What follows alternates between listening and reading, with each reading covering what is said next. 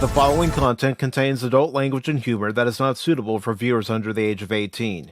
Viewer discretion is strongly advised. The views and opinions expressed during the following video content are those of the individual and may not reflect those of others. Thank you. The hell you say? In 2024, celebrate Autobots, Decepticons, Maximals, Predacons, Transformers, 40 years of the robots in disguise. Coming to PACIFIC414 Pop Talk. Transform and roll out. Pop culture, entertainment, reaction, open panel, rumor, watch party, news, discussion, review, opinion. On today's episode of PACIFIC414 Pop Talk, Sunday edition. PACIFIC414 celebrates 4 years of content creation. Featuring Baron Norman Tag of Baron Norman Tag's Fandom Legacy. Cash Money 007 of Fandom Hooligans. With your host, Mike, PACIFIC414. Welcome one and all, I'm glad you're here. Today's show will feature a second hour open panel, and I do expect everybody to follow the guidelines. Let's have some fun.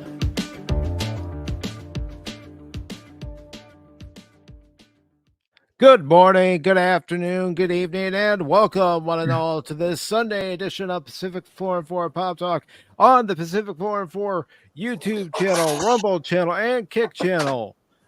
Along with Cash Money 007. I don't know where Baron's at, but I am your host, Mike. And today we celebrate 4 years of PACIFIC414. 4 years of PACIFIC414 creating content, whether it was the box score or the box score Mound Visit or Friday Night Frontiers.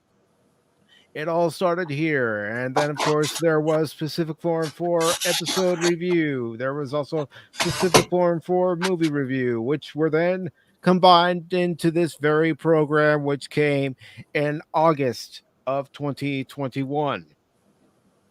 It has been 4 years since I've been active as a content creator. Created the Twitch channel 4 years ago in March. I had the original PACIFIC414 YouTube channel, which started in December of 2011, and then because of a knee-jerk reaction due to COPA and how they were going to be doing restrictions, I ended up removing that channel.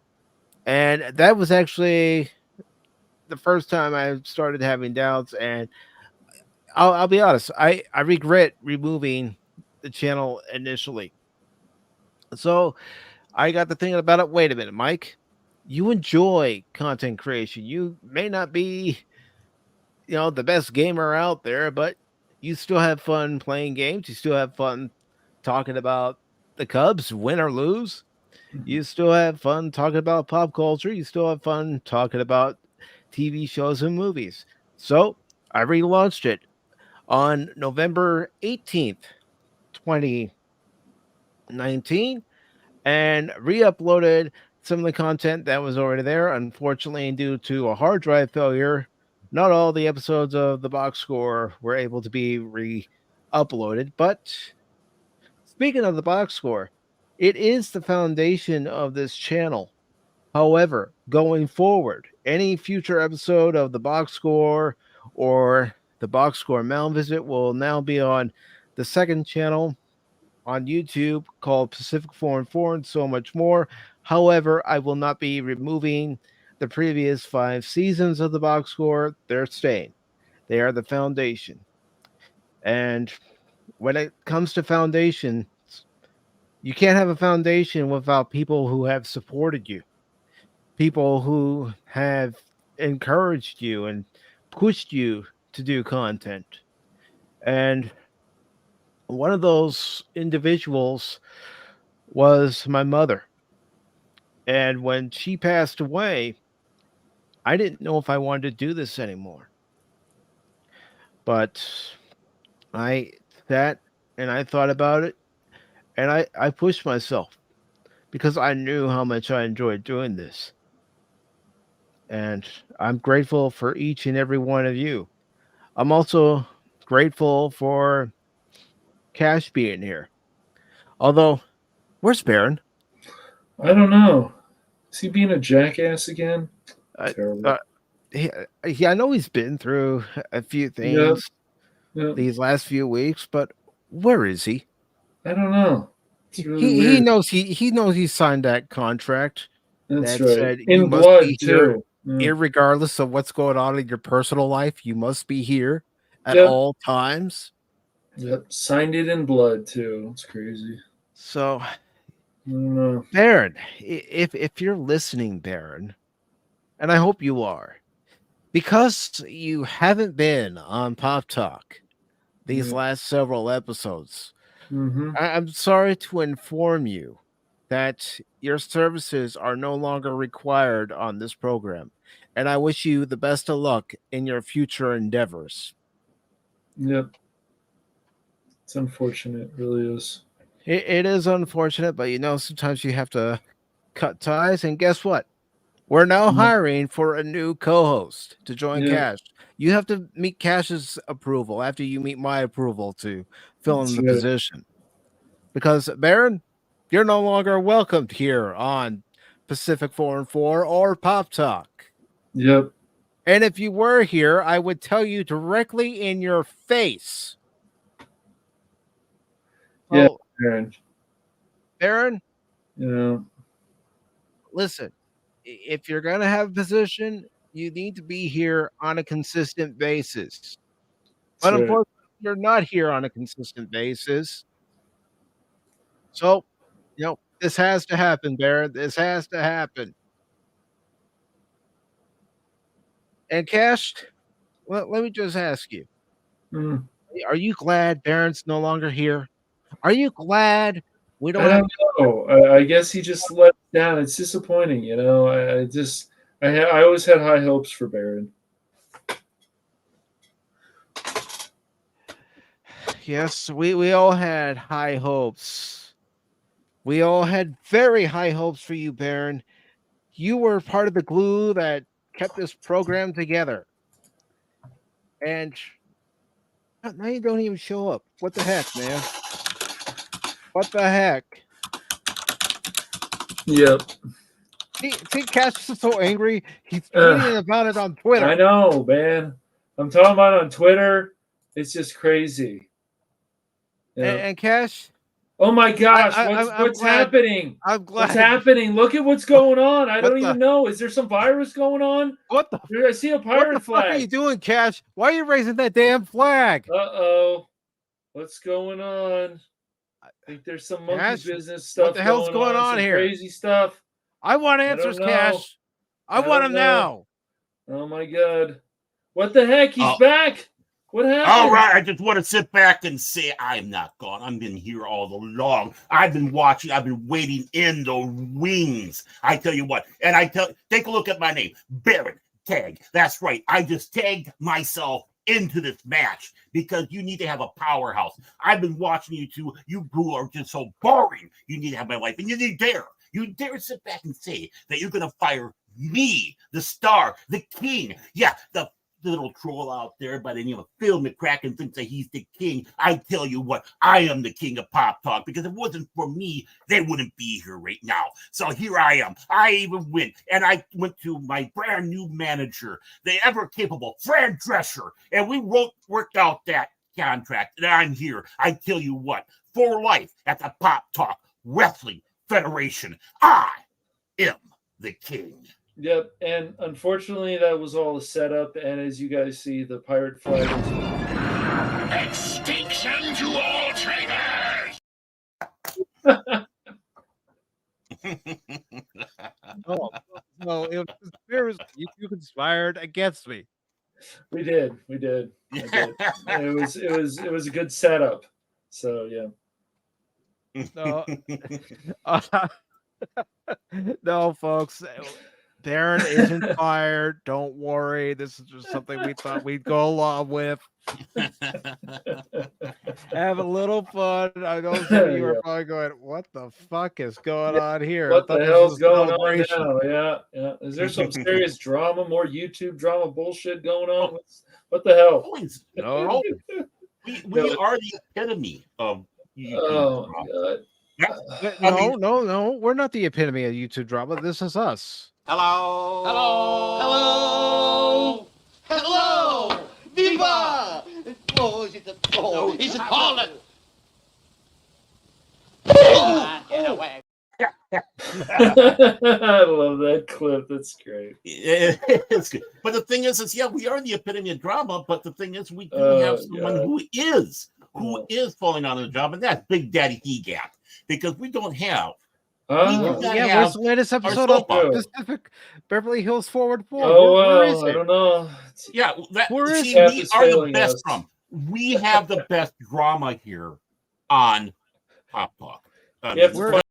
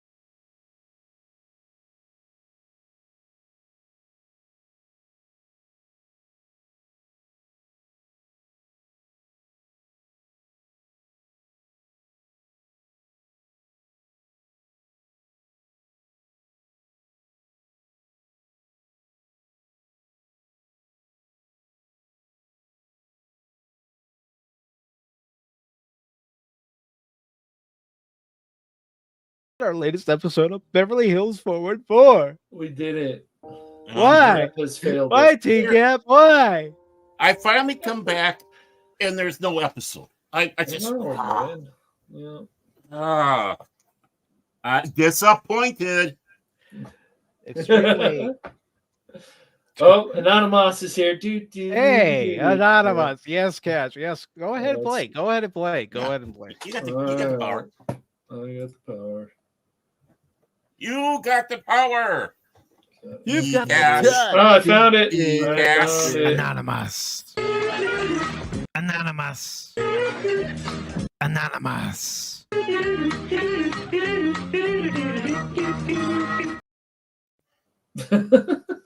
Love it. By the But- power of Pop Talk. Oh, Cash. Cash. Da-da-da-da-da-da-da-da-da. Of the But- power of Grayskull. In all yeah. seriousness, it has been 4 years since I started creating content, and I really couldn't do it without any of you. Whether you're watching on the YouTube channel, Twitch channel, or Rumble, I can't do this without you. You guys have been there more times than you know when I've needed you there. When my mother passed away back in 2021, like I said earlier, I didn't know if I wanted to do this.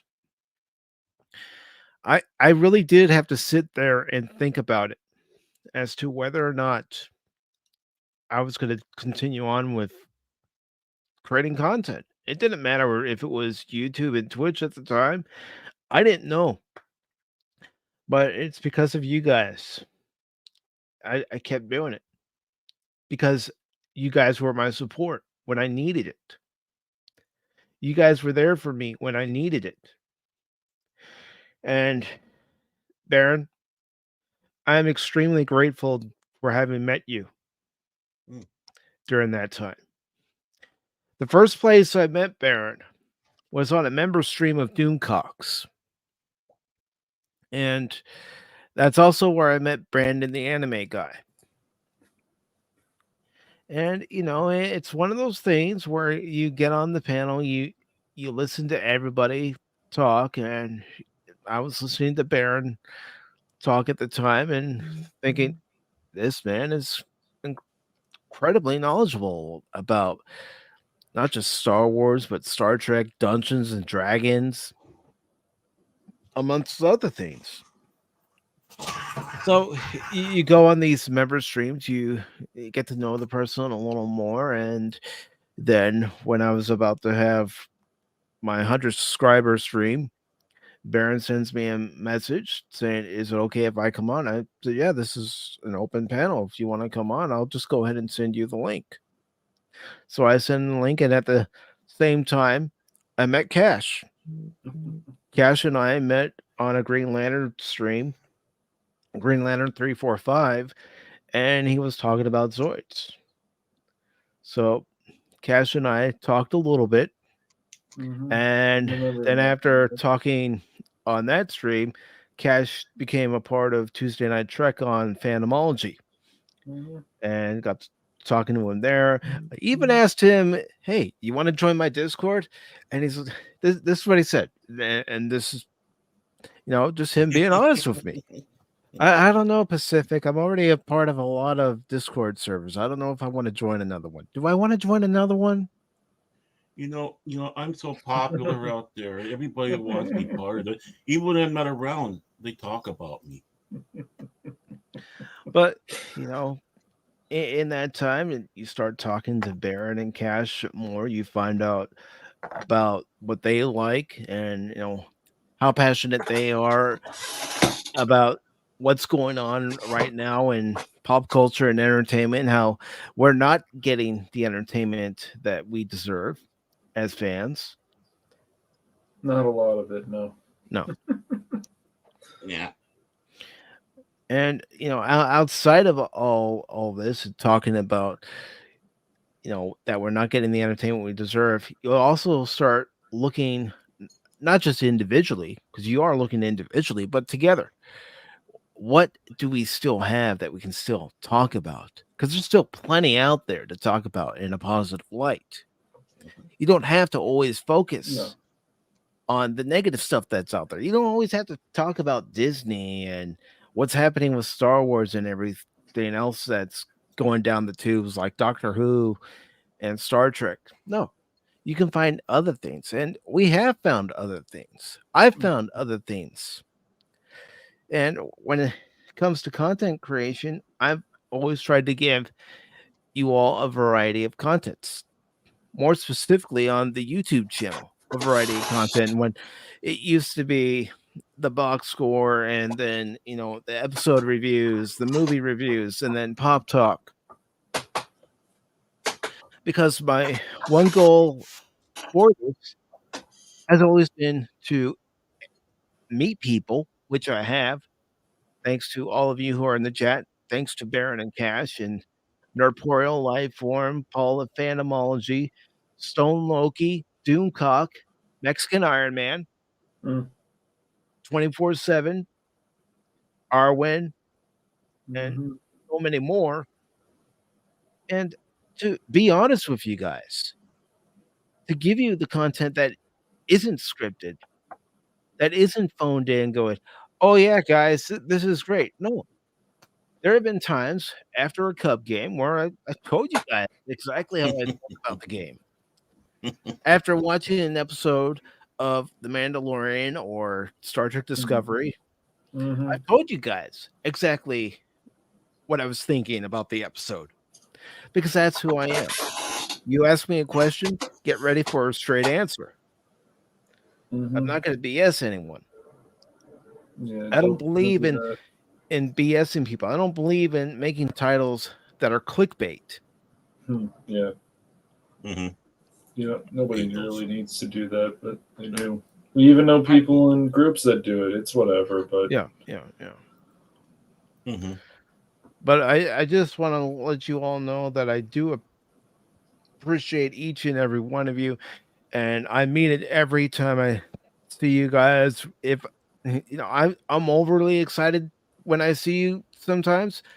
It could be because I wasn't expecting you to be there because you might have been on a live stream, for instance, and I wasn't expecting you to pop over to my stream, or maybe I haven't seen you in a while and you pop up, and I get excited for seeing you because you guys are part of the Pacific 414 family,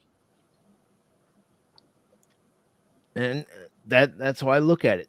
Yes, I have my real family, and I have you guys.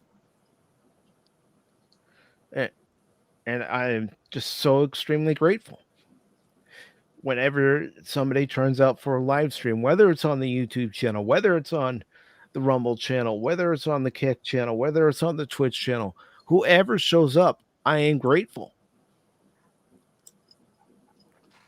And I'm grateful that you're all here right now. As a matter of fact, yes, we give each other a lot of I wouldn't say heartache, just a lot of nudging, a lot of playful banter back and forth. But I'm grateful for Phil McCracken, who calls himself the king and legend of Pop Talk because he was on an episode where we were inundated by bots. But you know what? That's his spiel. That's his spiel. mm-hmm. He's the king and legend of Pop Talk, but he's also a good friend. Mm-hmm. Kathy Skywalker, I'm grateful whenever you stop by. And if you want to come on today, I know there have been some problems in the past when you tried to come on, but if you would like to come on today, you are more than welcome to come on. Everybody is more than welcome to come on in the second hour. Jace, Andre from Wish. That's what we call you, Andre from Wish. But I'm grateful to have met you, Jason. You become a good friend. And of course, already mentioned, Baron Armentag. I'm grateful for the advice that Baron has given me. Baron, coming from broadcasting, radio broadcasting to be more specific, has given me some great advice, which I've tried to imply to the best of my ability. And there are even times where I ask him, okay, how do you think that went? Be honest with me. Because I'm looking for the feedback from someone who's been there in broadcasting, who knows what the do's and don'ts of broadcasting are. So I appreciate that, Baron. I really do. Well, You behave yourself, Anonymous. No cookies, man. I told you. No cookies, dude. I'll try to send those Girl Scout cookies to you, but if you don't behave yourself, Anonymous, can't help you. Wait, he might be stalked by the Girl Scout cookie ninjas. He might. Ooh, there we go. Might. Be careful. Yeah, I think so. I absolutely think so. But I'm the first one to sit back and tell you, Mike, it stinks. I mean, and then I add to that. But see, I respect that honesty. When you tell me, Mike, you fucked up. Mm-hmm. I may not want to hear it, but I appreciate the honesty. Well, and then Cash is quick to follow up. You know what really grinds my gears? Yeah. What doesn't grind Cash's gears? Really, Some things, Cash. What doesn't grind your gears? Something. One Piece doesn't grind my gears. No, that's a good show. I want to say thank Mission you to Impossible didn't grind my gears. No, Oppenheimer didn't grind my gears. There's some things that don't grind my gears. The Justice League Unlimited doesn't grind my gears. Batman the Animated Series. I mean, I can go on. But yeah, lately it's just more of like, did they just do that? Yes, they did. And you're like, okay. I can't do anything. Pinheads. And I want to say hello to Brandon Looney Tunes fan 2000. Now, the Padawannabe. He and I have had multiple streams together, but there's one particular stream where we had a lot of fun, and that was talking about Peacemaker. Okay. Because the first few episodes, it was like, I don't know about this show. And then it started getting a little bit better, not because of John Cena. No, it wasn't John Cena. It was the supporting cast that was helping to make the show better. But Pat, I want to be. Thank you, brother. Thank you very much. I know. I already mentioned Jace, but I'm mentioning him again. You crazy guy, you. And of course, Norwegian. And of course, you know what? Yeah. Go ahead and say it. Nerd. DJ Ronnie G. Oh man.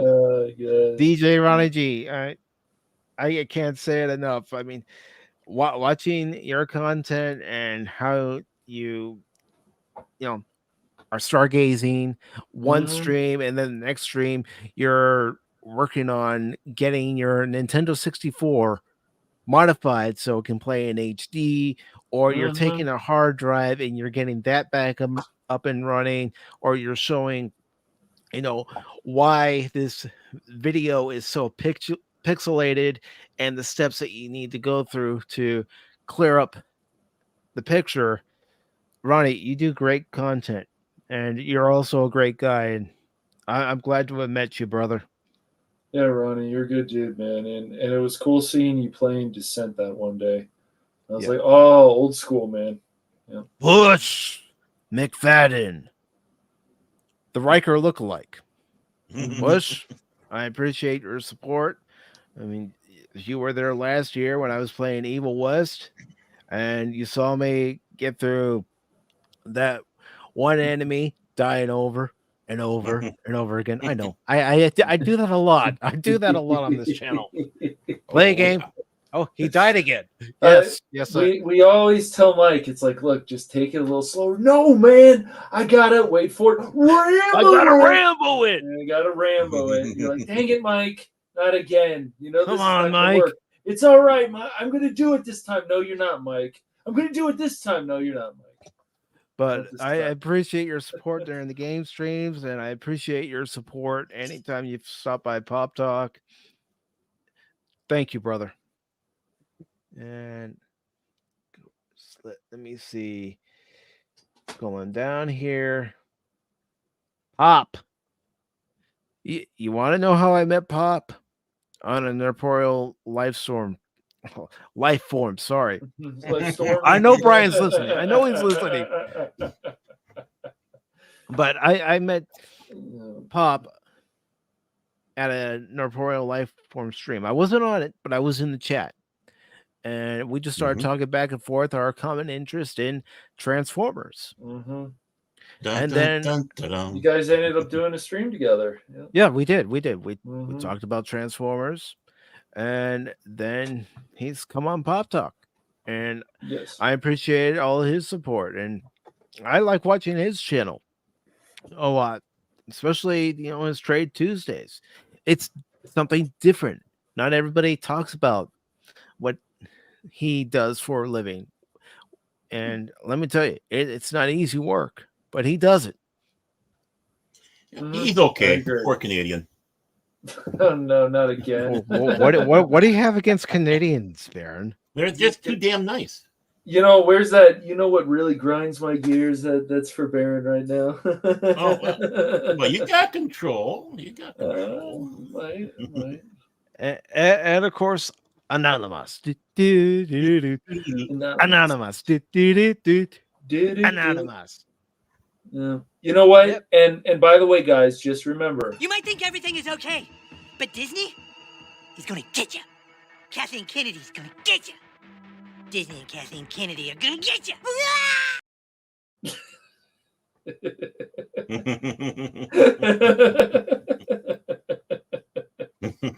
Gotta be careful. Every morning. Gotta be careful. Anonymous actually came on an open panel for Pop Talk, and we were talking about Deep Space Nine at the time. We were reading an article from Bounty and Comics that was talking about DS9 and talking about a comic that was coming out. around Deep Space Nine, and that's how we met. And one of the things he had mentioned, and I'm going to reveal which stream it was. He was watching Clobbering Times, Clobby, and he said that Clobby saw his name and started going anonymous, anonymous. And as the soon as world he was told never the me same that, as soon again. as he told me that, I made this anonymous, anonymous, anonymous.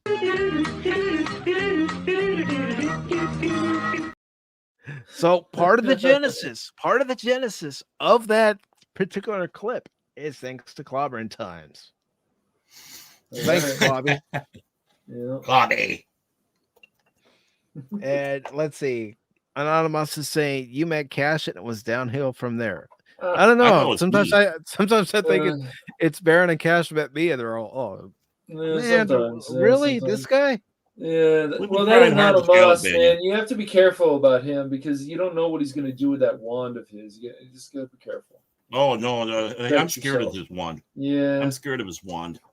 Keep that wand away from me. He's got to find all the lesbians, you know. He's very particular about that. So, you know, only in Hogwarts, though. Only in Hogwarts. Yeah. And irate specialist. Where did I meet him? Well, that was on Fat Steven's channel.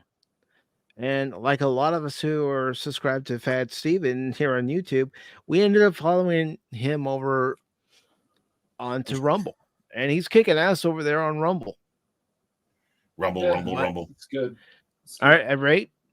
I appreciate anytime you and I, talk back and forth, and glad to support you, and I appreciate the support that you give me. And I'm trying to catch everybody. And of course, Apion. Speaking of Fat Steven, that's where I met Apion. Apion and I hopped on a stream that Fat Steven was having where he was letting other creators promote their YouTube channels. And we just got to talking after that stream, and it's been uphill ever since. It hasn't been downhill. He's been a guest on my channel. He allowed me to be a guest on his. I'm grateful to be a guest on anyone's channel who invites me. Yeah, I think the first time we talked to Apion, it was around the time of the Fifth Element, around there, or even before that when we come on some of the come on some of the open panels. Yeah, it was. He what I come by. remember. He come by and go, I'm a fan of that Fifth Element. I like that. And Jed Sparks, met him on an open panel. And then, of course, I've been on a couple of streams with him with Potato Revan.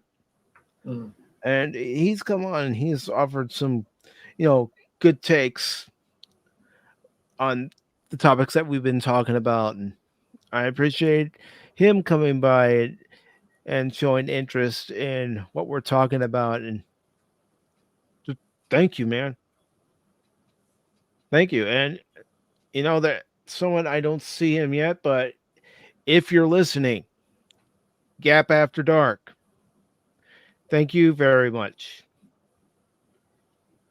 I miss seeing you around, brother, and I hope that this gets to you, and I hope that at some point we can actually see you. I did see you the other day on a couple of streams. We exchanged, hellos, but Gap, miss you, brother. There's a lot of gaps out there. Gap After Dark, T-Gap, Big Daddy T-Gap, Steve. How many? But see, Big Daddy T-Gap, he must still be writing the story. Yep. Must be. How we get out of our predicament on Beverly Hills 414. We should have Gap money, and then it should be Gap talk, and it could be Baron Orman Gap. Baron. It's giving him too much power. Baron takes the Gap. I don't know. Oh boy! Wow. and of course, DDOD. And yes, I'm going to do this DDOD, Chaos, TKO, Pit Viper. Choose a name, man. Choose a name. Please But when choose it a comes name, brother. to TKO or Chaos, Pit Viper, DDOD, I've known him since high school. Damn, it's been that long.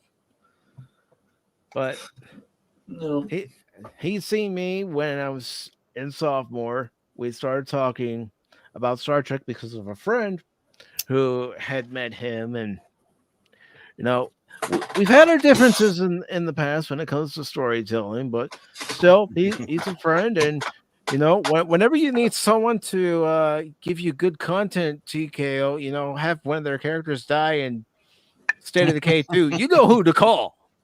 Mm. It's right up my alley. Let's see. I don't want to miss anybody. And he says chaos is fine.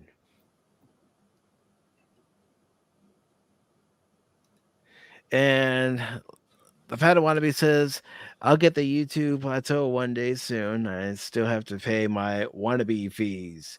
Understood. Understood. Wannabe fees, huh? Oh, wannabe fees. Let's see. What's he? Is he part of Jediology or something like that? It's like Scientology, but with Jedi's. He's just looking for those ninja Girl Scout cookies people again. The Girl Scout cookie ninjas. Yeah. Girl Scout cookie ninjas. And, the ones that attack us, and you leave your wallet somewhere and you're trying to explain to the police, but they won't let you out. Yeah, it's terrible. But you know, there's been a lot of accomplishments. Come on, Mike, speak words, form them. You got it. But there have been a lot of accomplishments here on all the channels. I mean, the YouTube channel is currently at 537 subscribers. Yesterday, the Rumble channel reached 50 followers. The Twitch channel is at 69 followers. 69, dude! Awesome, dude. and the Kick channel is currently at 11. Unfortunately, StreamYards doesn't want to stream over there, so we're unfortunately on 3 out of the 4. Boo! Yeah. The spirit of Kick can't handle the power. No, it can't. It can't.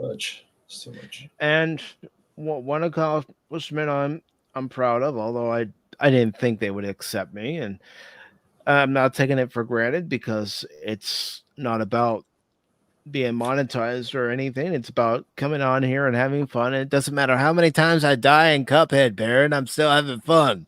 He's gonna die in Cuphead, but you're supposed to die in Cuphead. So yes, but becoming a part of the YouTube Partner Program back in August. Yeah, it's good.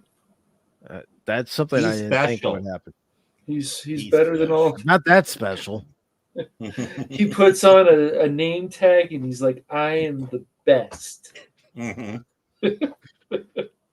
I am the king and legend of YouTube.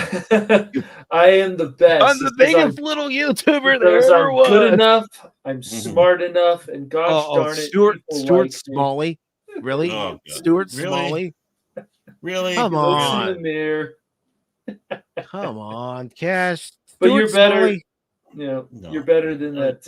You're better than that person who played Stuart Smalley. So you got Al Franken.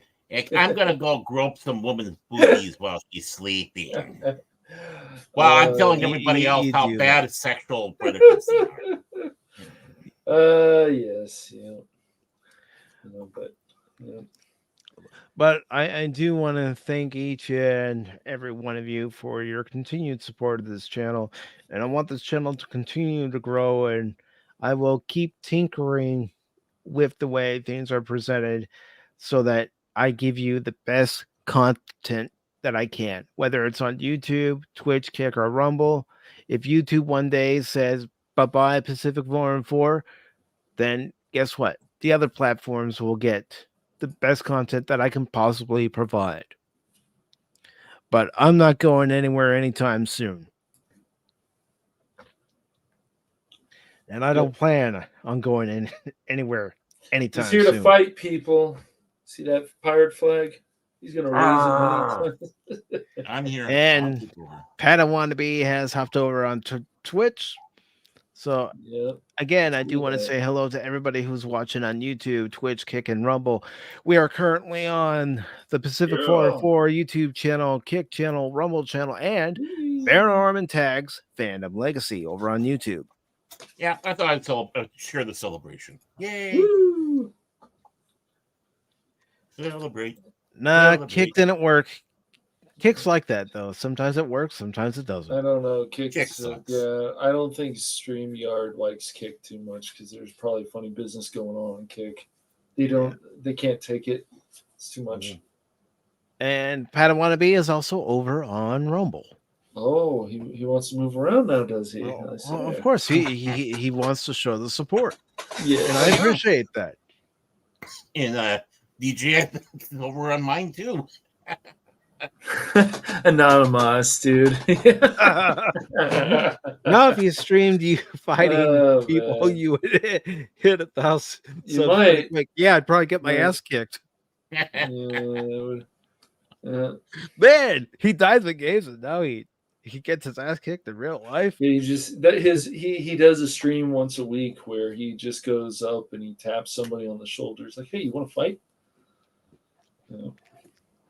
So today's show is going to feature a second hour open panel. I know it's getting closer to that second hour, and Wow. No, I know what Mike does, Baron. He goes and taps people on the shoulder and he says, "Extinction to all traitors," and they go, "Huh?" Mhm. And then he punches the person and runs away. That's what happens. Yeah, he does that. He did it me once. Yeah. He doesn't run that good, but I can catch him. I run better than you think, Baron. Oh. I can run fast in a straight line. It's the maneuvering I have issues with. So I'm going to go ahead and have the the ticker scrolling across the screen with all the guidelines. And then 5 minutes before 2 p.m. Eastern, I will post the StreamYard link in all 3 of the chats. Because once I post it here on StreamYard, it should also post on your page, Baron. If it doesn't, let me know, and you can post it there. Okay, yeah. But our first story here for PACIFIC414 Pop Talk on this 4-year anniversary comes from Collider. Transformers star Peter Cullen to be honored with Lifetime Achievement Award exclusive. Optimus Prime's iconic voice actor will be honored on December 17th. Da-da-da-da-da.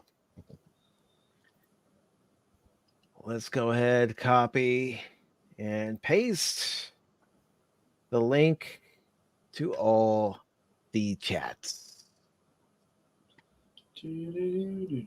So there it is for Twitch and YouTube, and we have it for the Rumble. Rumble. This article is by Eric Massano. It was posted 4 days ago. It says, Peter Cullen, the iconic voice actor behind Optimus Prime. The Transformers franchise will be honored with a Lifetime Achievement Award by the National Academy of Television Arts and Sciences. Cullen's work on Transformers made him one of the first ever inductees into the Hall of Fame, the Hasbro Hall of Fame, alongside other notable figures.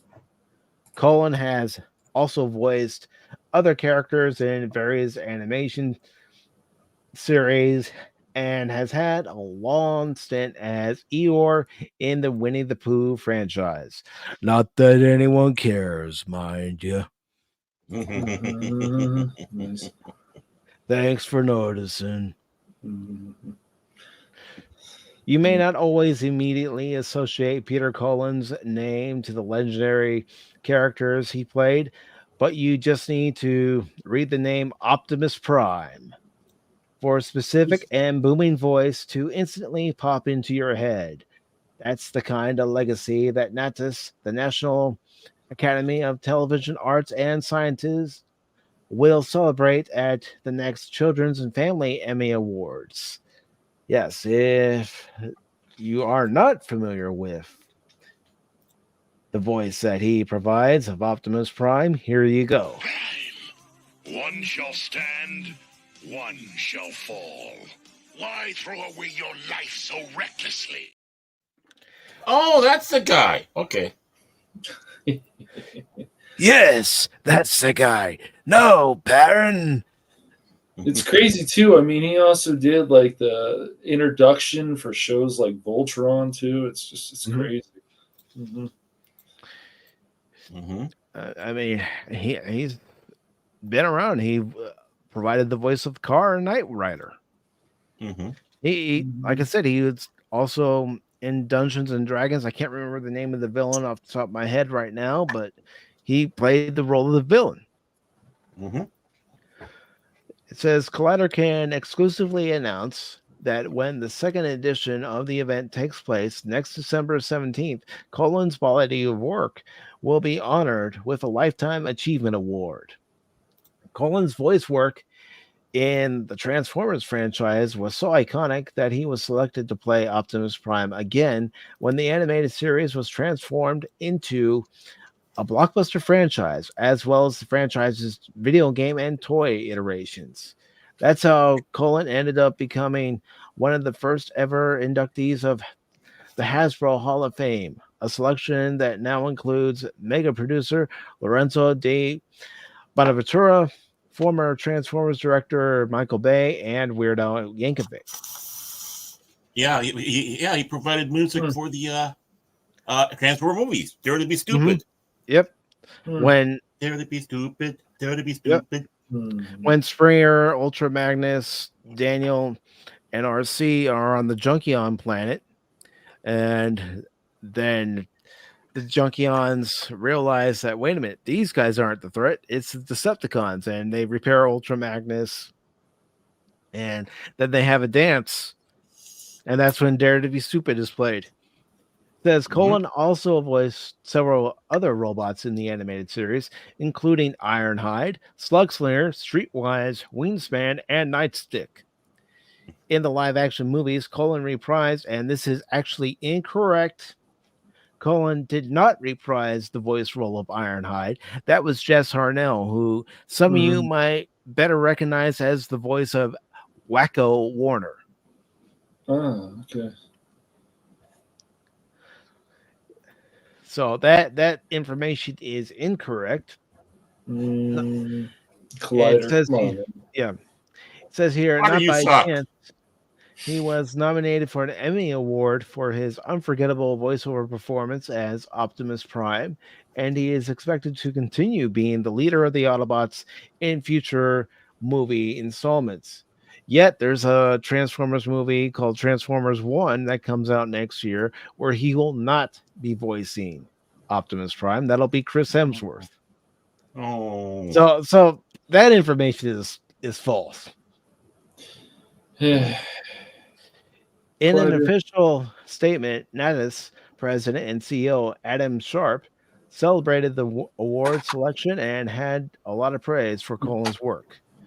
We are thrilled to recognize Peter Cullen, who has voiced so many iconic characters over a lifetime of true achievement.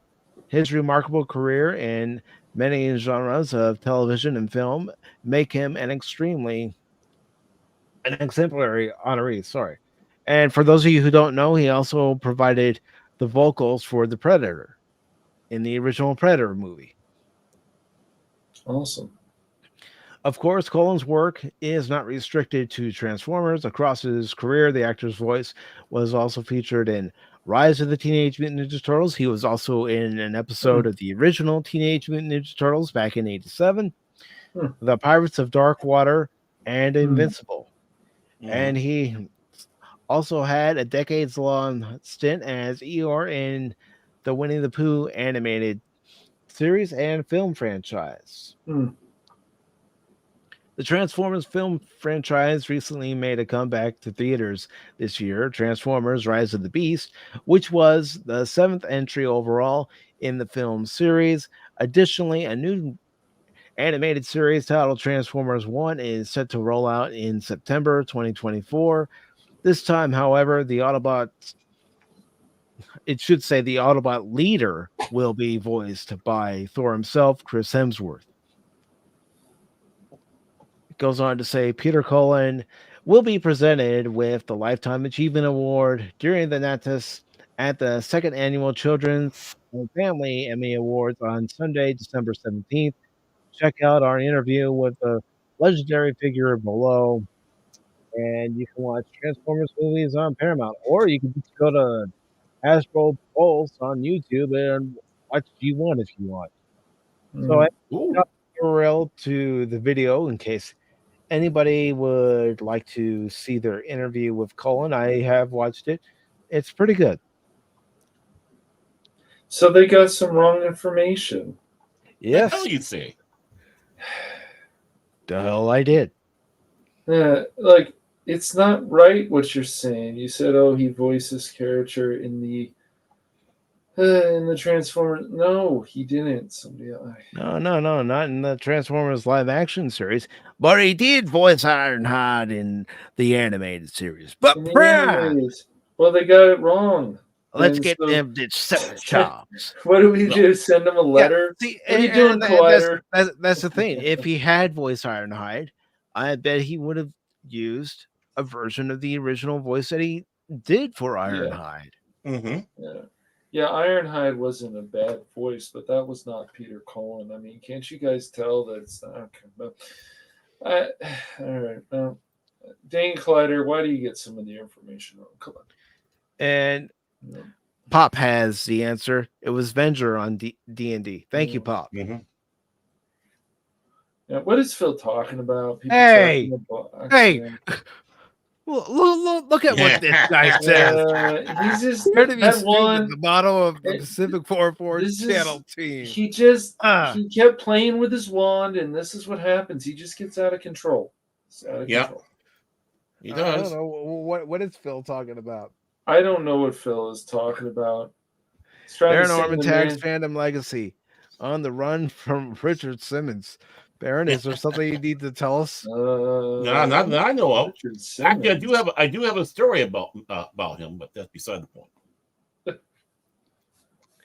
And cash in the box. I don't Is know. it Is it supposed to like be like Jack a in the Box? Cash song? in the box. It's supposed to be a cash in the box. Is what is this? Kind of like the Alice in Chains song, "Man in a Box."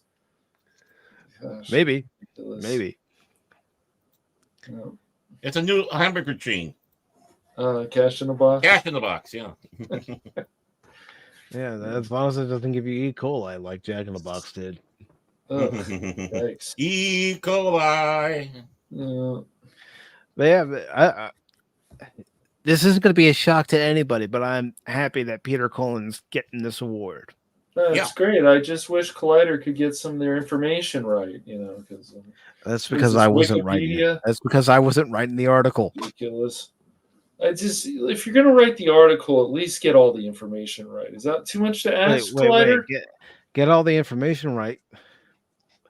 What are you talking about? What are you talking about, Cash? I know, right? Well, we just Get made all a the- mistake. Well, then fix it. Fix the mistake. Very interesting, but stupid. You know what, Collider?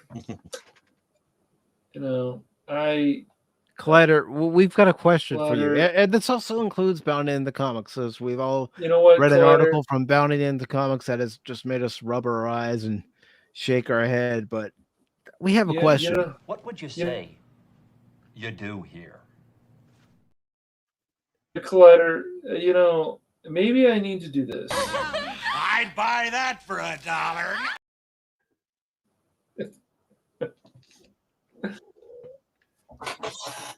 Patawanami says, I'll sing Cash in the Box I- next karaoke. stream."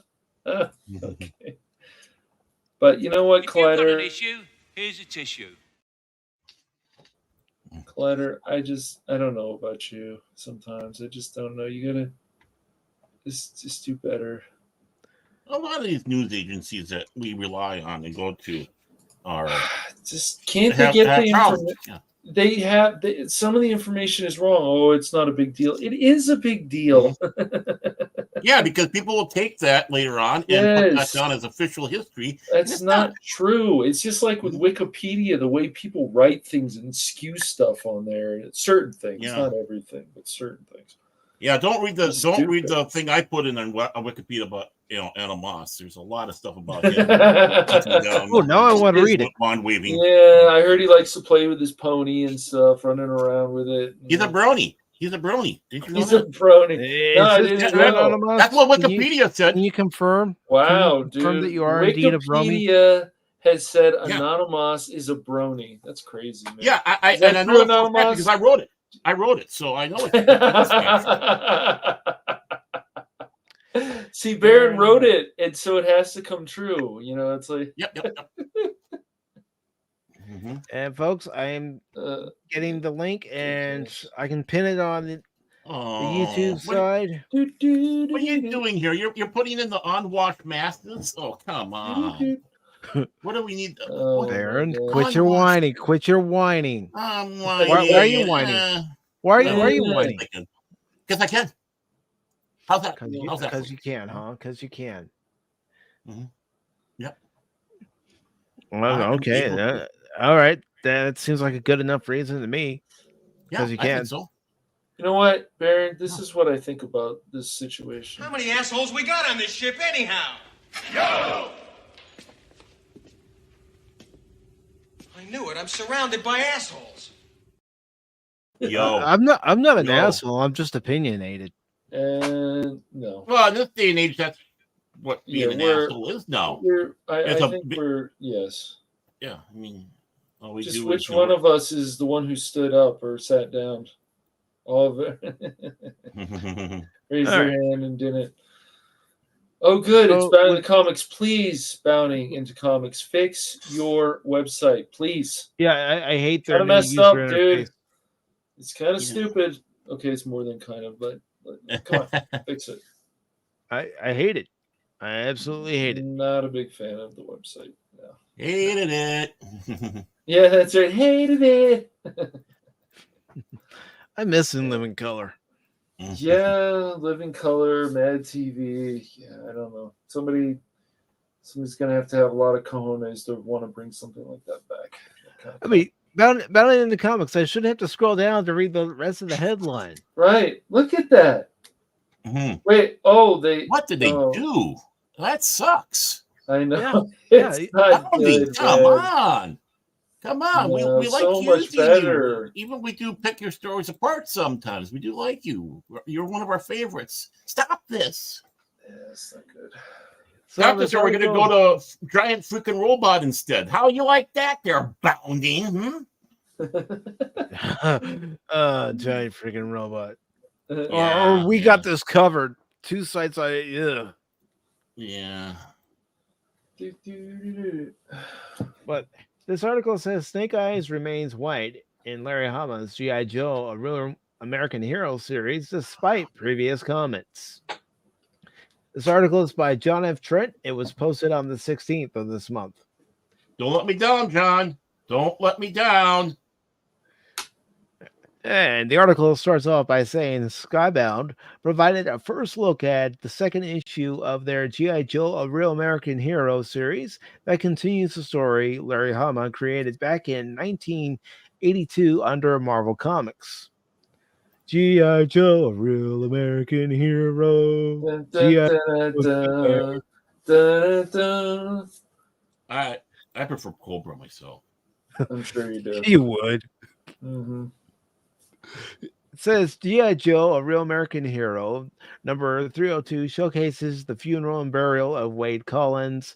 After a 3-volley salute, the American flag is folded and Snake Eyes gives it to General Abernathy, who then presents it to Colin's wife. That's what they should have said, but it says presents it Colin's wife. See, and that's another thing that does aggravate me about bounding in the comics articles is you got to proofread everything they've written.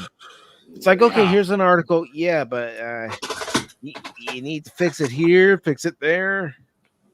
Yeah, and they used to be better at that. They actually were a lot better. Yeah, I don't know what they're doing. They just sometimes. It says, upon receiving the flag from Snake Eyes, Abernathy tells him, "Thank you, Snake Eyes. You may rejoin the flag detail." The panel makes it clear that Snake Eyes is white, albeit he now appears to have brown hair rather than blonde. All right, well, maybe he bleached his hair blonde and his natural brown roots just grew in. Okay, Maybe so. I don't know. maybe. I don't know. Snake Eyes was originally depicted as a white man back in G.I. Joe, A Real American Hero, number 27. Yep. As you're seeing right here. And this is what he looked like without the mask on because he was scarred. Right. The fact that Snake Eyes is still depicted as white in the comics is quite surprising given Larry Hama indicated Henry Golding playing a race-swapped version of the character in Snake Eyes puts it all right. Hama originally defended Snake Eyes being white, writing on Facebook in 2019. Some people are saying that casting Golding fixes the character of Snake Eyes, but I disagree. I had wanted to keep him ambiguous until Hasbro introduced Storm Shadow as the only Asian character and made him a bad guy. He continued, I decided to fix that by delving into his background and gradually turning him into a good guy. This is why Snake Eyes is a white guy, concluded Hama. The Snake Eyes film producer, Lorenzo de Bonaventura, would then detail in an interview with Empire magazine that Hama informed him he should have made Snake Eyes Asian from the beginning. De Bonaventura relates Snake in the comic is blonde-haired and blue-eyed. We asked him why he made him that way. He said he didn't really know. So we asked if we cared if he's dark-haired and Asian here. Probably should have done that in the beginning. Says Hama would be questioned about D. Bonaventura's comments on his Facebook by Jose Rafael Gonzalez. He asked, as my English, it's not very good, but I kind of understand Master Larry doesn't give an F who plays Snake Eyes. Am I right? Hama responded, no, I care a lot. Henry Golding puts it all right. Hama had previously informed his followers on Facebook, I really do not understand the continuity purists. Don't they know that the entire 185 issue timeline to date is one long retcon and that I never had a structured law view? I made up the story literally page by page. If I was still adhering to the same timeline, all the main characters would now be in their 70s. I really love I really love where the filmmakers have take it. It probably was meant to be taking it, but this is bounded in the comics after all. Yeah. And they have all done so with the greatest respect, he concluded. Yeah, let's see. Because I'm actually checking to see. I really do love where the filmmakers have take it. Okay, so Hama wrote it that way. But either way, and I'm saying this as someone who's even critical of my own post when I look at it and go, oh, crap.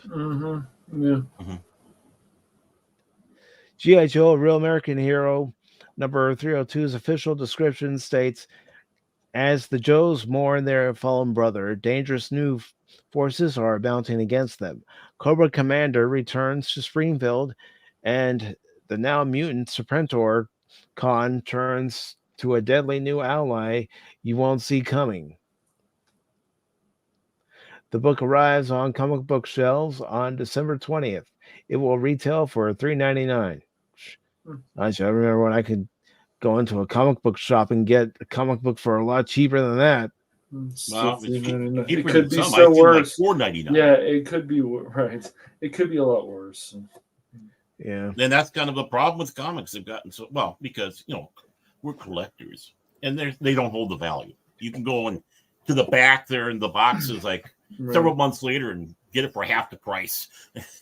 Well, I mean, if the creator doesn't care what color, race, or purist or whatever, if he doesn't care, he doesn't care. I mean, well, yeah, I mean, I know a lot of people would look at him. Isn't he a German white guy? But it's, well, again, he's kind of taken an approach. If he sometimes sees some of the anime or manga, I should say, and such, and that they don't really have that structured. And the story is more important than a continuity attitude. Yeah. Even Arthur C. Clarke took that approach, because if you read 2001, 2010, 2061, and 3001, the only connections is basically situations and names, but it's a disjointed timeline. And he sat back and basically said, I'm writing a story, and that's what's more important.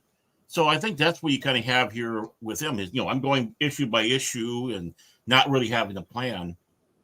Yeah. I'm not surprised by that. And, and I can understand about the continuity purists where he talks about that, because especially here in the West, we love to have a continuity that we can follow, a history we can follow. We get so immersed into the history, the lore, you might say. And it goes back to even with our mythologies, the stories of Zeus and Odin, and all across the board, Isis, not the terrorist group, but the sexy goddess. So I think it's that different approach between East and West, and there's nothing wrong with that. Right. And it's nice to see that. And I think a lot of us on our side have to take that into account. As much as we love to see something this way, if the creator, that's his attitude, well, that's his attitude. That's fine. But I want to hear what the creator is for people like who made April and some of these other characters. Do they like these characters being race swapped? Do they like them? It's not just they're being race swapped; they're also being changed. Their personalities change. It's not right, and so it's more than just the race swapping. It's crazy. Well, yeah, I mean, I'm just thinking one example here with him, but again, when you're going with like the Turtles and all that, well, that's an American thing. It'd be interesting to know exactly that. You're taking these characters and utterly changing them. And I think it's the hubris of people coming in and going, I'm going to take this and make it better. I don't think the original people did a good enough job. I want to make it better. And that's pretty damn arrogant. It is. The attitude should be, I want to make improvements to it. In other words, I want to keep this going and make it good. I want to have my name associated, but I want it as, someone who kept carrying the torch. Yeah. The torch is passed, and I'm keeping this, and I'm revered for that. Right. I mean, they race swap the character, then they change the personality, then they change what the goal is for the character. I mean, it's just one thing after another. Right, and Padawannabe is exactly right on there. They changed these things up because I can't remember who it was. I read it; it was absolutely brilliant, and it was in relation to Star Wars. But you could take it across the board with everything. A lot of these people associate themselves so much with the bad guy. Right. Look at those that want to go out there and want to be Harley Quinn and turn her into a daddy slut, which she wasn't. Right. Yeah. She wasn't. Talking about psychologists, psychiatrists, I can't remember which one, but the Joker bent it. You got it. Yeah. Yes. Yeah. Yes. And the Joker himself, and I like the approach where, like, you have the Killing Joke, and you have that backstory in there. But is it? Because we're seeing it through Joker's twisted mind. Right. So the origin story that you have in the Killing Joke, you can't take as fact, because that's the side Joker's twisted. We don't know what's in there for the Joker, and he should remain unnamed, even though the Batman movie gave him the name. and his tragic backstory, what happened to him, he was turned him crazy and insane in The Crown Prince of Crime, and keep it like that. And real quick, Baron, and I'll let you finish after I acknowledge this. Yeah. We have Padawannabe with a 3-month member chat who says, thought it was longer than that, but I'm representing for the Greenies. Hoorah! And for that, Padawannabe, for that 3-month member chat, I say this to you. Glory to you and your house. Oh, you did that one. Okay. Yeah, I guess it wasn't. I guess it wasn't a. We can't play that. And I do want to welcome to the panel Anonymous. Anonymous. He's Hi. He's back. He's back and waving his wand brilliantly as ever. You leave my wand out of this, Baron. Then quit whipping it out. Seriously. It's my wand. I can do what I want with it. Is that how you feel about parties too? Are you trying to wand shame me? That's right. Is that how you felt about parties? It's Anonymous's party. That's and right. cry if he Well, I wants can see to. it's a Jew. I can see it's a Jewish one because a little bit of it's trimmed off. So I mean, Oh no. Well, it's got the tip nibbed a little bit. oh yeah, Just a little, not too much. not too much. Yes, I would be remiss if I did not come in and say hi to all of you guys, and congratulations, Mike. Thank you, brother. For bumping the grind all the way to your 4-year celebration, sir. You're doing good, and we all love you, and we like hanging out with you. So keep it up. Well, I appreciate And that. and don't let these guys tear you down. They're just gonna weigh you down, dude. I'm telling you, you need to cut a couple of these guys loose. No, you know what happens after the show? Usually after the show, I'm going, what the hell was that? Yeah, I get yelled at. Just ream them out. Why'd you That's guys do that? Yeah, you don't want to turn out like Phil McCracken. He'll go on every channel that I'm around Anonymous and say, of course, fire Cash, fire him now, Yeah. get rid of him. Of course, he's got Chaos. some sort of The link weird is pinned YouTube to tracker. the top of the YouTube chat. He does. He says, Again, I'll find you, that Cash. link is Can't hide pinned from me. to the top of the YouTube chat. Yes. No. I like to say Cash that Mike or- is my best acquaintance. He's my best acquaintance. Yeah, that's good. Right. But you know, I Barrett, have no friends. because you haven't been here, there have been times I've been wanting to say this. Where the hell have you been, soldier? I'm just sitting around. Training, sir. I know. I've been sitting in the beanbag chair in my underwear eating Cheetos, watching TV. I mean, That's I got outside the- the training. I mean, I got the DVD. I got the DVD of the Dungeons and Dragons series. I got the Blu-ray of Thundar. I got a lot of stuff. Oh, I bought that too. Thundar, the Barbarian. Yeah. Yep, I got, of I course, just bought Arc 2 and Space Academy and Jason the Star Command. So I'm doing a lot, got a lot of stuff to watch there. So and of course, I get so into it, it's like, oh, shit, the show's over with. Oh, They're training videos. They're training videos. It's like, They are. For I like don't the care. apocalypse and stuff.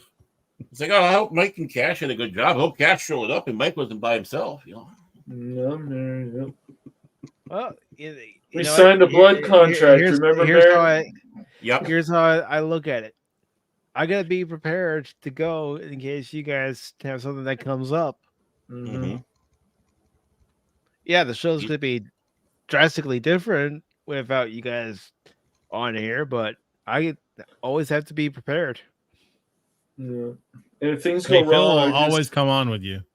Yes, that's true. Yeah. If something goes wrong, I just blame DJ Ronnie G and his turtles. So Yeah, Yeah. the turtles. The turtles are they're evil turtles. I found they out. are. And he's man. the I really- mastermind. It's like I believe that DJ Ronnie G has been doing some experiments to his turtles to make them evil.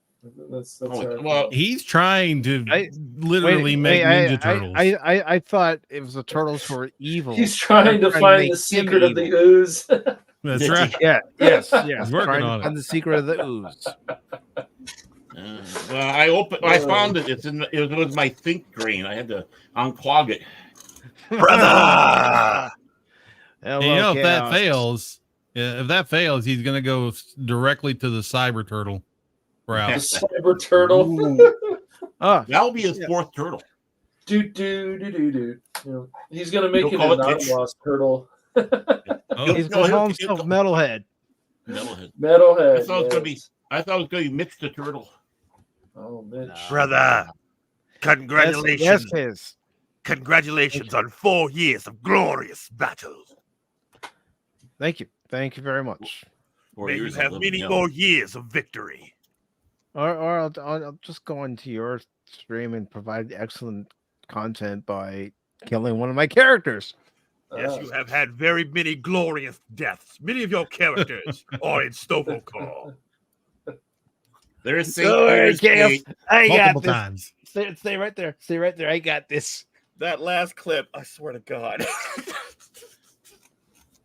You know, Yeah. I'm gonna pull it up so people can actually see it instead of hearing me talk about it. Okay, Yeah, there's so, St. Peter's Gate and St. Peter's Gate. And St. Peter's going, oh shit, not you again. okay, the way Back you go. I don't know if Number Pacific 422. pulled his head back or something as he screamed that, but like in my headphones, it actually sounded like the upper part of his corpse was flying past my head. Wow. All right. Mm. I'm pulling up the clip right now.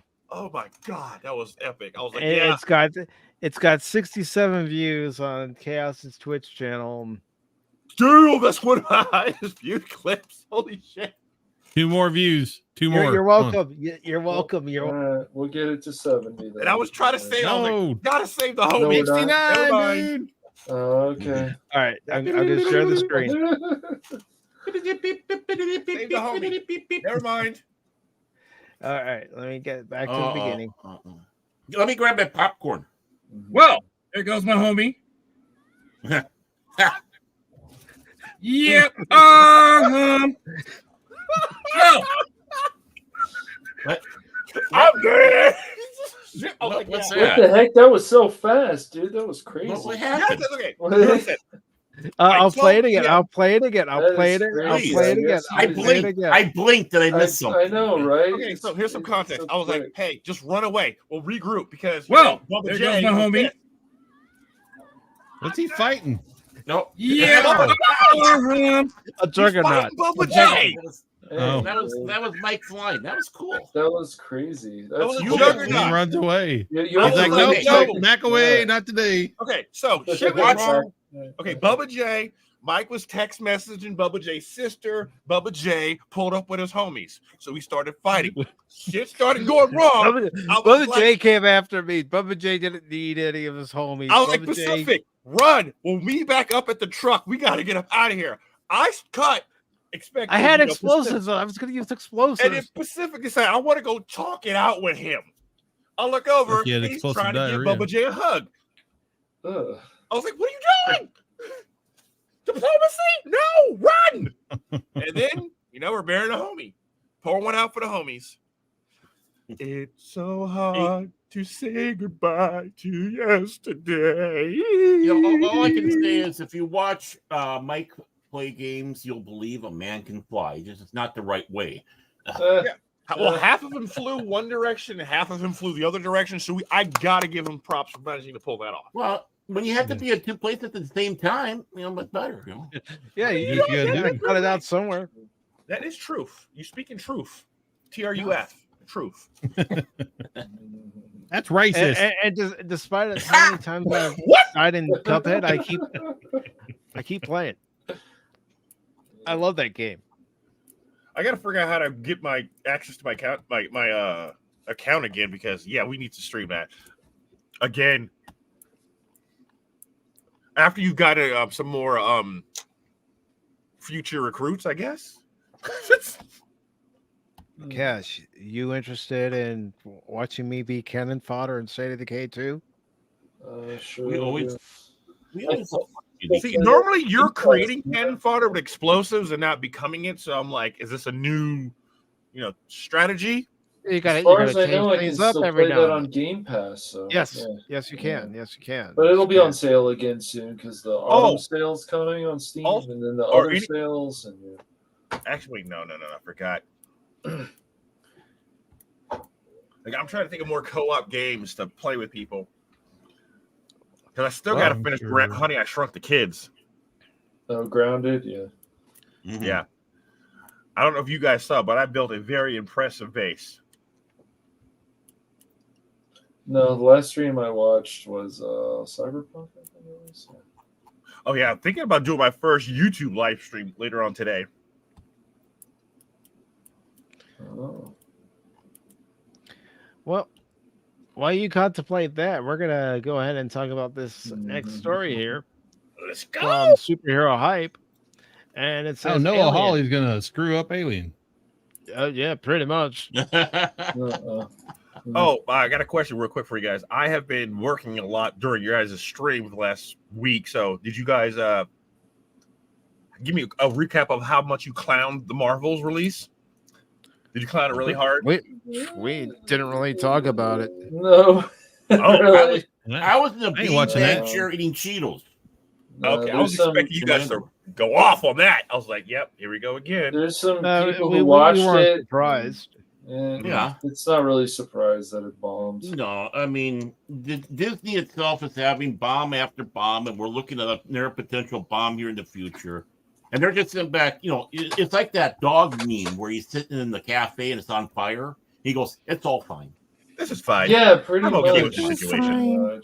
Everything's fine. I'm fine with this. Right. So, I mean, is anybody surprised that this movie would not be successful? Mm-hmm. I'm Brie not. Larson At this point, I'm not.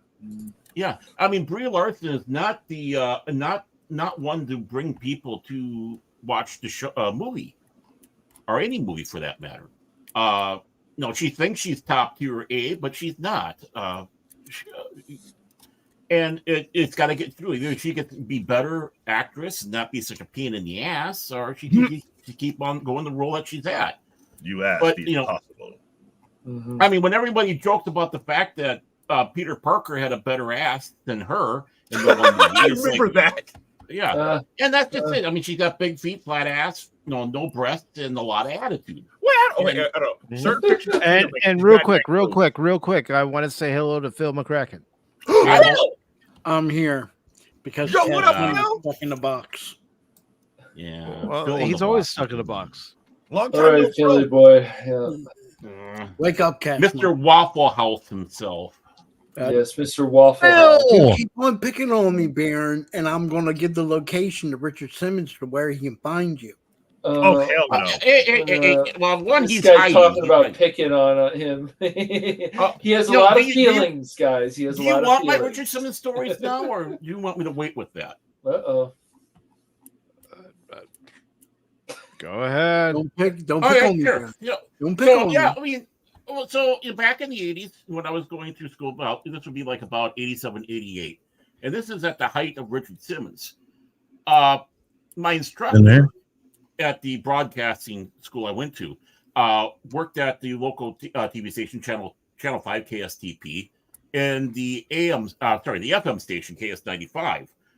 And he was a producer for a show called Good Company. It was one of those morning talk shows, very popular. Steve and Sharon were the hosts, a married couple, and drew in lots of people. And he said they had Richard Simmons on. He goes, and his question to us was, there were 7 of us in the class. He goes, "Okay, all of you, who thinks Richard Simmons is gay?"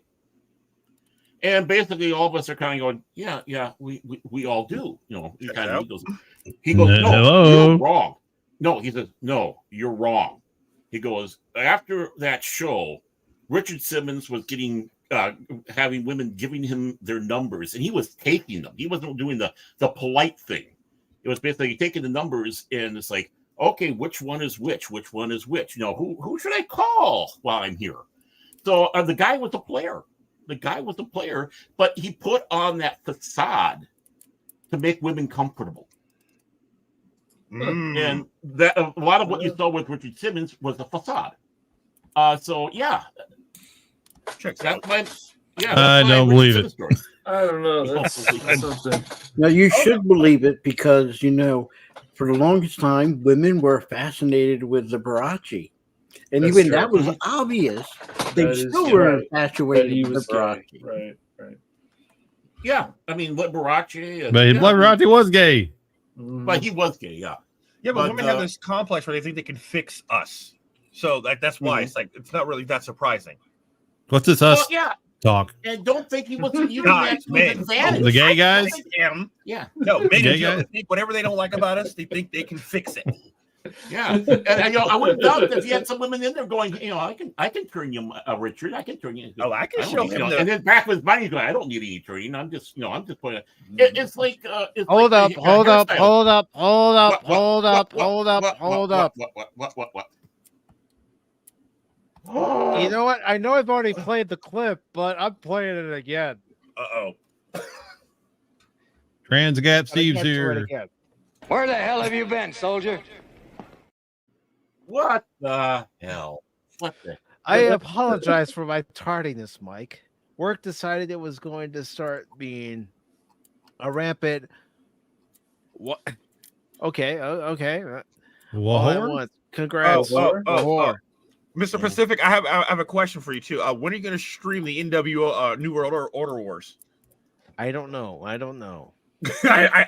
saw that, I was like, "Oh, he's so playing this." It's the new Alex Jones game. As soon as I saw it, I thought of you. For 1776.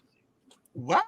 I missed something here. Your favorite president Alex is here. Jones gave his voice to this game that's coming out. It's Yeah. Otter Wars. Yeah, it's already out. It's already out. Oh, Yeah, they got Alex Is there a section where you have to defeat a bunch of gay frogs? Yes. Please tell me. Please And tell me. rainbow COVID bats. Yes. Potbelly that goblins. is part of the game. That is part of the game. Oh, jeez. You Nice. fight Zuckerberg. You fight Bill Gates. All right. You fight... You know what? I don't care that we're on YouTube. I'm going to show it. I don't care. Go ahead. Dude, this Hey, full play. YouTube. There's full Let's Plays on YouTube right now, so I think you'll be F fine. you. F you, YouTube. Like the trailer is freaking hilarious. I'm going to play the trailer. Don't Pacific F you, screams that YouTube. I'm about I'm to your call screen. up Too, some because popcorn. It's I'm going to on get more people upset because it's Alex Jones, and then it's going to get more people interested, and then that'll bring. And if it's actually a fun game, then Oh, it's hilarious. The shit that comes out of his mouth is straight hilarious. All right. Like as soon as I saw, it, I was like, Pacific's playing I'll this. eat your we got a ball of vodka, a bottle of corn on a vodka, cob. and popcorn, waiting for this. I was like, okay, this is going to be great. All right, I gotta go to Twitter because I'm not finding the ad on YouTube. Not a surprise. Oh, I wonder why. They have a Not a super, surprise. well, they have Super Trump going around firing laser. Oh, this is the greatest thing ever. The hell you say? I was like, holy crap, this is going to be great. Hold on. I'm searching for it on Twitter. I've seen the ad a few times. Okay. I should remember the content creator who did the freaking who reported on it. Okay. I found the ad. Don't worry. I got it. Excellent. Wait a minute. Do we got to put in the go to Rumble thingy like Steven Crowder does for this? Nope. I don't really care today. Yeah, whatever. Dude, Mike you is were really so gonna feisty, die. boys and girls. 4 He years is. does that. 4 years of He's hanging out with fired people up. like us does that for you. Yeah, he took his spinach and he was ready. Let's go ahead and share this. I'll increase the screen.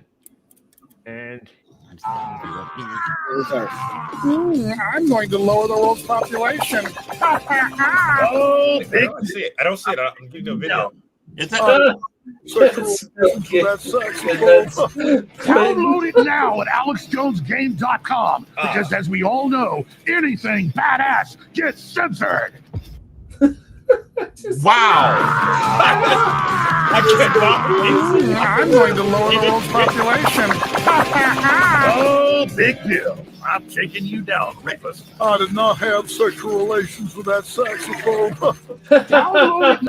This is so ridiculous. I love it. Wow. I mean, I'm not an Alex Jones It's fan, so- but I I'm might going to lower the world's I'm population. guessing if anyone tries to play that game on YouTube, that people are going to get bad, and people are still going to do it. It's just, I already watched an entire Let's why Play. not? I already. mean, if you I already guys, saw a stream on YouTube of somebody playing it. there's Yeah. a River City Girls game that you fight Trump in one of the missions. It's Wait a minute. ridiculous. Wait a minute. Right? You Yeah? fight Trump. Oh my Yeah. god. Oh my my god, God. you did. Oh my Yeah. Get back here, girl, and accept my freedom.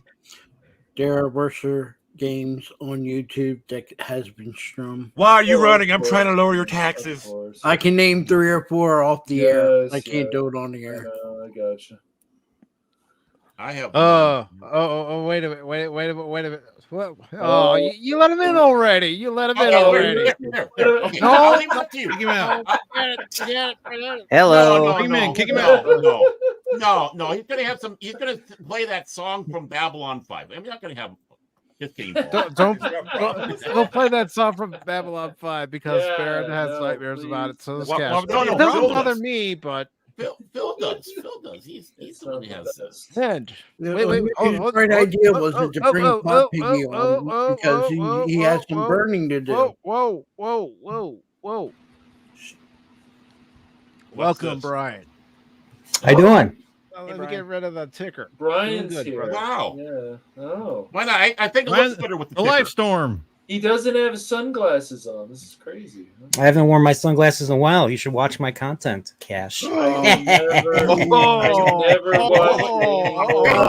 have Oh, and by you the have way, content. by the way, Brian, I've got a clip. I got a clip. Okay, you got a clip? All right. Boy, that escalated quickly. I mean, that really got out of hand fast. Hey, guys. Hey, thanks for having me on. Yeah, I am so happy. I am little so birdie. happy you learned to look at the camera instead of having the camera on your profile. I am just glad you have improved that. Improved your budget to do that. The professionalism. Bravo, man. Bravo. You went to YouTube school. Got some He went, pointers. he went to YouTube school. YouTube at school? So I heard a little birdie before, Brian, that you wanted to have Mike, me, and Baron on your channel at some point. What? But we couldn't confirm or deny that. So yeah, but we heard something. Oh, yeah, that's trying to figure out. I have a lot of people I want to ask. You guys are definitely one of them. Chilporial's a thing. Oh, You guys are one of them. There's 3 of us, not one. Come on. There's 3 of us. Do you guys do you guys have like a name? Or do you guys like have a band name? You know, the 3 of you. Yeah. Are you there? Hello! Viva! Oh, is it Holland? Get away. I love that. Hey, real talk, guys. I looked away for a second, and I thought you 3 were actually harmonizing that well together. I was about to be surprised. Oh, man. Same. Yeah, their band names Dare to Be Stupids. I'll be honest, Moeller and Curly's better though. Yeah. Dare to be stupid. Dare to be I think my favorite one I actually got a picture up right up here. It's the one where Mo and Larry are kicking the football off of Curly's head. I got it right there. Oh, real quick, guys. It's been a You while go since I back, asked you you go guys back this. and watch the Three Stooges shorts. There's not one where you don't laugh. Have you guys have heard of Jujutsu Kaisen, right? Yeah, the anime. I've heard good things. I haven't watched it yet though. Okay, I'm renaming it to Jump a Ninja Force. That's what it's going to be called. It's an action one, right? Oh yes, I mean it has the greatest jumpings in anime history. Like the thing that Better pissed than me off Dragon about- Ball? No, Dragon Ball doesn't jump. What are you talking about? The whole squad will stand there and watch you get your ass beat. They'll Okay. stand there. Okay, Jujutsu Kaisen, they don't play that. They jump. Like, I'm Well, sitting Dragon there- Ball, every man has his own battles. You know, I mean, come on. Okay, I'm sorry though, but okay, you roll up on my block, and my block is in danger. We jumping. Mike, I'm not gonna sit there and watch Majin Buu beat the brakes off of Pacific. I'm gonna jump in. Everybody, let's go. Like that show is awesome. Okay, it's awesome. Everyone needs to watch Jujutsu Kaisen. Watch it. This is not a sponsored plug. That anime is lit. Is it better than Yu Yu Hakusho? I would have to say yes.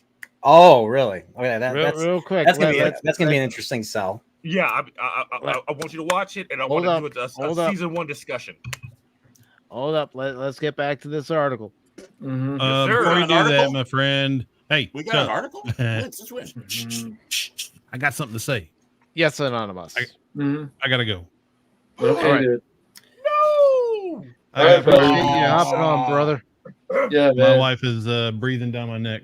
Oh, so, he didn't do his honey to do list. You sure it's not something I said? I could change, man. Anonymous, I can change. It's all because of Brian Lifestorm there. Yeah, that's right, Brian Lifestorm.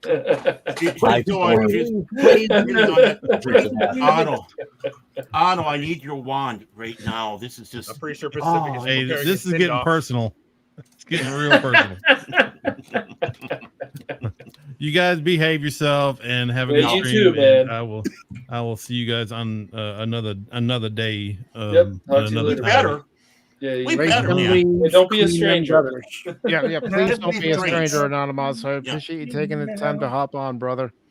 Hey, I couldn't pass it up for your 4-year, man. No way. Right. So keep it up. That's all I can say. Ciao. I definitely will, brother. Ciao, brother. See you, buddy. Oh, by the way, I forgot to mention on there before we go on that that we are giving away a PACIFIC414 Pop Talk oven mitt today because of the celebration. Really? Wow. What did this come Okay. about? You didn't tell me about this before the show, Baron. It's not in the budget. Yeah, take it out of my cent a month. Right, yeah. So does that mean if I don't use the PACIFIC414 ground rules correctly, I'll get burned? Well, this is what will boy. happen if you don't follow the Can ground we rules. put him which- backstage for that joke? these are the ground rules. I posted them in the community page. They're in the description of the video on both YouTube and Rumble, and I posted them on all the social medias that I have. But please wear headphones or earbuds while on the panel. Please mute any background noise that can be heard during the stream. So if you have a TV going on in the background, radio going on in the background, or if you're eating and we can hear it on the microphone, mute yourself. Please save all self-promotion until you have been asked to do so. This includes promoting others. This also includes if we're in the middle of talking about a particular topic. Save all self-promotion until I, Baron, or Cash have called upon you. And do not be rude to your fellow panelists or to those in the chat over a difference of opinion. If that happens, that'll result in the strike. If you don't agree with somebody on the panel, move on. If you don't agree with somebody in the chat, move on. Now, if you fail to follow the guidelines, you will receive this for strike one. Which brings us to this part. If you do not follow these guidelines, strike one will be a verbal warning, meaning myself, Cash, or Baron will call you out and let you know that this is your verbal warning. This is strike one, and that strike video will play. Bless you. Now, strike two. If you violate any of those guidelines, you will be timed out for 5 minutes. And then after that 5 minutes, we will bring you back. Of course, you'll also receive this video. Strike three. Nobody wants strike three. Nobody wants Baron, Cash, or I to have to remove you from the stream for violating the guidelines. So please, let's not get to the strike three. Otherwise, this will happen.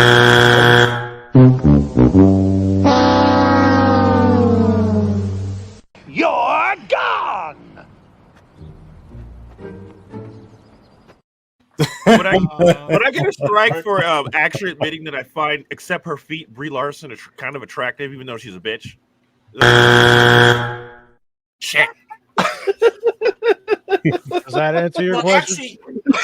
Actually, if it wasn't, I mean, come on, no, man. Someone's trying to move, be looking nice. well, if it wasn't for the resting bitch face, yeah. It's the attitude. Yeah, I know. Black button all. I I think mean, when Taylor Swift has a better ass than you do, it's time that you do something about it. Okay, you're right. As you're okay. Oh my God, you're right. Those are. Thank you, Mike. As a black man, her having the ass of a surfboard, that was 2 strikes. I accept it. Admonish me. I accept my admonishment. I got blinded by the titties. I think I must have broken three out of those 4 rules already. So I accepted it. Oh my God, no! What have I done? I forgot the back. I got distracted by the front. Okay. You okay, DDOD? I will be okay. I think he's having a No, he's not okay, Brian. He's not okay at all. No. But we do have an article here. And of course, there are those of us who are fans of the Alien franchise. And there are those who have made a video or 2 or 3 on the Alien franchise. Oh, him? And then there's those like me that got scared up by the first one. I was going to get to that, Paul. And then there are those who are hiding under our bed with our military style pillows. by the way, that's what Paul actually looks like in Come person. on. Yeah, he has that chiseled. He has got chiseled features right there. Yeah. Handsome man. May or may not have been enhanced by AI. Thanks, Crit. Master Paul can fluff my pillows Navy style any day. Master Paul can fluff my pillows What the heck Navy is style that? any day. Master Paul can fluff my pillows Navy style any day. I thought he There, turned the loop take off. it off the loop. Take it off. I thought it was off loop. I had taken it off loop, but it went back on. Oh my Lord, baby Jesus. But anyways, we do have this article from Superhero Hype, and it says Alien. Noah Holloway gives a promising update. Oh, that could be interpreted wrong. Promising according to who? For modern audience. Oh God. On the FX series. I got a bad feeling about this. That's Star Wars. You and me both. This was posted on the 17th. It's by Noah Dominguez. It says Legion creator Noah Holloway says his long-awaited Alien series for FX is set to resume production in early 2024. We're getting back into production as quickly as possible. Holloway's told Deadline, confirming that cameras will start rolling again in either January or February. Which is it? You ought to know by now. You guys should have had this planned out in case the strikes ended. What's going to happen in the month of January? What's going to happen in the month of February? To be fair, as a member of this community, things can change. Funding can get screwed up. The script may have to be written, so you kind of want. Don't make me strike you. Don't make me strike you. Oh, I'm letting you know because I'm dealing with this right now.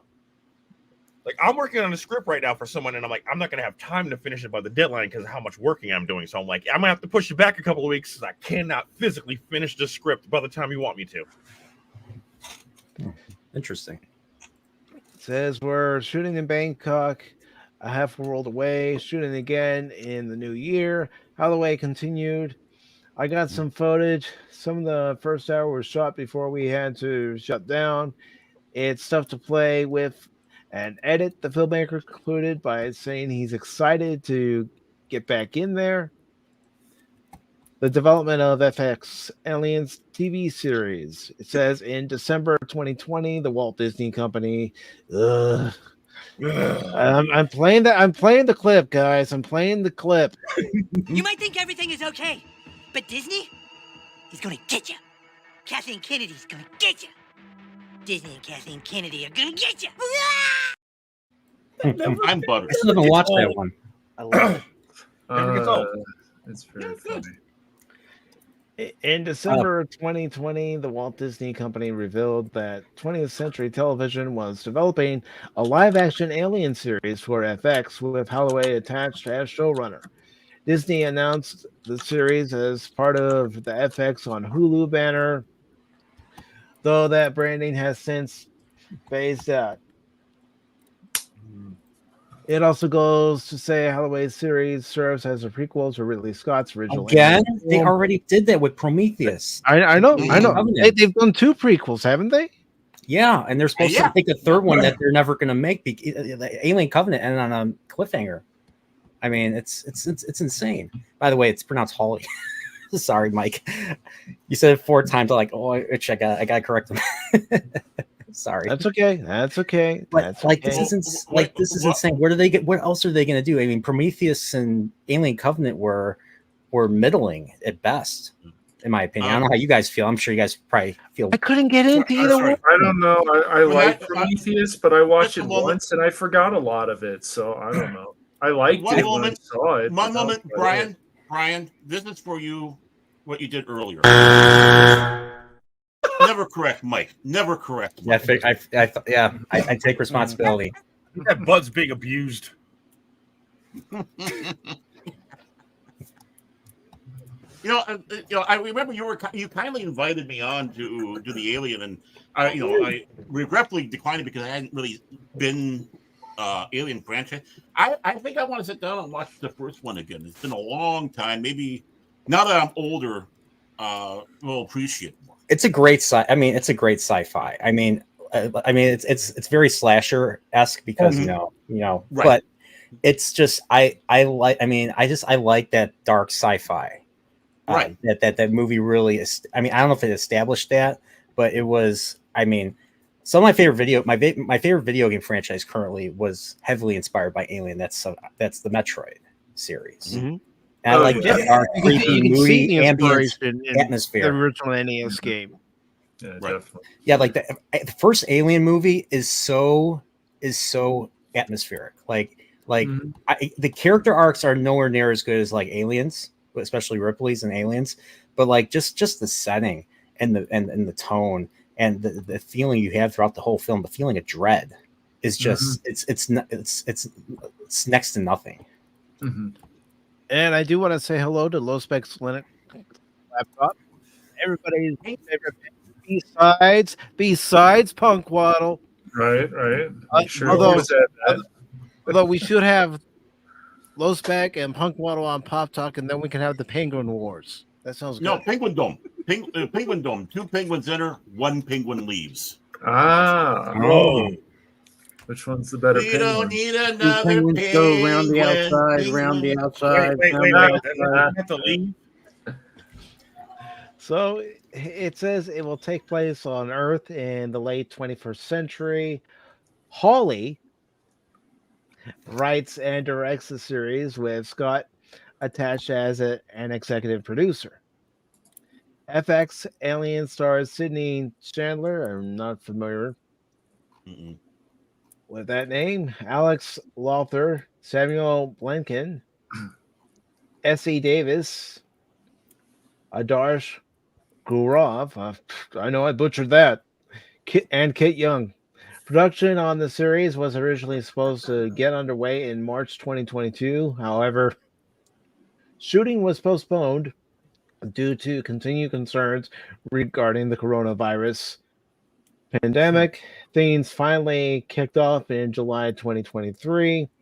Production on Alien was unaffected by the Writers Guild of America strike, as all the show's scripts had been completed prior to May 2nd. Furthermore, since the series' British actors were working under an equity contract, filming was able to proceed during the early goings of the Screen Actors Guild strike. Production kicked off in Thailand in July, albeit without American lead Chandler. Sorry, I was adding to it. That said, the strike ultimately did force Alien to halt shooting in August. And it wraps up by saying, with both strikes over, Hawley and his team are free to continue filming with no release date for FX's Alien has been announced. Hawley recently told The Wrap that audience can likely expect to see the series sometime during the first half of 2025. That's if anybody wants to wait that long. I mean, diehard fans will wait. Top Gun Maverick proved that. Oh yeah. Well, no one expected a sequel for that film. You know, it pretty much was. Oh, sorry. Go ahead, Baron. Go ahead. No, I mean it was pretty much a solid film all the way through. We got the full story there, so everyone thought, "Hey, that's a great film." No sequel or whatever. And then we have one, and it's a good one, and they did it right. So that's kind of the thing where it's more of we surprised the fans of Top Gun with that. So yeah, but like a lot of people, because a lot of my friends were like, "Oh my god, they keep delaying the movie. I'm not going to watch it now." And as soon as it came out, their butts were in the seats. Oh yeah. Mm-hmm. Well, there's only technically 2 Top Gun movies, so maybe it was worth the wait. But yes, do we need more aliens? How many aliens have we had now? We're what? This is like the 10th incarnation of it. Do you should you include the Alien versus Predator movies? I count every single one. If they're going to, if it says aliens, then you might as well count it. Right. I'm not saying it's any good, but that's part of their franchise. So there's I'll agree with that. You've got to add Alien versus Predator. That is part of anything I think anything under the Alien franchise is part of the franchise. Mm-hmm. And like 2 Alien movies. And you get the bad Spider-Man movies are still Spider-Man movies. And, for me, I mean, from somebody who's seen the very first Aliens when it came out, and it was very good. I liked it. After like the 3rd and the 4th one, I'm like, okay, this is enough. It's kind of like not Transformers, Terminator. After the 3rd one, they should have stopped. I think after the 2nd one, they should have stopped. Same with Predator. Trying to milk more, it sometimes is not a good idea. I didn't hate 3, but they could have stopped it. They could have stopped it too, probably. Yeah. And if they're smart, like if the people that did Top Gun and Top Gun Maverick, I hope they don't have any plans on doing it anymore. Don't do it. Nope, hope not. Just leave it. I mean, it seems like now Hollywood only can do remakes, rehash, and adding more to what's already existing into franchises. Mm-hmm. Well, I mean, if they do it correctly, they can pass the torch of Top Gun to the younger guys and tell different stories. I mean, that's still possible, but as long as you're telling different stories.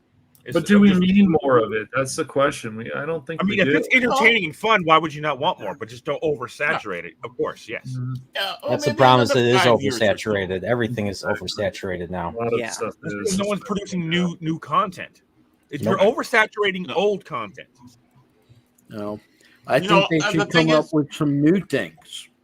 Yeah, some new I mean, reboots should be not done anymore. Like, don't reboot. Start from where the story left off. Introduce new characters, new challenges. I'm a writer, so this is gonna be crazy. New villains with new motivations, and it'll be completely fine.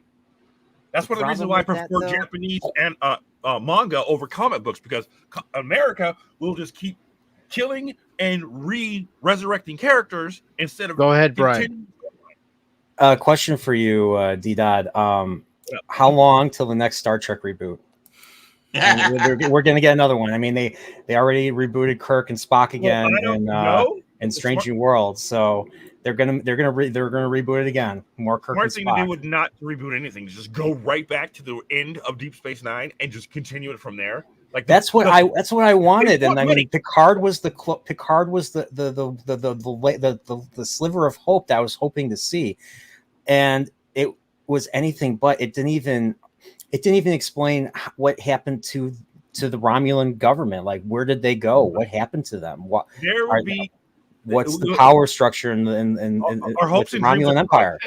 I agree with you, Brian, because the last thing that we saw in Nemesis was Sinatra sending shuttles over to the Enterprise to help the Enterprise with repairs.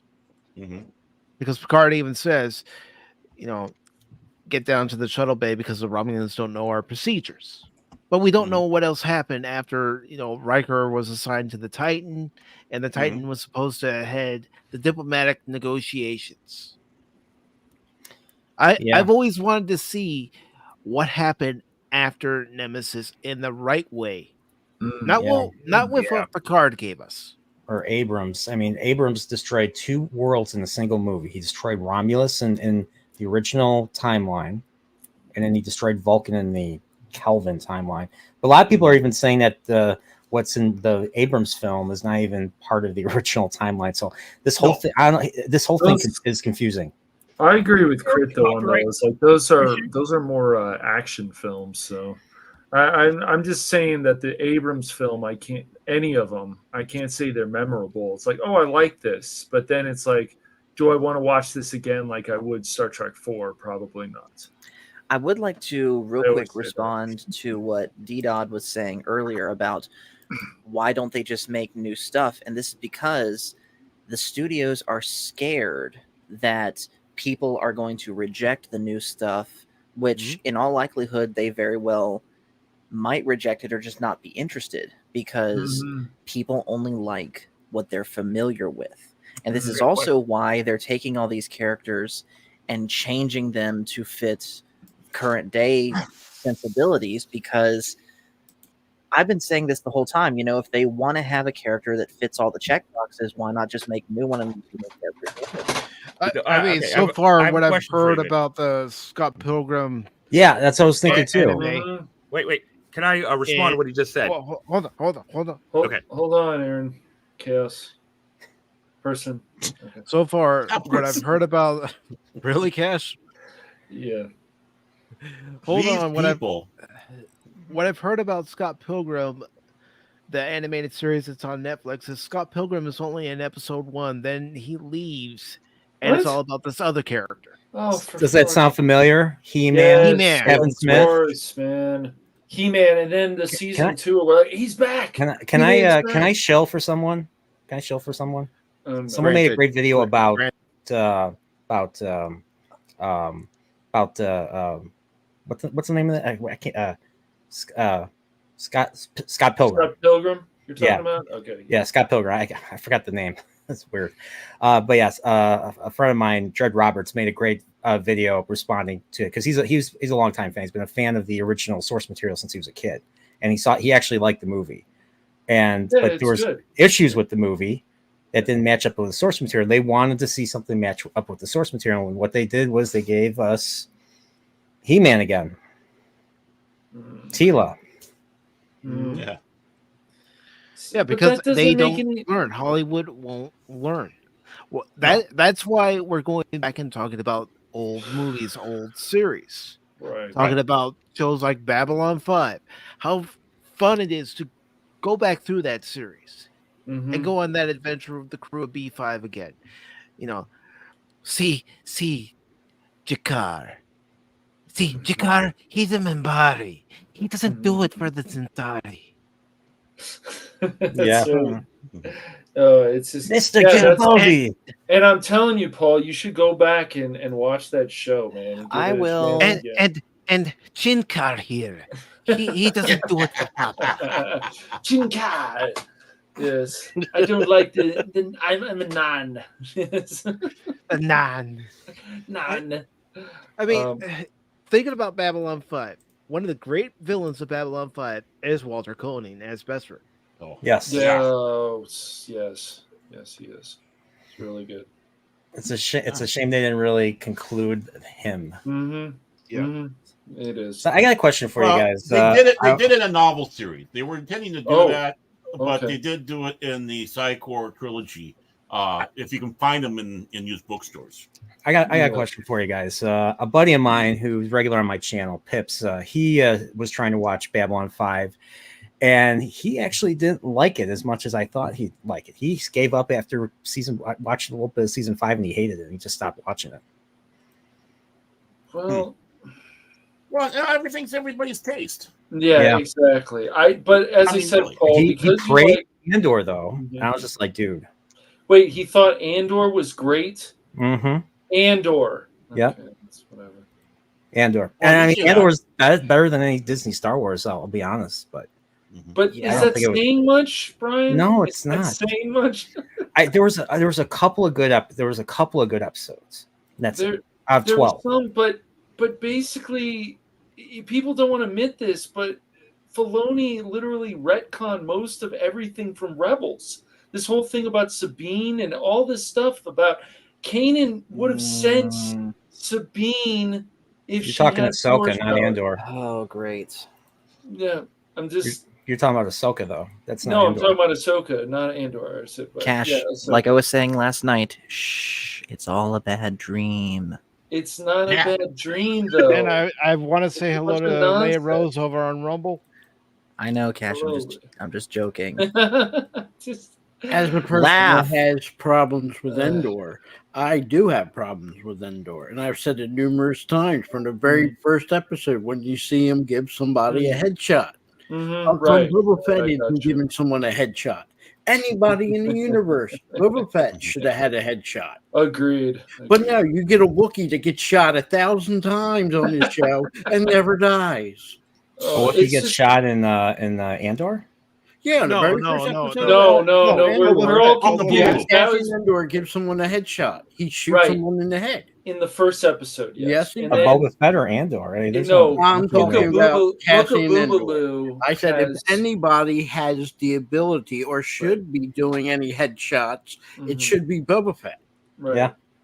Right? Yeah, and they took away Boba Fett's Disney told agency. us, quote unquote, when the Book of Boba Fett came out, we are taking the wars out of Star Wars. We're taking the death and the headshots and all this stuff Right, out of it. right. Yet when it comes to their own version of Star Wars, all of a sudden it's allowed. Right. Yeah. I know. But it's everything also, Brian, about it's not just the fact that stuff has been retconned in Ahsoka. Look at what's happened with Star Trek. Look at what's happened with a lot of these franchises that they just keep changing things and they think it's better if it's Marvel, if it's even DC. It's a mess. So the question is, what are they going to do to start making money again? Start going back to the drawing board, but I don't know if they want to do that. And James Gunn believes that movies like Batman 89 is a piece of garbage film, pretty much. That's his feeling, or he doesn't like it. So he's the guy who should be in charge of DC, or one of them. Seems ridiculous to me. But That doesn't surprise me. And Chaos, what did you want to say earlier? Go ahead, Chaos. Going once, Crickets. going twice. Sold to the man with the Splatoon haircut. Oh wait, that's from the Stooges. I am Tim Carr. All right, so we're gonna go ahead. And Oh, my move bad. on. Holy crap! I accidentally muted my mic. No, what I meant by that is you can create original content, but still play, quote unquote, as you wanted to say, play it safe. Like Star Trek could have done that by continuing the storyline with the canon intact from where the last place they left the story. Japan is very, very good at doing that. On a few cash grab occasions, like we'll say Dragon Ball Z, it's generational. Gohan grows up. Gohan probably should have become the next main character, but Toriyama backtracked on that. Whatever. Bleach, it's a continuing. They're not going, oh, we're going to reboot Bleach. They go, no, Ichigo's here. We're going to keep going from where Ichigo left off. They did Naruto Shippuden. Now they're doing Boruto. They're getting ready to pass the torch off to Boruto. They're continuing the story forward and not just keep going back and rebooting and redoing the old shit. Like you can start Aliens, like from where Aliens left off and keep going. That is fine. Hollywood's problem is they keep rebooting old shit where they can continue the freaking story. They're so creatively bankrupt that they have to go back and go, well, we have these points in history of this series. So instead of continuing Star Trek past Deep Space Nine, we're just going to go back in time and reboot what we already have using these other creators' ideas and then just injecting our bullshit into it. Perfectly capable of proceeding forward instead of backwards. You want to know something? If they wanted to continue the Star Trek timeline as we know it, I'm talking 66 to 2005.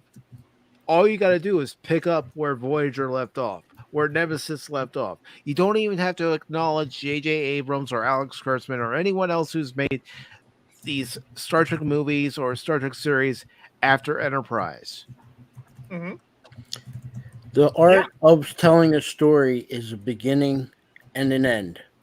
It has to be an end. To keep saying, "Oh, I'm gonna do 10 years later. We ain't got no bright ideas. Let's continue a story." Story has to end. Okay, well, okay. That- A story, that's- yes, a singular story has to end. Yes, but a franchise doesn't have to. When you have a Well, book series, Back to the Future is a perfect example of a yes, franchise they that ended had it. an 3 ending. and no more, and they wrote it. Both the creators wrote into their wills that they're not allowed to even think about using any more content from that. It's dead. 3 Okay, movies done. Mike, can I interject real quick? So, yes, Back to the Future, totally different than like Star Trek or Star Wars. Back to the Future was a story between two people. Star Wars and Star Trek are entire freaking universes in which people are going to live, they're going to die, they're going to grow old, they're going to expand, they're going to meet new races, meet new technology. You can continuously tell stories in that universes. As a writer, like I said, as a writer, I concentrate on the universe. Like, I'm not telling a story about two people. I create the entire universe, the kingdom. How was the kingdom formed? Who are the opposing kingdoms? Who are the What are the bad guys? What are the rules? motivations? So I can continue, so that even if I'm 100 years from now when I'm dead, someone could pick up my universe and tell a unique story from a new character born in that universe. Like, there's no excuses. There's this Marvel fatigue, this whatever fatigue. No, Star Trek, there should be no fatigue. Because time is a continuing march. Time will not stop. The story will not end until the universe is gone. So as long as you go into that mindset, Tolkien wrote a bunch of books. Oh, a bunch of books. How do you But when pronounce it that came book? time to Silmarillion. end the Lord of the Silmarillion, thank you. Rings, when it came time to end the Lord of the Rings, the last book, he made sure he ended it. Though he did have thoughts of doing another series, he was smart. No, it's done. It's done. Star Wars could have ended with the first 3 movies. Didn't have to keep going. It could have ended it. So Lucas decided to do the prequels. Okay, made a little bit of sense. Yeah, seeing that Rise of Vader was pretty interesting. We don't need the Wheel of Time, where a gentleman wrote so many books, and then when he passed away, his son continued. There's like 20 books. Wasn't his son though. It was Brandon Sanderson. Don't mention Wheel of Time around Brian. Oh, Yeah. I know that series. I have bring it back. This is what I'm currently reading. I'm reading book 4 of the Wheel of Time, Shadow Rising. Yeah, but you got about 16 more books to go. And I have another 10 books to go, and I only have the first 8. I don't even have the entire series yet on my You shelf. don't have it when the father dies and the son continues writing the book. No, he doesn't. Robert Jordan didn't have kids. His wife was his editor, and his wife found Brandon Sanderson, And Brandon, he wrote because he was a 4 big more, fan, if I'm and correct. he was the one that finished the series based off of notes, based off of stuff that Jordan told his wife. So I mean, I knew so a lot of it's a people shame that- because this entire series builds up to a final battle. It's prophesied ever since the second book, and it's a shame that Robert Jordan himself did not get to write that. He didn't live long enough to write that. And so the book 11, Knife of Dreams, was the last book that he finished himself and he published. And so the last 3 books were written by Sanderson based off of notes, and the final epilogue, I think, was written by him. So, but this has a lot in common. It's a good versus evil type of story, very similar to Lord of the Rings. There's a lot more depth to it. It's not as grim as like Song of Ice and Fire. And I mean, there's a lot of purple prose. Lots of descriptions, lots of narrating, things that are happening. I think the dialogue could be a little bit better, but but there's a lot of solid moments in the series so far. I knew a lot of people that loved the series, and as it was going on, they were like, "Okay, we're getting to book 8, book 9, book 10." That's the slog. That's the slog. When is this going to finally be wrapped up? Now, Yep. don't get me wrong. There's some series of books. Dungeons and Dragons is the prime example. The Dragonlance series and all that. Yeah, they have over 20 some books. Were they as popular as other book series? No, they were not. Because guess what? I would love to meet the person, except Baron, that read every TSR book. That's a lot of books there to read. Yeah, there That is is a lot of books. I don't even Lot think of books. people that can read that amount of books. Mm-hmm. You know, my thing is this: like Mike had said before, Back to the Future, 3 movies done. Point, everything wonderful. Oh, I hope they don't do another Back to the Future. That I would be happy with. Wait, I got a question for you guys. What about the Did you Star Wars introduce EU? me?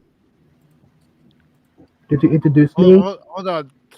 Two people were talking at once. Yes, Brandon, I did introduce you. I said, welcome, Brandon. And I did do Noah Polo. You're muffled, Brandon. Yeah, can you I adjust did. this? You did came to my channel. Brandon? You need to adjust your sound, buddy. Sorry.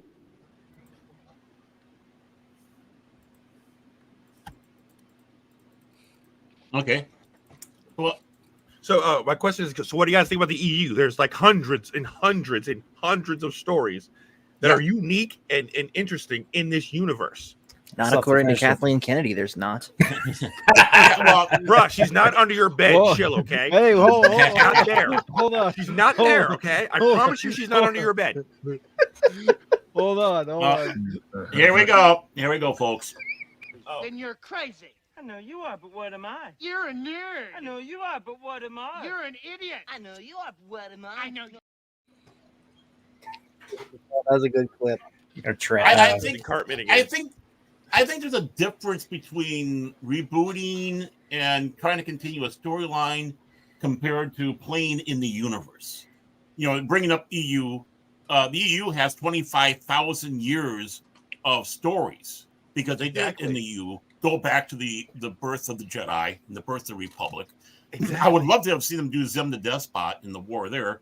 But you have that going to 140 years after with the Legacy series. Yes, thus you can still create original content within Not according to Kathleen universe. Kennedy. But remember, you got to remember this when it comes to Disney and Kathleen Kennedy, they're creatively bankrupt. Yeah, right. I got a question for Baron. Baron, being an expert in the EU, did they ever cover the time that the High Republic covers? Oh God, not that era. No, I think the closest he had was 1,000 years beforehand. That was Darth Bane series. Okay, and I know that was 1,000 years. I know High Republic's like 700, 800 when Yoda was like 100 years old. It's about 200 or 300 years before. Yoda was a young buck. Don't get me wrong. That's a ripe area to have it, but it's also kind of a boring era. Yeah, I mean, there's one no of the problems they're having. Right. Which the High Republic is having an issue with, because what do you have for a dramatic villain for the Jedis? A giant spider. Yeah, I mean, or a giant bug, because that's all Disney can come up with. Or sentient and a rock. Yep. A rock. And a rock. That's flying a ship. Sparks. Or I would say a friggin' thing that's meant to be like the Borg or something, or a thing they call the nil. It's so funny. Star Trek current Star Trek has copied extensively off of Star Wars. Picard season 3's finale was basically Return of the Jedi. I mean, can you believe that? People were praising it like it was better than the TNG films. I'm sorry. I got a question for you, fellow writer. So, what are your thoughts on creating? Is it capable? Do you believe? Like I believe 100%. Yes, you're fully capable of creating a unique stories within a universe that already exists without causing fatigue. As long as you, like I said, your characters are built correctly and you're telling a different story with a different problem. Because a lot of issues that I'm seeing right now in current Hollywood is they're not establishing a problem, fixing said problem, and then moving on to another problem. What are your thoughts? That's hard. That's really a lot harder, because the thing is, the people who are writing this stuff, they outright even said that they do not like these properties. They are literally just making their own. They're just making up stuff as they go along. They don't really care about it. And I mean, personally, as a person who, even though I do love these franchises, I love things like Star Wars, Power Rangers, but I would feel somewhat unworthy to write stories within these universes. I would feel I would just feel unworthy. It's better to just actually create your own stuff. But the thing is, these people want to just use these pre-existing franchises as a vehicle to push their own. As a fellow writer, you're saying that even though you were a devoted fan and you respect the hell out of the source material, you find yourself unworthy to continue said story? No, Some because people do. again, because that's what it is, though. I mean, as much as I would love to like write a story about maybe about a Jedi who was a Keldor who probably survived, who probably just quit the Jedi and became a bounty hunter, that would be a basis for an interesting story. But oh hell yeah, that sounds tight. I'd read that. But you still have to understand the intricacies and the pre-established stuff within the universe, because as far as we can tell, Disney has 100% broken how the universe of Star Wars works, especially with The Last Jedi. And it brings up a lot. I'm not talking about those kind of people. I'm talking about you as a respecter of canon. Okay, I fully back anybody who has a PhD, master's degree in the canon of whatever they're writing for it. You know what I'm saying? Like hell, back in the day, me and Pacific, we are working on, actually we've been for a while, our own Star Trek universe that is very, very strict to canon. Okay, we introduce our own characters with their own storylines. We introduce new technologies and whatever, but everything that happened in the past still relevant in what we are writing, even to this freaking day. We respect the hell out of it. Yeah, that's why to interject a little bit, but that's why Brandon Sanderson, when he was asked to follow or to complete the series that Robert Jordan started, he felt the same way. He as a big fan who wrote a little eulogy for him online, which is how he got noticed by Robert Jordan's wife, Harriet McDougal.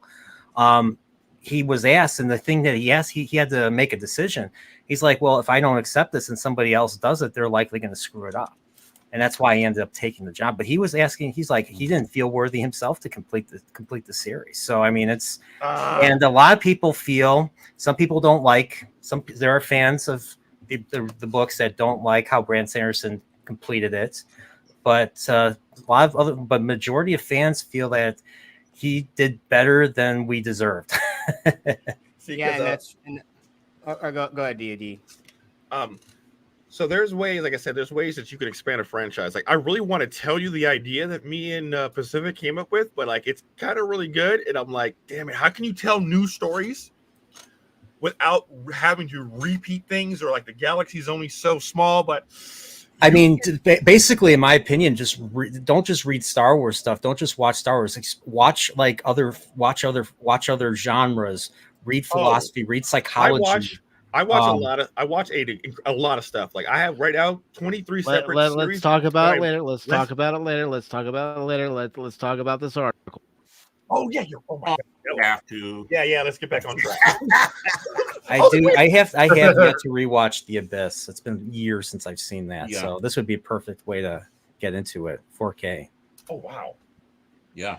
There's a method to my madness when it comes to these articles. Yep. That's why you have madness. There's no madness. You outline this stuff. I know you. Joe Blow Entertainment. Pacific got posted notes. You've got to like the name of a website called Joe Blow. They have a YouTube channel. I've watched their retrospectives. I've learned quite a bit from them. So I think their titles are cringe, but that's just me. I agree. Their videos are great though. James Cameron's The Abyss, Aliens, and True Lies are getting 4K UHD releases. I don't even have a UHD player. Okay, what is UHD? I know I'm going to sound old. 4K Ultra HD. Oh, Ultra HD. Okay.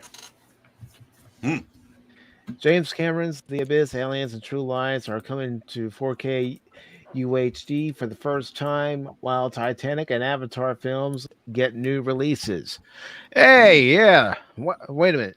Titanic's not making enough money. It's not the top grossing movie. Well, re-release it and then re-release Avatar so I can have the highest grossing movies. That's a strategy. Yeah. I mean, it worked with Star Wars. It worked with Star Wars when they brought it back in '97. Yeah, that's true. That was yeah. I remember. All right. A couple of days ago, it was announced that a remastered 4K version of writer-director James Cameron's 1989 film, The Abyss, is getting a one-night-only theatrical re-release on Wednesday, December 6th. Now Disney has let it be known that they will be giving The Abyss the 4K treatment alongside two other Cameron films that have never been available on 4K before, Aliens and True Lies. Yeah, come on, you gotta buy True Lies. Come on, do it. I love that movie. Do it, everybody. I love that movie. True Lies is very good. It really is. Yeah. I didn't think I was going to like that movie as much as I did. I honestly didn't. Very good movie. But here's what I think is gonna. I'm hopeful on one hand, but I'm also scared on the opposite end. Is that one? Well, again, the original DVD it's in 480p and it's in letterbox form.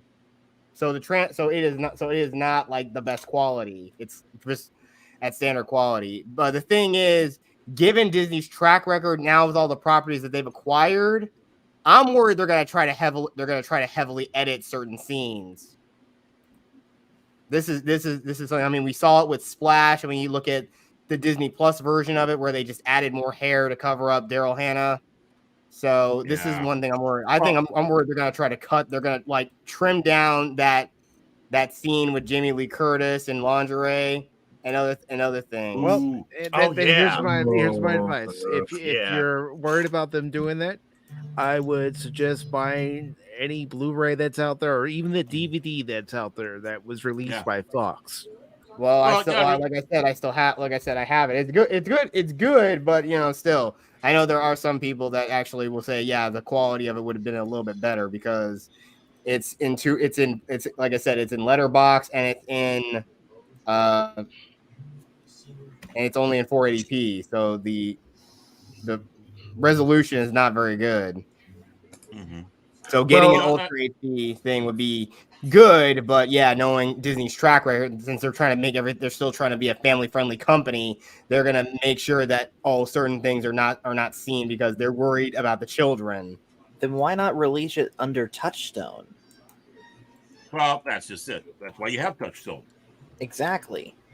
There's contract agreements that they have to honor. Just because they buy out a company, 20th Century Fox or whoever they decide to buy out, doesn't mean they can automatically push that under a Disney banner.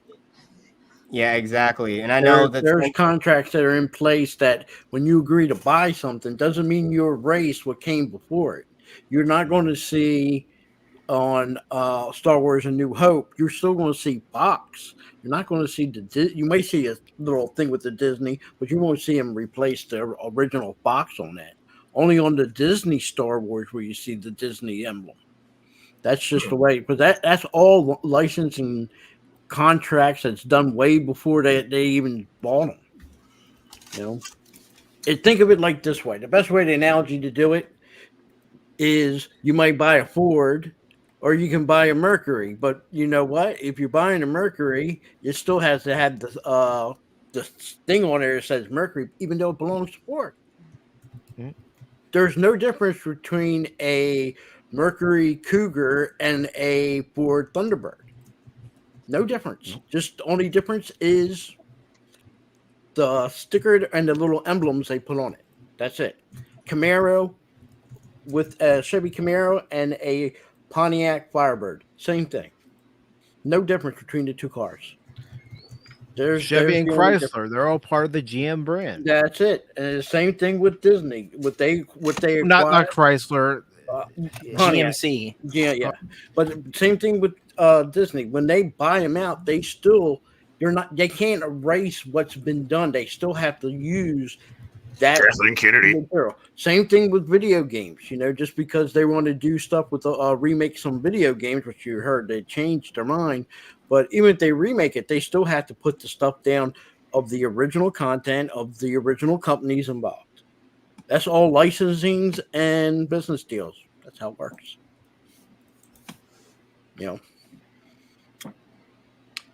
Things you can learn every day. I know Kathleen Kennedy did a pretty good job of erasing history. Yeah, it's not Lucas. Lucas couldn't say anything. I mean, he sold his company already. It's just Lucas made one mistake. He could have sold his company and kept creative control. He Yep. didn't want anything to do with true. it. That's on him. Yeah, it is. exactly. That is on him. But if Right. if I can interject here in a second, No, go Disney does own the rights to all the properties since it's under 20th Century Fox, but they don't. But again, these films were some of these films were all produced under Lightstorm Entertainment, and that's the company both James Cameron and Lawrence Kasanoff built together. So technically, these films are still technically under their umbrella by the company they created. I mean, think of it with Marvel. Some of the movies weren't under Disney. No. They weren't. Yeah, like Iron Man. Fantastic Yeah, Four wasn't under Disney, and before that, before they even thought about buying it, the X-Men weren't under Disney. You know, now they can do it, but if they want to and do Sony. anything to them movies, it still has to be under the parent company that had the deal when they first made the movie. You know? And I want to mean, say half hello the- to superfan Adam Shawhan. Hello, Adam. Good to see you. But that actually, when you Adam. look at past older movies, when you're looking like Columbia and all that stuff, yeah, some of the movies, even though they're older and they got bought out by other companies, if it was released and licensed under Columbia Pictures, it's still to this day Columbia Pictures. They has to have their emblem up there. So, but it's a good thing. I mean, this is good. I'm glad they're finally re-releasing some of this stuff. But Abyss, that's a movie that you have to. I feel you should see in the theater. That's not something to be watched, even if you have a home theater. It's more a movie to be in the theater because the way the sounds and stuff going on, especially when they're underneath the water and everything. Yeah, I was glad I saw that back in the day in the movie theater. So Yeah, there are my just some grandparents movies, liked as convenient as it is to be able to pop it into your Blu-ray or DVD player and watch it at home. It's better to see it in the movie theater. But my Get that question full is, movie theater experience. I mean, Brian, you went and saw the motion picture when that was re-released with the 4K and the director's cut. Correct. But my Pure thing, if magic. they're releasing this stuff 4K UHD on a disc, and you have the announcements from some of these companies like Best Buy saying they're not carrying it, where are you getting this stuff at now? Walmart? Well, if Best Buy is stopping to carry hard merchandise, well, what do you think Walmart and Target soon going to do the same thing? You know, unless they're going to have their own website. Walmart already is as far as gaming goes. You know? I mean, gaming's pretty much everything's pretty much on going to download. You know, so I don't like it. I'm a person who don't like it. I want the hard copy. You know, I would love to get a hard copy of a UHD of Abyss, but yeah, where am I buying the copy at? Well, the only other option would probably be Amazon and have it delivered to you. But I mean, other than that, if anyone wants physical guys, you're missing out on something. For whenever the we'll say the enemy creates something, we create a counter. That's right now with the whole YouTube and their whole ad blockers. Better ad blockers are coming out, workarounds. Well, YouTube's already facing a lawsuit because of and of course the whole Alien ad including blocking. that. So there will be ways. People will find a way to download and make a physical copy of things from these sites that try to keep you from having it. Like, come on, it's like the gun versus the body armor. I mean, the weapon versus the armor thing. It's always going to happen. We don't have to trip too hard, but they'll always find a way to make a physical medium that you can keep. Because we're smart exactly. Like that. And that's what's going to happen. We're eventually going to try to find some. We're just going to have to find a much more durable physical media storage format. I mean, like in the game Horizon Zero Dawn, if they were going to preserve all the files and like codified pieces of history, they actually were going to encode all of them digitally onto synthetic fossils. So those things could withstand right now centuries of degradation. Some of the cameras we have right now, we can literally just stream something, have our camera set up, and it would be hard to tell the difference. Like this is, I'm not even worried about that. Gaming, possibly, but I'm saying, like, people who sail in the Caribbean, those motherfuckers are smart. They'll find a way. Well, I refuse to buy anything that's pirated. Where somebody else wants to do that, that's more power to them. I am and a person I believe in. If I want to buy something, I'm going to buy it legit. But you're not. It's not legit. If you buy a game and you can only have access to it as long as you have an internet connection and you're streaming, you're not buying it. They're taking your money, but you're not receiving anything. Well, if I buy a away from you game whenever they want to. and it's hard copy, Yeah, that's what I I'm want talking to play on my PS3 or PS4, internet or no, I can Yes, play I it. agree with you on that. But if they take it Yeah. to the point where everything you have to be on a cloud or whatever, you're not buying anything. Now, unless Well, they're only gonna- technically, when you play You're like renting, an but not MMO, buying. All right. Let's get back to the article. Sorry. Let's get back to the article. Okay, so it does say that Titanic is going to be released on 4K on December 5th. And it says, according to Coming Soon, the special release will include a hardcover coffee table book detailing the making of the film's most iconic scenes, a detailed schematic inspired by the actual ship blueprint, highlighting locations of key scenes, movie prop reproductions of a boarding pass, launch viewing ticket, ship menus, and notes from Jack to Rose and Rose to Cal sheet music for the multi-award winning hit My Heart Will Go On. It also says the 4K digital release of The Abyss, Aliens, True Lies, Avatar, and Avatar Way of Waters follows on December 12th. Then on December 19th, we're getting a Blu-ray special edition of Avatar and Avatar The Way of Water. Avatar will be released in 4K Collector's Edition, 3D Blu-ray. I didn't think 3D Blu-ray was still a thing. I think, I don't think it's popular, but yeah, it's still there. Yeah. And also a limited edition steelbook exclusive to Best Buy, while Avatar The Way of Water, Best Buy, who's going to be discontinuing physical media sales next year.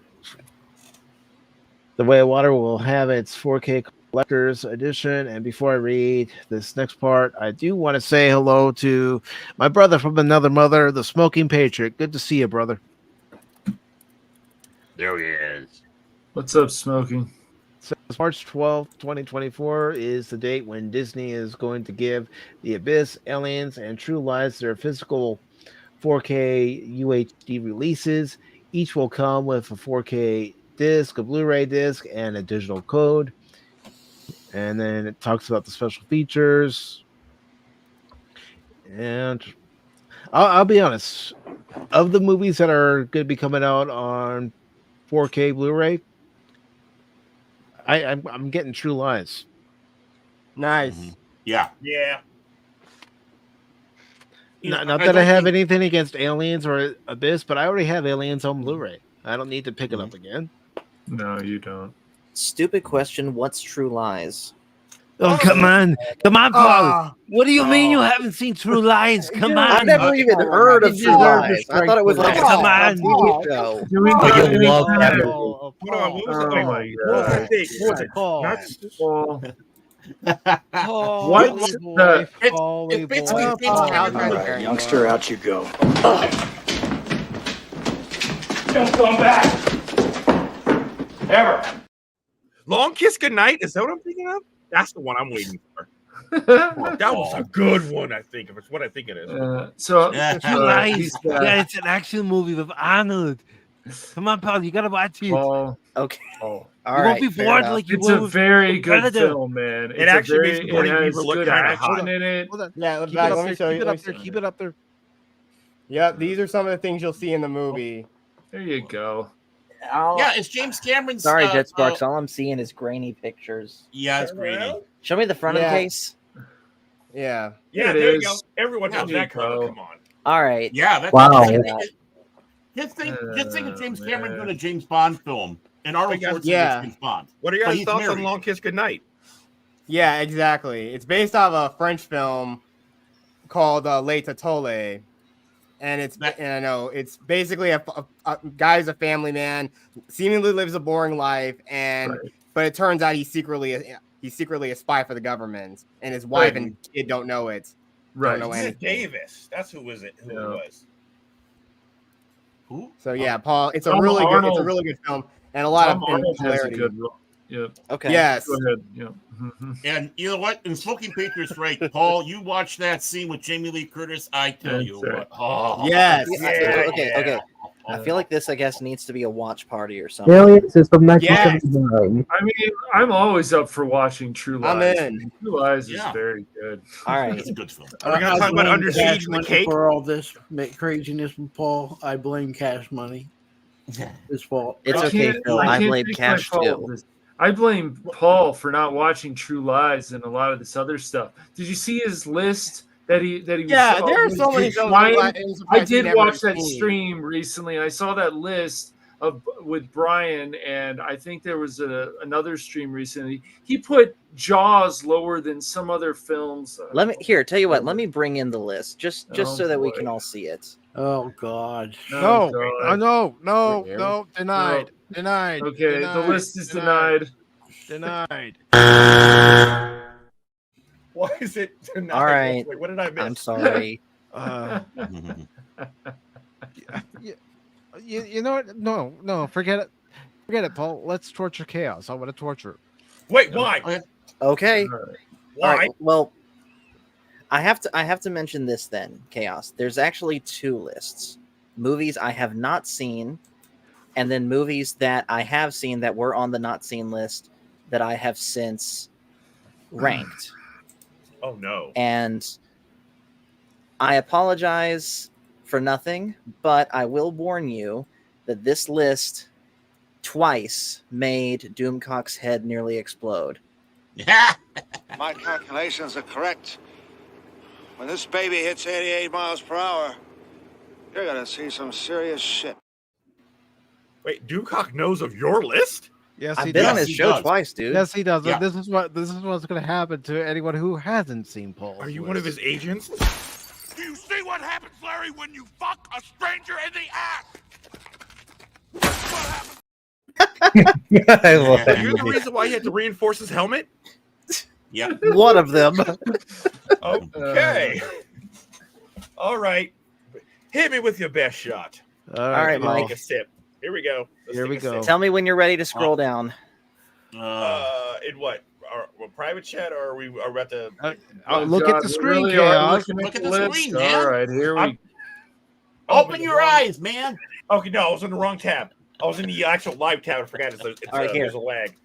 Okay, Count of Monte Cristo. There. Oh my God! You ever seen Fifth Element? Nope.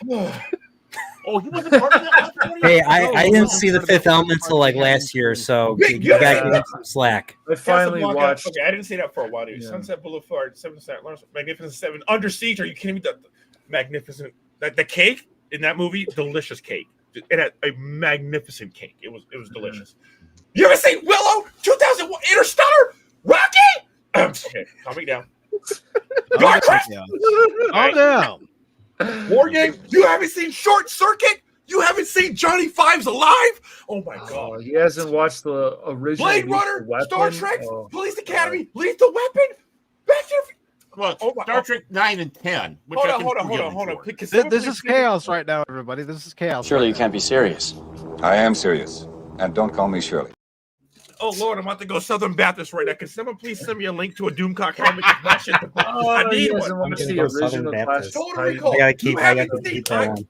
Clash of the Titans. Which one? Oh, 81. Okay, Paul. John Q is a quality film. Oh my Ooh, Big God, Trouble you have in to Little ask- China. That's a John fun Q. film. Big Trouble. This is the bottom.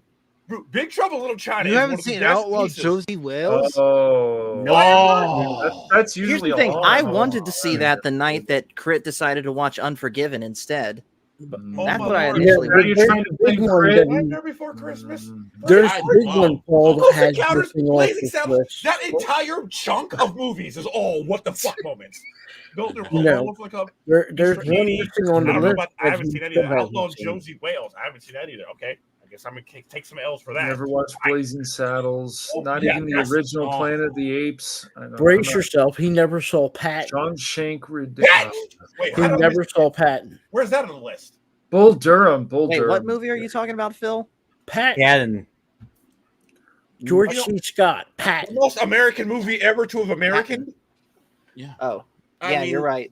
He starts the movie off talking shit. How he get? Hey, it's not about dying for your country. It's about making the other poor bastard die for his.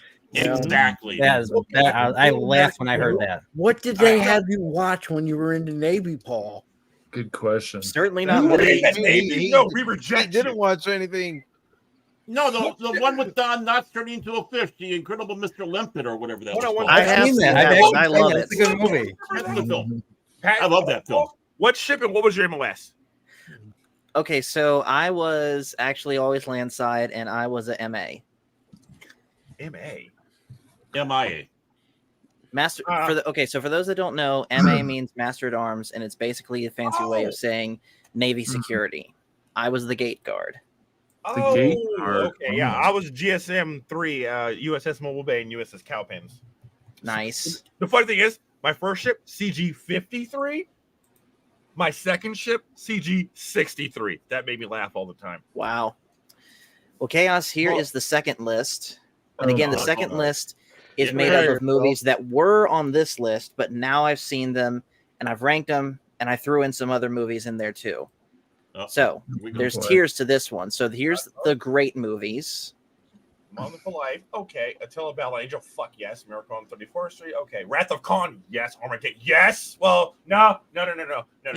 Armageddon's soundtrack It's Paul's list. It's Paul's list. Paul's list. I know this. Okay, First Contact, yes. Goes over, yes. Terminator 2, fuck yes. Yes. Christmas, yeah. Yes. Oh my god, I'm agreeing so much. Christmas Story, never heard of that. Conan the Barbarian, fucking yes. That came out last year. It's a true sequel to A Christmas Story. It's very good. Both Trons are just the first Tron or the second Tron? The first one. I've seen Tron Legacy, but it's been forever, so I haven't ranked that.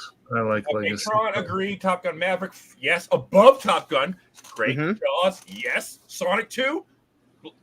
Ooh, Bloodsport, yeah. Oh my dude. There's only one Sonic 2, and it came out in 1992. Are you talking shit right now? Are we gonna have to throw hands? Yeah, no, he's talking facts. Starfighter. Oh my god, Last Starfighter. This is a man of culture. Last Starfighter. Okay, Terminator. Thank you. Terminator. Yeah. Okay. Well, I put the two on there.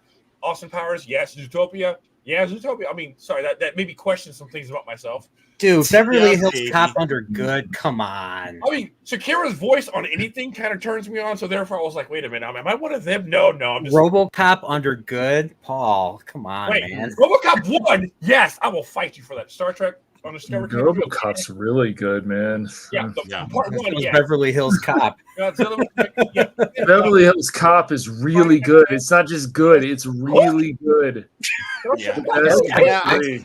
The second one is good, but the first one is really good too. Oh, and you have to specify: are you grouping all the Iron Eagles together, including 3? Or I've only seen the first one. Oh, yeah. Okay. I give the Wizard credit because I think that was the first time we actually heard about Mario 3. So yeah, that was the first. Yeah, it came out before the game came out. The game came out in 90.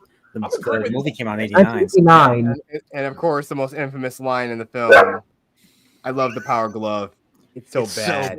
Well, not only that, I mean, you watch him playing Mario 3. He knew that secret in the first fortress in World 1.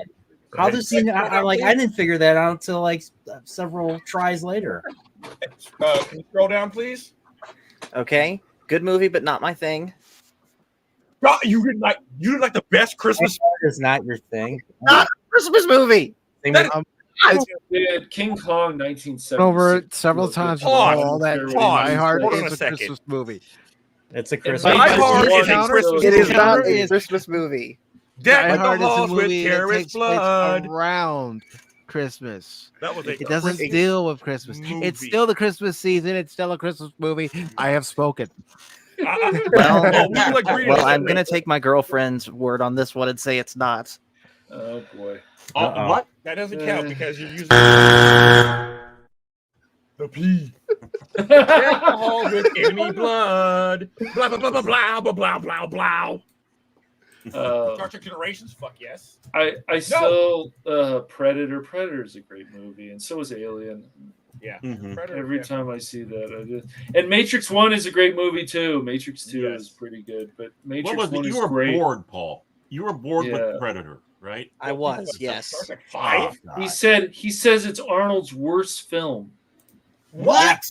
Yeah. Of the ones I've His seen, words. of the ones I've seen, keep in mind, I saw Predator coming off the back of both Terminator movies and Commando. Compared to those three Commando? movies, You Predator rate Commando higher than is Predator? best. Wow. Okay. And hello, Raquel. Good to see you. Hey, Raquel. Hey, Raquel. Star Trek Generations. Yeah, Okay, that was kind Raquel. of meh. He's right there, definitely. I like Star Trek TMP. What's TMP? Generations. Star Trek the Motion Picture. Star Trek the Motion Picture. Oh, the first one is just bad to you? I still Yeah, like he's that right. movie. Yeah, he's right. No, you're right. Think about it. Yeah, he's right. Yeah. I Khan say watch stopped the everything. director's cut. You have a different opinion on the director's cut. That was the director's cut I watched. Oh, I you might will need to agree add with that. I'm Fantastic talking about Beasts too. the new one where Didn't they watch it. remastered it. Oh, okay, fine, fair enough. Did watch Destiny, Fantastic Beasts. I didn't watch any of the Fantastic Beasts, anything. Okay, Guilty Pleasure, Star Wars 5, The Final Frontier. I'll agree. Final Fight. Wait. Star Trek 5, The Final Frontier, you say? Excuse me, I'd just like to ask a question. What does God need with a starship? Tear to my eye every time. Tear to my eye. Like Red Sonja, dude. Maybe that was a guilty pleasure for me because she was kind of hot. Okay, anyways, Godzilla raids again. Yeah, Caddyshack 2. Yeah. Do not talk to Phil about Caddyshack 2. Let's talk about Hold on. No. What have I done? Real quick. Well, here goes the second one. Watch party soon. Was a trap card Hold triggered? on. Brian has to go. Okay. Oh, you do? All right. Thank you guys for having me, and congrats, Mike, on 4 strong years of being on this platform. Hopefully, there'll be many more years. I know with YouTube pulling its shenanigans. I know you moved a lot of your stuff to what was it, Rumble? Rumble, Yeah, yes. Rumble. So I don't know. I haven't done anything like that yet, so I don't know if if that's something I need to think about. Here's the thing, Brian. You don't have to talk politics on there. No. You can still move your content over there and gain a different audience. Yeah. Okay. It's a different. Think of it as a different network. You put your show onto a different network, And you can speak your mind and freely, for the most part, as long as you're not saying anything overtly illegal that everyone would agree. Yeah, that's I like speaking in code. It's fun. Yeah, well, it is fun. You But can still do that there. I mean, just think of Rumble as I mean, you're on it right now. You're on Rumble right now. Look, Yeah, right now. I am. Everybody, this is the Nerforial life form. That's true. You Rumblers, you want to see him, don't you? You want to see this guy over there. I want to see that guy over there. It's up to Nerd when he comes over. Wait, I should come over too. Damn. But yeah, thanks for having me. Hopefully, I'll get some video content drummed up. I haven't really worked on anything for a while. I'm still doing chillporials each week with a different guest. So keep your eye out for those. And everybody, thanks for having me, and congrats, Mike. And you know what? Cash. I don't care what anyone says about you, Cash. You're awesome. Same with you, Baron. Same with the rest of the panel. Same. Yeah, I don't know about you, Brian, but yeah, I guess so. Me. I am hopeless. I'm a lost cause. You know you're about to get a piccolo before you leave, right? Oh no, Nerd. Oh, that's DJ Ronnie G anymore. Yeah.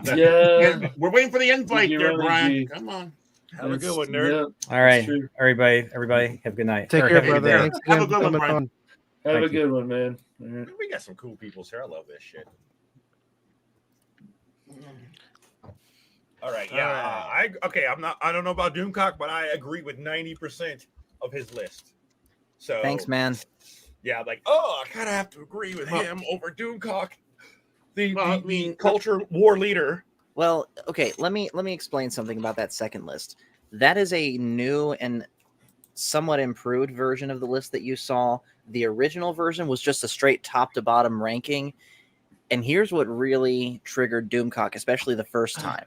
The fact that at the time, and I still kind of hold this opinion, but I like the Matrix sequels over the Matrix. Okay. Especially Deadass, Revolutions. Deadass Part 2 is actually my favorite because that damn fight scene between him and the twins on that highway is straight fire. You actually believe Revelations is better than Matrix? Yes, because it's the easiest story to understand. It's the easiest story to understand. It's a bunch of jumbo nonsense, man. No, he's you, right, maybe. Visually. Okay. Kidding, My Cash. favorite Star Wars movie of all time is Except Revenge of the Agent Smith. I did like Agent Smith. Yeah, he was fire in that movie. Yeah. I had hopes for Paul. You know, one day Porky's, one day meatballs. Right? Nah, that ain't happening, man. Well, see, okay. I That mean, ain't happening. What about Animal House? Guys, I have a question. I need to play if we're gonna introduce Paul to any movie from the 70s, early 80s that we're gonna introduce Paul to. It's got to be this one. Let me just get to the clip. I got so many clips. Oh, we have to do this one. I know what you're going for. We have.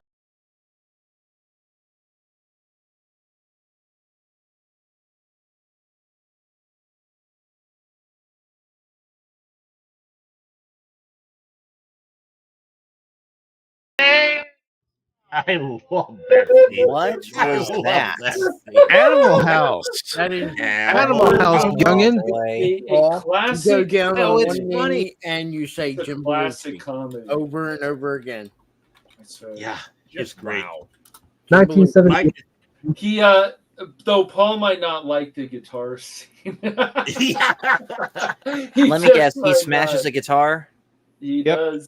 Yeah. Yeah, you're You'll right. see I'm not gonna why. like it. You'll see why. Though. I gave my love. I noticed though, Paul, you didn't have Long Kiss Goodnight on your list of loved movies. With Never seen it. Davis looking hot as balls. Just saying. What was the movie called? The Wonkiest Gina Goodnight? Davis and Samuel L. Jackson. That movie was lit. What's the movie called again? Long Kiss Goodnight. Yeah, I think. Yeah, Never seen it. I just sent the cover to Pacific. That movie, oh my god, it's like in the same category of True Lies. Okay. Same category, 100% same category of True Lies, Salt. Same category. I gotcha. You know, I was talking a couple weeks ago with Cash about Paul's list, and one that you've seen missing off the list, and you would think he wouldn't have a problem watching, but he never watched. None of the Pirates of the Caribbean. No, that's not true. That is not true. I have seen all of the Pirates movies. They're not on your list. And they're not on the That's list? because I watched them well before I started this channel. Yeah, but you still have things that you watched way before the channel that you have on your list. Only because I rewatched them for the channel. So you have watched every Pirates of the Caribbean. Yeah. All 5. Yeah. You should put them in your list and tell people where you thought they should be at. I'm just curious where you put them at. Well, let me rewatch them first, then I'll do it. Oh, watch party. All right. Real quick, Mike, before you get on to this, I do want to go ahead and head out for the day. But before I go, I want to wish you, of course, like Nerdporial did, congratulations on 4 years of PACIFIC414. Thank you, brother. Of course, congratulations, for the next 4 in advance. God dang. And of course, thank you for, having me on here as you always do with the open panels on Pop Talk. I really do appreciate it. And of course, thank you for helping me with my channel, Fandomology, for all that you've done. Well, you're welcome. I don't mind doing that at all for any channel. I support a lot of channels, and I'll admit it's not easy to watch everybody all at the same time. And there are a lot of streams I miss. There are a lot of videos I miss, but I do try to support as many folks as possible. And Paul, I'll always be there in your corner. I may be like a big brother picking on the little brother, but we have to. We have to. You guys don't realize that Paul likes to be picked on. Someone's got to be the butt of the jokes. There you I certainly don't mind. Well, so Cash. I mean, he's part of the joke, but that's why we got this for you, Paul. True. It's always good to hear Cash Money yell at you. Oh, quick question. Is anyone else on this panel besides... Don't put me into your rebel lie. What? God. Hold on. This is Paul's time to promote his channel. Yes, it is. Go ahead. So yeah, for those that don't know, my channel's name is Fandomology. We do streams every Monday through Saturday, although Saturday can be a question mark. But yeah, Mondays are for movie reviews. Tuesdays are for gaming streams, for like single player games, or should Phil and I and anyone else that wants to join get on Myth Force or something like that. Wednesdays are general discussion panels. Thursdays are gaming streams with my friends at TDK. Fridays are Paul's bedtime stories, where I'm currently reading through Splinter of the Mind's Eye. And then Saturday is a wild card where I can do pretty much any type of stream that I want, including not stream at all. And there are times you do need to take that break so you don't get burned out. Exactly. Yep. So again, thank you, man, for having me on here, and we'll see you guys later, all right? Anytime, Paul. You have a great day, and thank you for coming on, brother. Have a good one, Paul. Adios. Mm-hmm. All right. What was that, Baron? I'm gonna put you in the D. What? Been there for a while. What? What did I do? Wait. Why are you putting Baron in the D? You guys usually reserve that for me when you have Pop Talk when I have to do something and I can't be on the show. Sometimes we have to put Baron in there too. Okay. Throw him into the water. Blah blah blah blah blah blah. He gets that alive, toss him overboard. So yeah, we're gonna Yeah, have to have a watch. We're gonna have to have a watch party for Animal House. I think it's important. Yeah. Yep. Paul's gonna have Kiss to be Goodnight. Yeah, that'd be fun. Probably. That was a good movie if I remember correctly. So we do have the latest blockbuster or not so blockbuster movie numbers for the weekend. And the Hunger Games, The Ballad of Songbirds and Snakes made $44 million. I don't know how much the budget was. So. I don't actually, 44 million. That means it went under what they're expecting. They're expecting 50 for that. Were they? Yep. Yeah, it went a little bit under then. Why? Yep. Zegler destroyed everyone. Well, maybe you can but block see, her the out. last Hunger Games movie with Jennifer Lawrence didn't do that well either. No, it didn't. And The this first chick's two did very insufferable. well, but yeah. And It's then you alright. have Yeah, it Trolls is. Band Together that made 30. I don't even know what And Wow. Dang, that's a drop. It's horrible. But it's Yeah. our fault. Remember, it's our fault. Just ask Stephen King. Oh, of course. Thank you, Stephen, for not. wait. Wow. It's all men's fault when there's been multiple reports saying women decided not to go see the movie. Wait, can't blame them. are we on YouTube and Rumble or just Rumble right now? We're on YouTube, Twitch, and Rumble. Oh, damn it. Okay, I can't say that then. No. All right. I mean, it is our fault Marvel's because going to hit wait, that wait. magical 300 million more number. Censored version. It is our fault because as men, we are expected to hold the things on our shoulders. There we go. Yep. But There we see, go. the thing is, men went and saw the Marvels last weekend. It's women that didn't go see it. Women are Ironic. Nope. Some men went to see it. Not a lot. Yeah. I didn't go see it. I have no interest in seeing it. I don't want to see I'm it. looking forward to seeing Napoleon. Yeah, me too. Hell Yeah, yeah. it looks like a good film. And the new horror movie, Thanksgiving. Yes. I can't wait to will see get them you carve because some you things took up. the last turkey leg. Are we having the war over some cranberry sauce? Hey, if someone comes in between me and the mashed potatoes, it's on.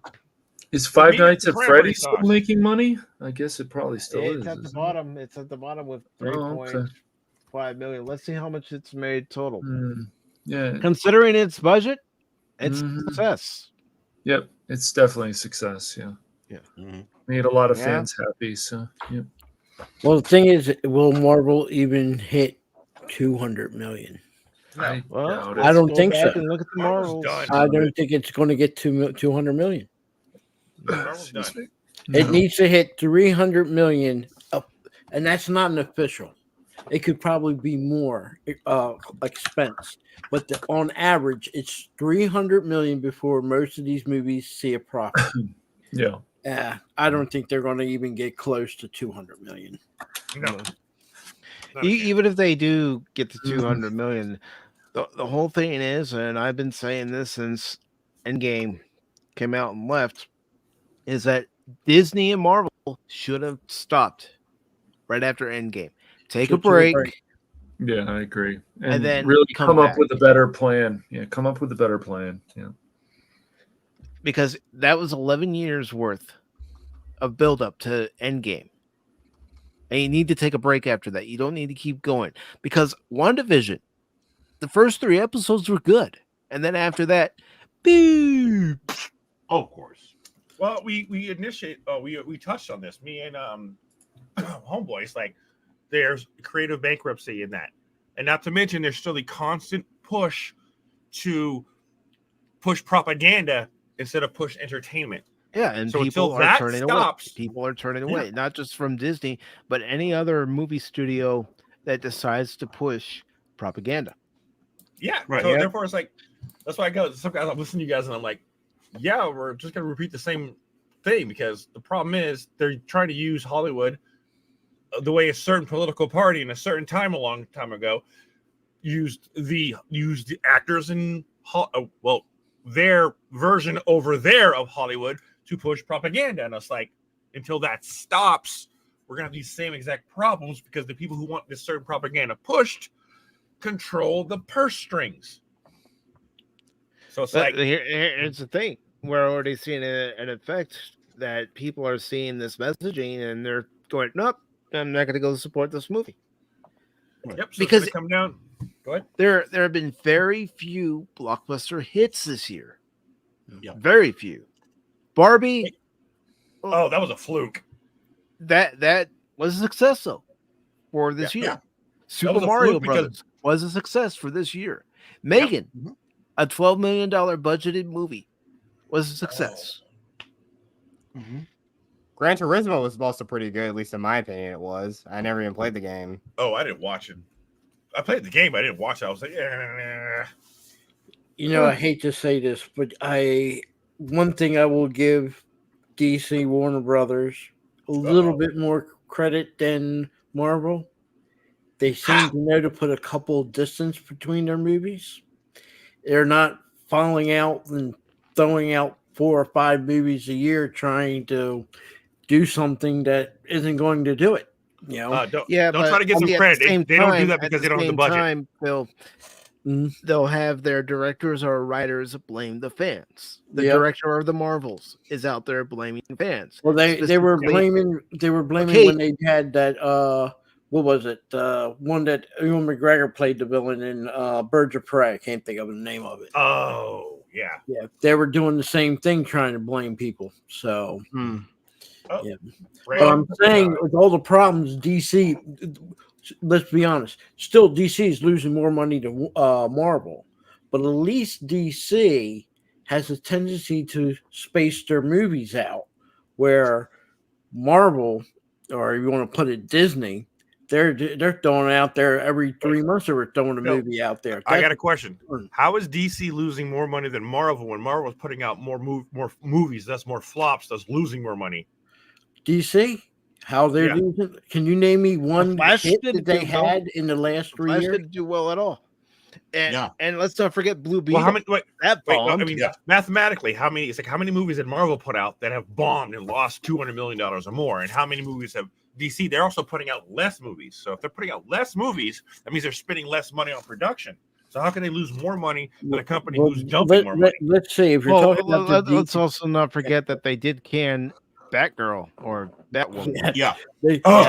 They should have canned Batgirl in the first 3 episodes. Not we're gonna give them a whole 2 seasons. No, we're where talking they about the lost. movie. No, Not Batgirl, the Batwoman. movie that they can. Yeah. You know what I mean? Like, And I mean, overall, like, how can they be losing more money when they're not producing as much garbage as Marvel? you do know Warner Brothers had to end up selling the DCU to Discover Because they were losing Disney's money? backing Yeah, Marvel. Warner And Bros. Disney was Discovery the is cash part cow. of the same company, Phil. Yeah, but they had the deal when they made with Discovery was not even. I think what was it? We even had the article on your channel where they had it. I think they sold it for peanuts. It was a CW network. Yeah, there you go. I want to say But they I'm sold pretty it for sure that peanuts. I'm pretty sure DC or not DC, like Disney/Marvel are in the billions in the negative over the last 5 years, and I don't think DC is nearly as in the red or lost. Let me rephrase that because the red lines depend on your company's budget. Well, if you look, would you call Flash and the last Aquaman successes? No, but I'm saying is there's not as what I mean is there's not as many. Okay, here we go. We have one company. They produce 10 tanks. Each tank costs $5 million. You have the other company who produce 3 tanks. Each tank costs $7 million. We'll just say that. It's like the company that produced the more tanks will have lost more money than the company who produced the least amount of tanks. Like DC has not pumped out nearly as much trash as Marvel has. So it's like, how could they be losing more money? The difference between DC and Marvel, DC isn't even with Warner Brothers backing them, doesn't have the amount of money that Walt Disney has or did have. You know, okay. Okay, so Walt Disney can take a bigger hit than what DC can take a hit with. So if they have a movie that flops and they lose $10 million, and Marvel loses, remember when it comes to Disney, they're backed can, by their theme parks. Yep, and that's but the theme parks are failing too, as we saw by what's it, Parks and Princesses? Yeah, she's just on them. Clownfish TV, yeah, they're on it with their reporting. Well, yeah, I mean, that's who DC needs. Christopher Nolan. That's the man they need to run their stuff, not the current gentleman. Yeah, not James Gunn. Yep, and Peter Safran. No, it's yeah. Well, I mean, like the first Aqua movie made what, like $1 billion, but this one that's coming out, I don't see that was $1 billion something worldwide. So it was a big hit. I don't know if you guys like the first Aquaman movie. I felt there was too many explosions in there that took me out of the film. Like there would be a random explosion. I'm like, okay. It was just weird. And I don't remember the first Aquaman movie very much. So you must not like Dragon Ball Z then. I've watched a little Dragon Ball Z, but it was just weird. The random explosions in an Aquaman movie. It was just bizarre. All right, we have this article from Joe Blow again. Joe Blow. And it's by Matthew Pale, or Paleo, however you pronounce his last name. It says Christopher Nolan urges fans to buy Oppenheimer on physical media. Christopher Nolan again stepped forward as a champion of physical media. Well, I don't blame him. I prefer to buy physical media still myself, even if I've run out of room. Urging people to buy Oppenheimer so it can be taken from. So it can't be taken from them. I don't have a camera, but I'm holding my actual copy of The Patriot right now. Christopher Nolan has long been a champion of the theatrical experience, and who knew Taylor Swift would be a part of his defense? Can't stand her. Right. But he also wants movie lovers to appreciate the art at home in the best way possible, promoting the upcoming Blu-ray of his monumental Oppenheimer while dropping a bomb on streaming services. And Oppenheimer does release this Tuesday.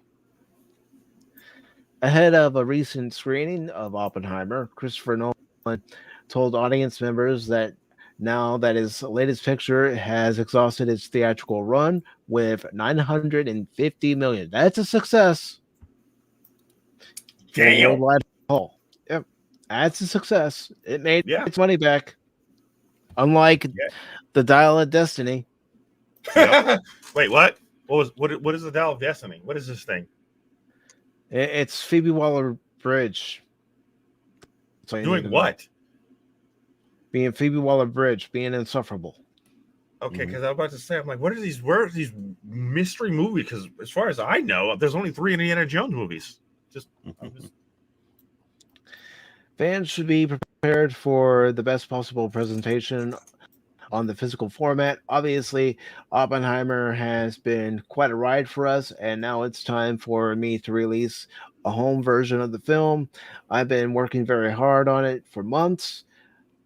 I'm known for my love of theatrical and put my whole life into that, but the truth is, the way the film goes out at home is equally important. Yeah, this is a man who actually, in order to build the town that they tested the atomic bomb in, decided we're going to film on a very fast filming schedule pace so we can cut the budget and build this town. He was determined to have the town in there to make it as accurate as he could. He cares about his craft.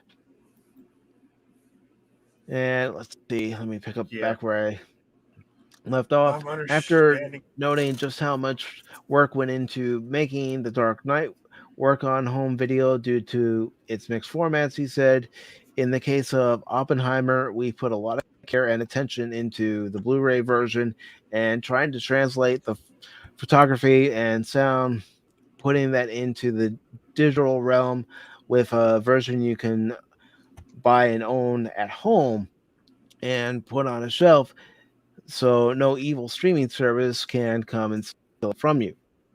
And you know who he's talking about. He's talking about them all. He's not just pointing out one of them. He's pointing all of them out because they all do it. Yeah, and Patty Jenkins was right on this too, surprisingly. She felt the same way. So no, broken clock's right twice a day. Right. Says Christopher Nolan, of course, makes strong points here about the validity or validity. Sorry, I can't speak sometimes. Validity. Yep. Whatever. Yep. Of physical media, especially pertaining to the visual and audio presentations of his films like The Dark Knight and Oppenheimer. But there's also the inclusion of special features that for many continue to serve as invaluable educational tools on film production and history. Yeah, I like watching the special features, seeing how a particular scene was filmed and how it was all set up to make what we see on screen possible. Oppenheimer is set to be released on Blu-ray, 4K, UHD, DVD, and digital on November 21st. Well, finally, somebody's doing it all at once instead of releasing the digital first and then the physical copies. With special features that include an in-depth making-of documentary, which will probably be an excellent watch, a look at the film's stocks, and more. No date has been announced for its streaming debut, although you can expect it to be featured on Peacock. Yes, because it's a Universal picture, and Universal owns Peacock, or I should say Comcast owns Peacock. Yep. Outside of theaters, it doesn't matter to you how you see a movie. Does physical media take precedence over streaming, or does convenience play a part? Let us know. Well, I prefer the physical. If I can get the physical, I'd rather watch the physical. And whenever I'm watching a movie at home, I may not get the same experience as watching it in the theater because of the size of the screen, but I still want the picture and sound quality to be just as good as it was in the theater. Well, letting you know, I don't want anything to be distorted where you can't hear any of the sound effects or any of the dialogue because they screwed something up when they were doing the transfer. Right. Watching movies on an Oculus is freaking amazing, FYI. I'll keep that in mind. So, yes, Baron, Brandon, Phil, TKO. What's up? What do you think about what Christopher Nolan is saying here? I believe he's 100% correct because, like I said before, Jet Sparks too. Huh? I forgot Jet Sparks, so I'm acknowledging Jet Sparks too. I want to hear his opinion. Okay, because the problem that I have, the reason why I believe that ultimately all of this, these companies trying to get to just drain money out of you continuously, because I don't know if you guys touched on this, there was an article that I saw earlier, and a other YouTuber that I watched that was touching on this about gaming companies trying to start charging you per hour of fun. It's like, yeah, no, I buy your product. You don't get to keep just draining me. So I don't think this is actually ever going to be successful because people are going to push back. So yes, owning physical medium, you buy it. I purchased it. You've gotten your money. Now leave me the hell alone. So yes, I 100% agree with that. Which is why I'm looking at my Steam library right now going, damn it. Well, I mean, I would think that any filmmaker, director, all across the board would want you to have the physical media because they are afraid of the streaming services and others going in there and changing stuff at a whim. I mean, even though Steven Spielberg did it to himself on this one, let's take all the guns out of E.T. and replace them with walkie-talkies, which is absolutely ridiculous. That actually was. I thought it was a troll. That actually happened. That actually happened. Yeah. Holy shit.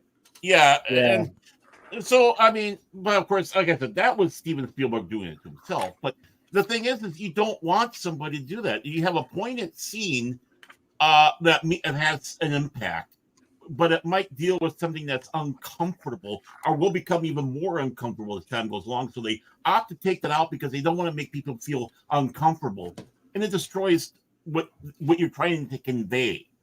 That there are things out there in this world that are not pretty, and the filmmaker is trying to present that, and now all of a sudden, 3 years down the road, all the digital copies have something like that taken out. Is Christopher Nolan secretly based? Well, I don't know if he's based or not, but when it comes around to someone who's creative, it doesn't matter which side of it is. You don't want your stuff screwed around with. Well, yes, you don't want it sounds more like common sense. Yeah, it's like right. I mean, let's take a look at Dune. I mean, David Lynch got upset when they redid Dune for television and adding scenes and all that. He did the Alan Smithy, directed by Alan Smithy, because he was not happy that the studio went ahead and did this to Dune. I mean, I think more the fact they didn't ask him to do it, they did it themselves, but still, he wasn't happy about that. So to have someone come in after you're done and then start messing around with things, I don't think any creative person wants that because they basically feel like they're being violated, and that someone's coming in and messing with their stuff. It's like having someone walking through your house and deciding, well, we're going to take these things out, and you know what, we're going to add this instead in there, even though aesthetically it ruins what the room is, the decor is. That's exactly what I fear as a writer, or of course, the idea that, there are certain things that are not like, politically literate in this day and age because, you can't say that, or, because of the way I look, people are going to tell me, how can you have these opinions when you look a certain way? You clearly don't understand. You don't see me as a person. You just see me as, just another one of your check boxes or numbers. And who wants to be a checkbox? Honestly, who wants to be delegated to? Look, Pacific, you have a disability, so you're gonna meet our perfect checkbox. No, fuck you. Exactly. Well, yeah, and don't. Well, and take a look at what they're doing with Ian Fleming's James Bond. The estate itself is going in there and letting them go in and ruin James Bond by having things rewritten in the book for the republishing.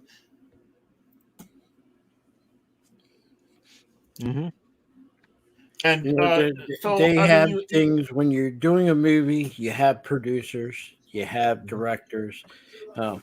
Throw out the executive producer, the executive director. Sometimes some people don't even show up on the at the set, and they get the executive producer title. The guy who did Pirates of the Jerry Bruckheimer, whatever his name is, never was on the set. His name is thrown up there, but he's never on the set. The only thing he does is he sets up a good group of people to make the movie. He just peeks in. Okay, you're doing a good job. That's it. So but my whole point in this, when I'm talking about producers and everything, and Baron was talking about it, It doesn't make a difference if you're doing. Who's got the TV going on in the background? Not me. Oh shit. I mean, but when you do a record, they have a producer. When you do a live action something on like in Hollywood, or when you go to New York and you go in there, you go see a play, there's a producer. That producer, his job is to see that the product gets done, to see that it's done on time, and then to turn around and bring it to whoever he got to show it to. Okay. For example, you might hear about stuff like Lord of the Rings that, you have the extended versions. A lot of people don't know some of the movies could have went for 6 hours. Oh, hell yeah. 6 hours. And 1 second. That was Chaos who had the TV on in the background. Well, the reason why there's 6 hours to a movie and then you don't get to see 6 hours, you only get to see 2, is the company sits there and says, okay, you know what? 2-hour movie, okay. 6 hours, no. We need to cut this down. There's some movies that get cut below 2 hours. Most of the time, growing up, I can remember movies not even lasting more than 90 minutes. 90 minutes was too long. So a lot of times these producers, they want to get their stuff in their movie, and a lot of times they can't because their good majority gets put on the floor. And we don't get the product that they intend us to get. I mean, look what happened with DC is a prime example. Released the Snyder Cut. Look at all the stuff we had to do to get released the Snyder Cut. And when we finally got it, you see what happened when they took Snyder out and they destroyed his movie. And then when we got the Snyder Cut, we're like, oh, this is what we should have had. Says it right there. Hollywood has their niches, they have their things. It's not just the producer wants to make a movie or the director wants to make a movie or the writer wants to make a movie. Everybody has to get their input. Everybody has to get their say. Sometimes people have to do stupid things. Sylvester Stallone had to sell his rights to Rocky in order to get Rocky made. Sylvester Stallone didn't see a dime as the creator and the writer of Rocky. He sold his rights. And Phil, real quick, I do want to break in here because we do have some breaking news. So that's okay. I'm going to go ahead and share this.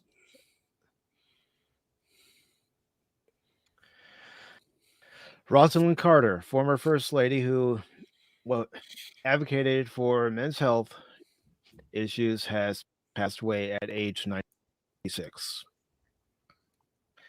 This is by Nicole Terry Ellis and Marina Podolsky.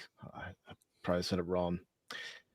But it says, former First Lady Rosalind Carter, the devoted wife of the nation's 39th president and a tireless advocate for mental health care, has died. The Carter Center confirmed that she died Sunday morning at her home in Plains, Georgia, at the age of 96. The former First Lady and former President Jimmy Carter were married for 77 years.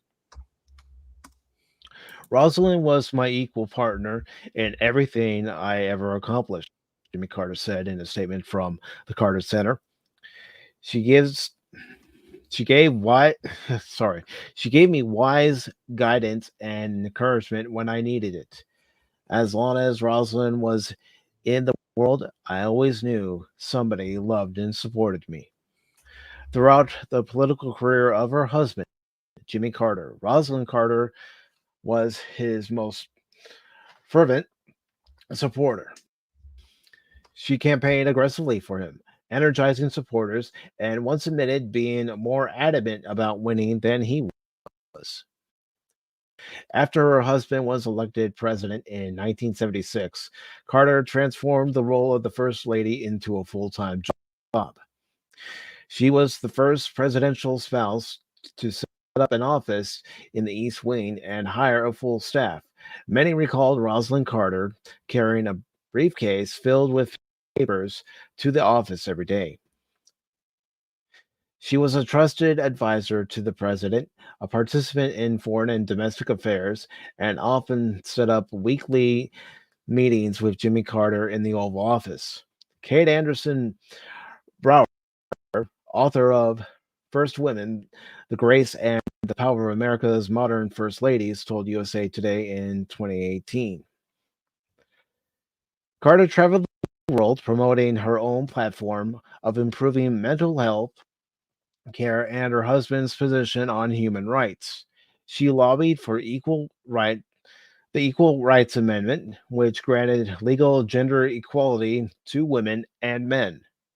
Former colleagues, friends, and observers described her as genuine, warm, and selfless. Throughout much of her life, she epitomized the modern working mom and wife.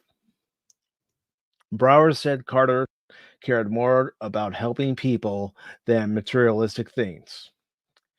I think she will be remembered as a strong, tough, disciplined woman who also is very kind and had a lot of empathy for other people, Brower said.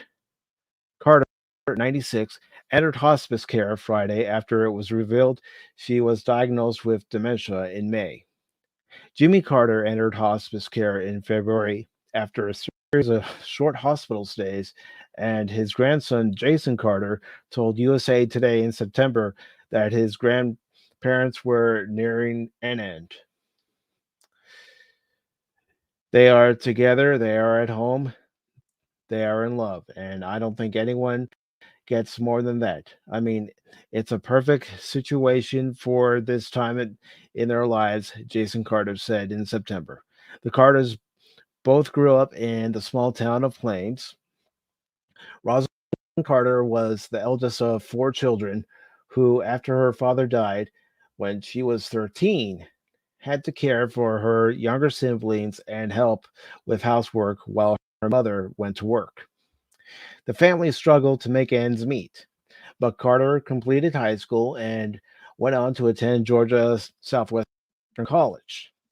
In 1945, she began dating Jimmy Carter, who was home from the U.S. Navy. In 1946, the couple married. Jimmy Carter's career in the Navy kept the family on the move. Their three sons were all born on different naval ports in Virginia, Hawaii, and Connecticut. Their daughter was later born in Plains.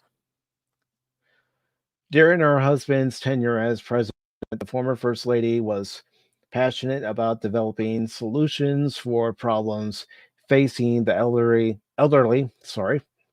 and brought groups together for the White House roundtable discussion on aging.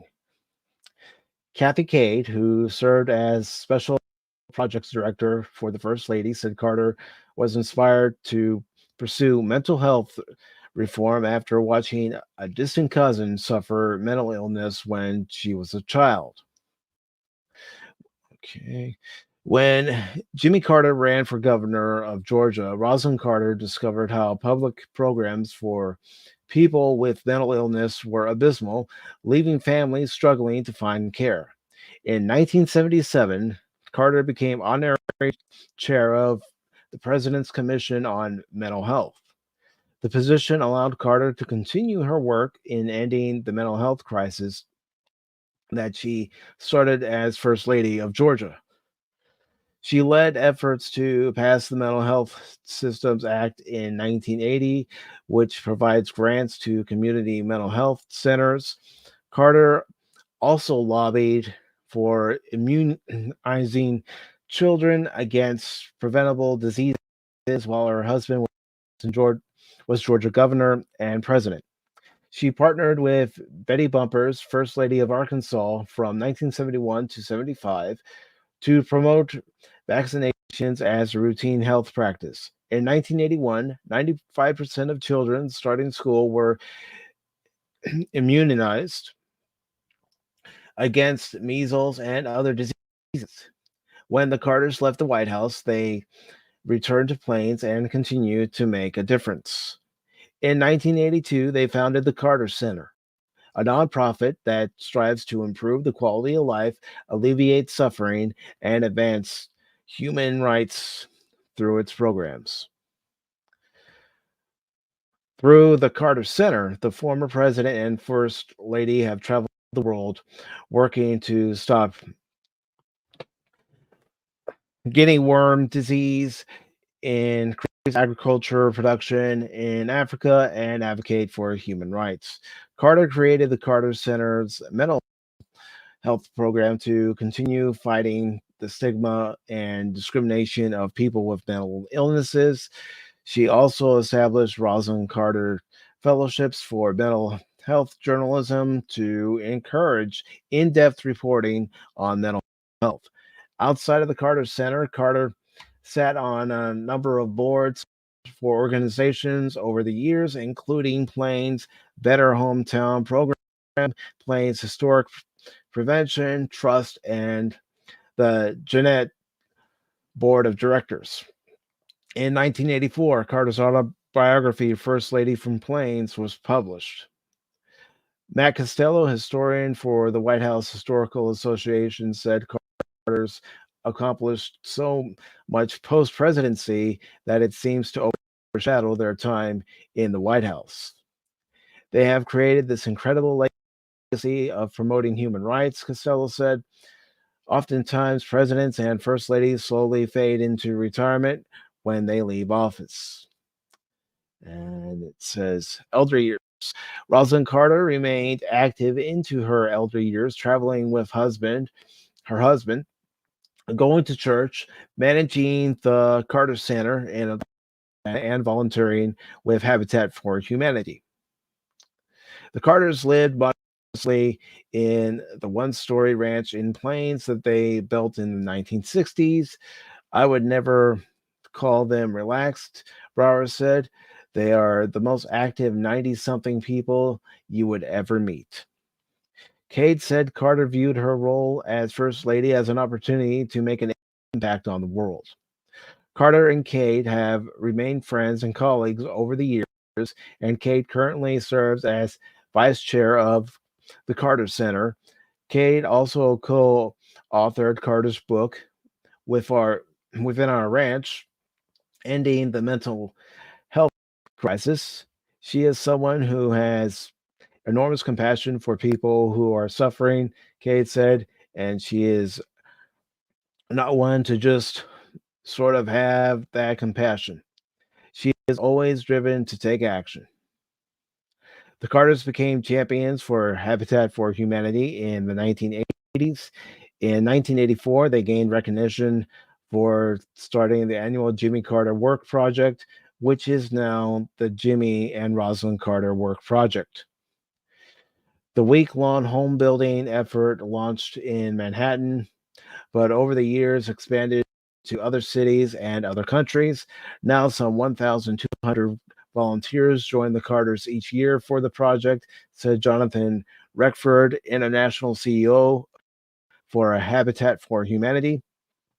Reckford, who joined Habitat for Humanity in 2005, described Rosalind Carter as an extraordinary leader and a hard worker who dedicated her life to helping others.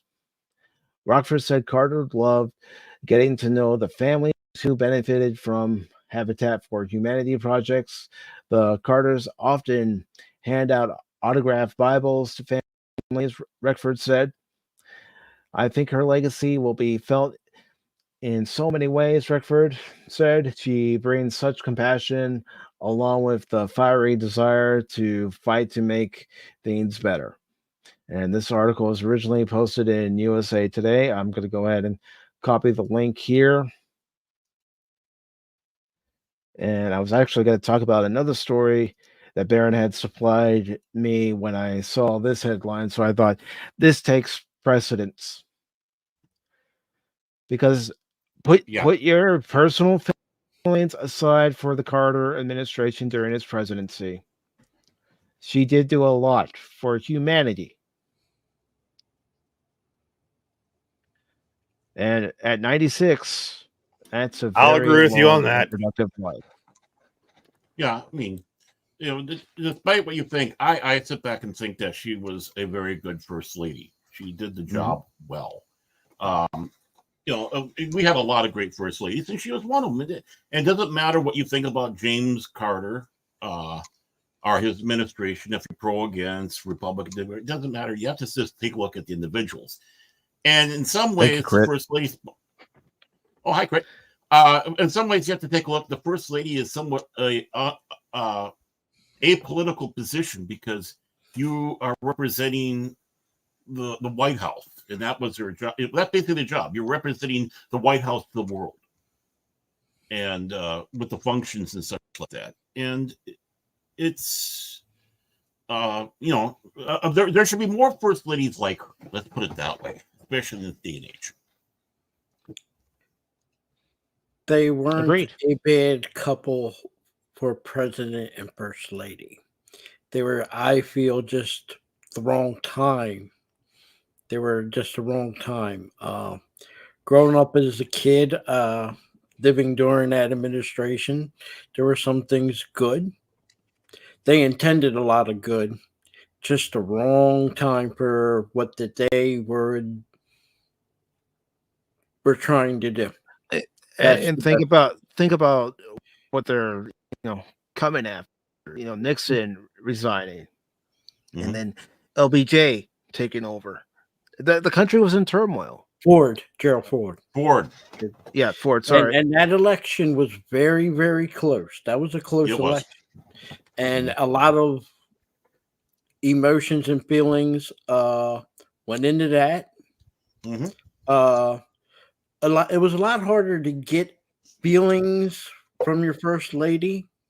There was reports of things she said, some things I don't want to repeat here, that didn't put her in a good light, but it's allegedly said. The only thing I could say negatively that I ever knew that happened was when they were packing up after the 80 election, she took to China. Now, a lot of people don't know this, but when a president goes in, a new president goes in, they get new everything, including China. So when the Carters went in there in 76, they picked out the China. They had China designed. It was every president. That's a given. But the thing that happened was you're not officially allowed to take to China. It doesn't belong to you. So even though it would have probably went to storage and eventually it would have probably been given to them, a little snafu she did was she packed to China. So that's the worst thing this lady ever did as first lady. Officially that I know, she is far above a cut than the rest. So yeah. As far as her and her husband, like I said, they were good people. A lot of people would say the last of a Southern gentleman couple. People probably would say Clinton had nothing over Jimmy Carter with the politeness. Have you ever heard him and his wife? You normally never seen them on TV say anything bad about anybody, even from the other side of the aisle. Right. They're very polite and religious, very religious people. Southern Baptist. So I feel she lived a good life, 96. Her husband's darn near 100. Knowing how some people are when a spouse dies, even though Jimmy Carter isn't in perfect health himself right now, would not be surprised that complicates things for him. Well, let's give a little bit of toughness here to Jimmy Carter. He was put in hospice in February and he's still around. Yep. So yeah, I mean, I think it's going to be the final blow for him. But I mean, the fact that he stuck around that long, and I'm sure it was because he, his wife. I mean, when you have couples like that, they're, it's like you don't, you want to be together. And I lost my fiance, and it almost destroyed me at like 30. So yeah, I can only imagine. She was only in hospice one day. One day. I can't imagine losing. A lot of people don't survive long in hospice. A lot of people think that They go in, they come out. Some people go in the house. I had an uncle recently died. Went into hospice. Yeah, and it's not looking good because as a man, especially like a traditional man, like you fight, you continue to fight, you stand on your feet for her, and if she's gone, like I told you, I almost got destroyed when the woman I was going to spend the rest of my life with died. So I can only imagine what he's going through right now, being with her for that many decades.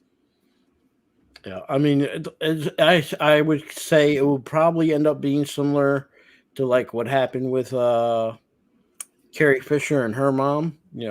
Carrie Fisher dies. The next day, her mom dies. That's not unheard of. That stuff happening. I mean, I'm not wishing him to die. I'm just saying that tends to happen. That I would not be surprised with bad condition and her passing away. It's a different pain when you lose like a relative than like your life partner. You kind of lose. Pain is pain, Aaron. Pain is pain. It doesn't matter. Is a real thing. It doesn't matter if it's a spouse or if my parent. grandparents. You I expect suffer my pain. grandparents to go. I expect my mom and dad to go. I expect that, like the natural progression of life. The person that you've built your life with, or you're planning on building your life with, as a person, I go. I lost the will to live. Okay? Exactly, and it could be the same exact thing. If a parent loses their child so young, it's just as painful, if not more painful. Mike, even I don't know. I'm not telling Matt, but Mike, but I got to the point where I got lit, and my friends went told to, me that. Yeah, and I tried to jump. I was like, screw this. I'm gonna go be with her right now, and I jumped. Yeah, I remember getting that call at that early morning. Yeah. I tried to jump off a cliff, and my two best friends at the time grabbed me out of the air. Like, you lose the will to live when you lose your life partner. Like, why else am I here for? Like, I built this, I planned for this. Like, I expect my parents to go. I expect my grandparents, they already went. I go, they're old. I expected that. But when you lose your life partner, or the person you want to be your life partner, that was a depression I never. It was just. Woo, I'm surprised I'm still here. Like, I really am, because my friends told me I repeatedly tried to go back and be with her. I tried to go to where she is multiple times. I've been told. I don't remember because that was a bad time. But so I'm not. I don't agree with him politically, but I know he's not gonna. His will to live is gonna be gone just by losing her. I felt that myself. The one thing. Plus his age.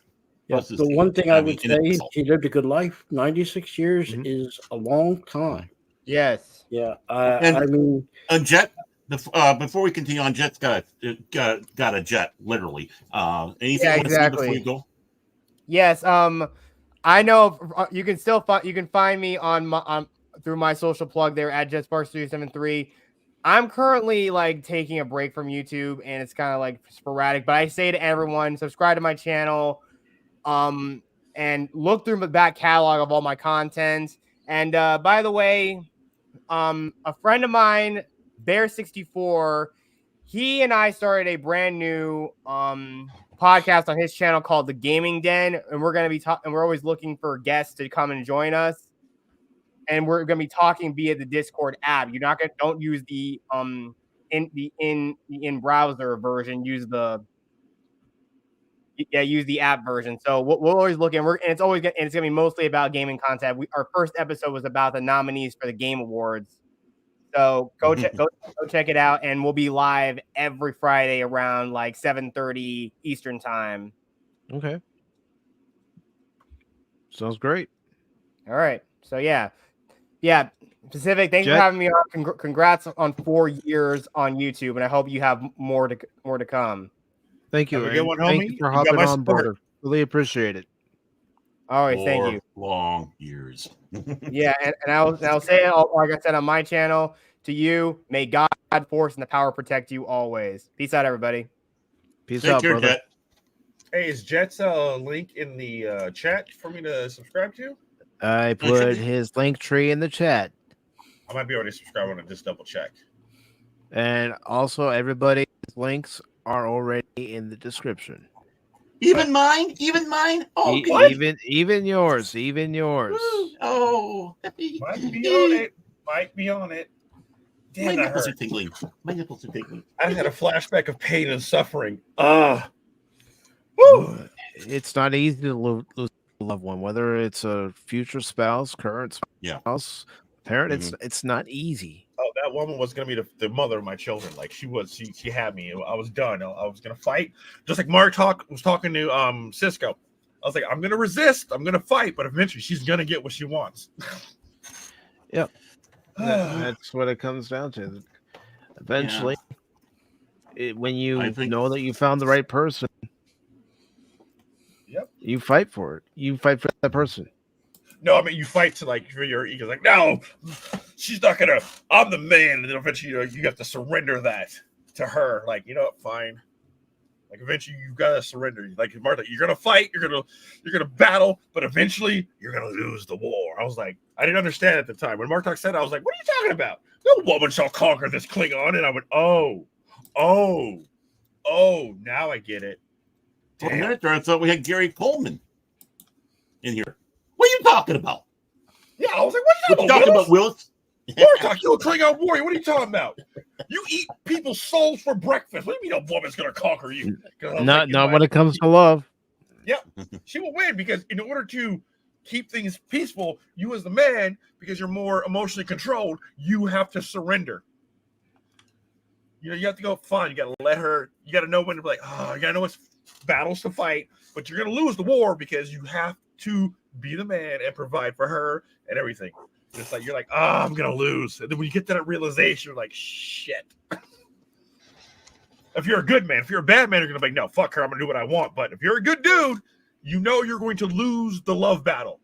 Lose/win, depending on how you view it. But, you know, you're going to eventually have to go, okay, honey.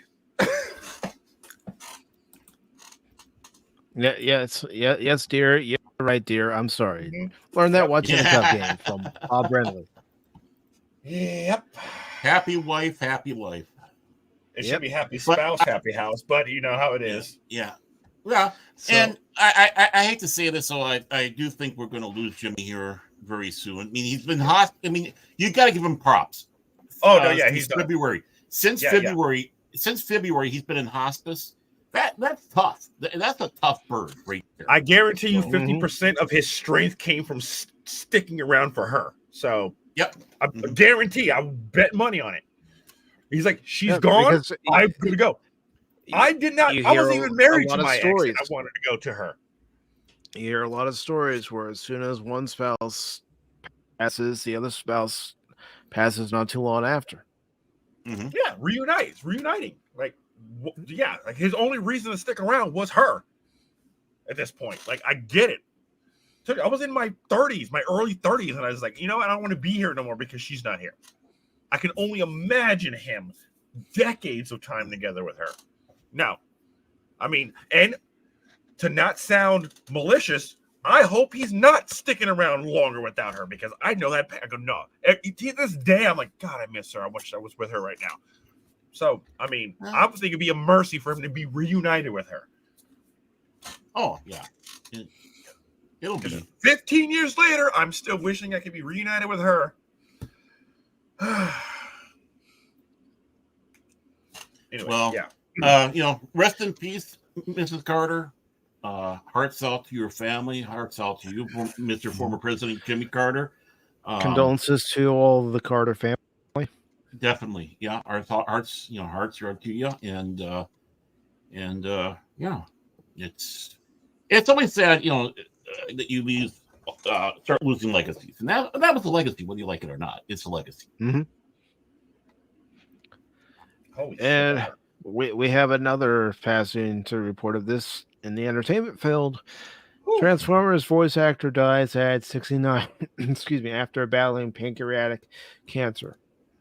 Transformers voice actor dies at 69 after battling pancreatic cancer, and that voice actor was Peter Spellos. I have heard the name. I know he voiced Skybite, but I can't really tell you what else he was in besides what it's saying here. for voicing Skybite on Transformers Robots in Disguise. That was the original 2001 version, which was actually called Car Robots in Japan. It was produced in Japan first and then released in the United States. So that is a Transformers anime. Oh, really quick question, Pacific. Are we covering? Hold on. I'm reading this article. As well as appearances in Men in Black 2 and American Dreams. And this was posted a couple hours ago. It says Peter Spellos, who voiced the character of Skybite in the popular animated Transformers series, has died at 69, according to TMZ. The actor's friend, Jennifer Smith, told the outlet Spellos died Sunday at a hospice facility in Indianapolis as a result of pancreatic cancer. He was loved and cared for and surrounded by people during his final days, she told TMZ. Spellos portrayed Skybite for 39 episodes of Transformers Robots in Disguise, starting in 2000. Okay, I was wrong on the year. It's 2000, not 2001. Okay. He also held other TV and film credits, appearing as Moto Man in the 2002 Men in Black 2 and Gus in NBC series American Dreams from 2002 to 2005. That's why he looks so familiar. According to his personal website, Spellos also taught acting and was a career coach for over 35 years in New York and Los Angeles, bringing his classes to Indiana in 2015. He additionally has a directing resume listing a variety of productions, many for a theater company he founded himself. In his bio, Spells called teaching, acting, and improvisation the true passion of my life. So we lose another good entertainer. You know, people.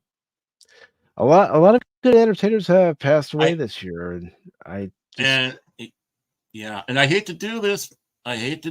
Mike, but this just came in too. I'll put that in the private. Okay.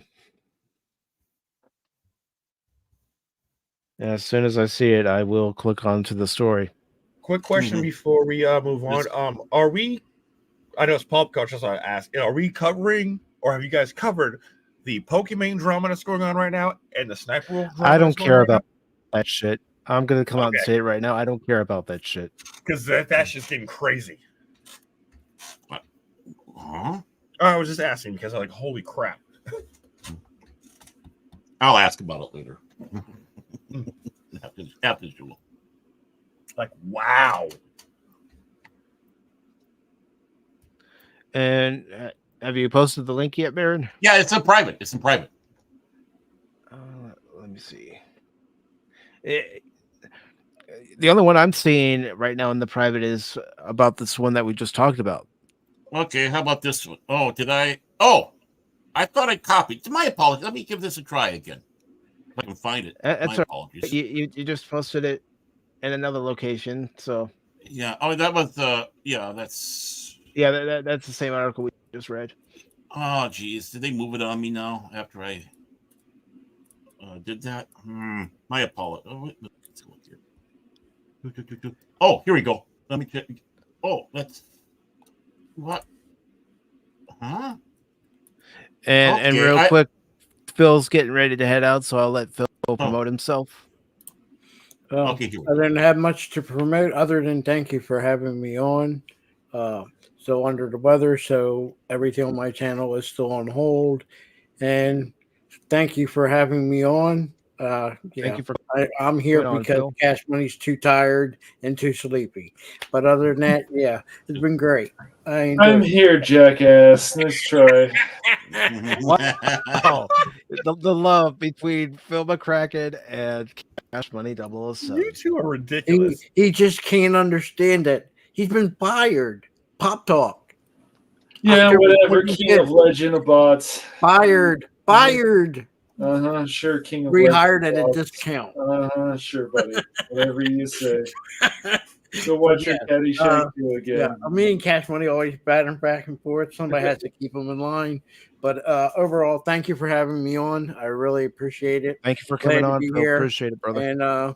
And congratulations on 4 years. You know, God help you if you have to stick 4 years with Cash Money. That's going to be quite painful. But I will be here. It might be painful for Cash and Baron, though.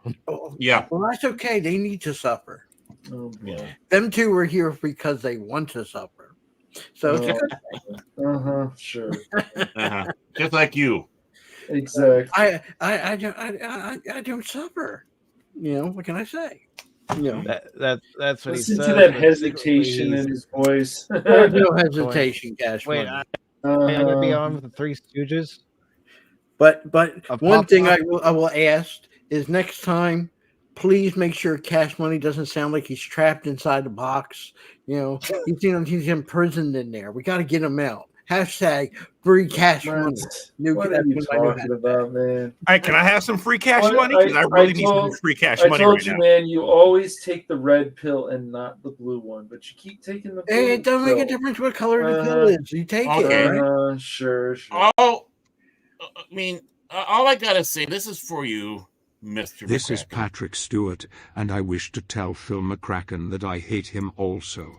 I hate that guy. What was that? I hate that guy. You know. But anyway, you guys have a good night. And Night, Phil. again, Mike, I'll talk to you a little bit. If not tonight, tomorrow, I'll give you a message. Definitely. But yeah, everybody have a good Sunday and take care. You too. You take care, Phil. Here is a Later, coupon guys. request from Cash Money to Phil. And I want to say hello to Drunk Irishman. Hello.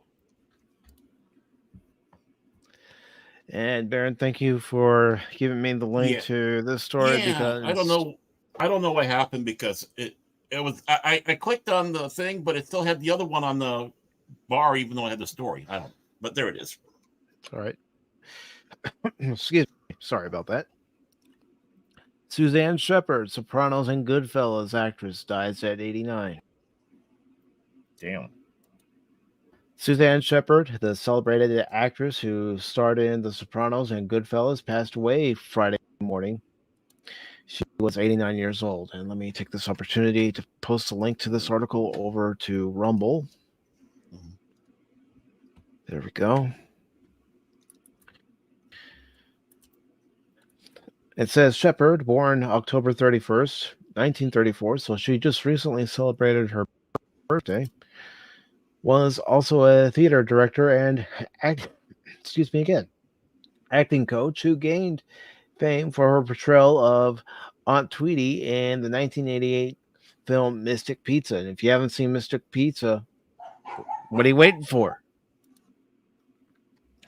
She went on to play Karen Hill's mother in Goodfellas, as well as Carmela's mother in Mary DeAngelis, and Mother Manny.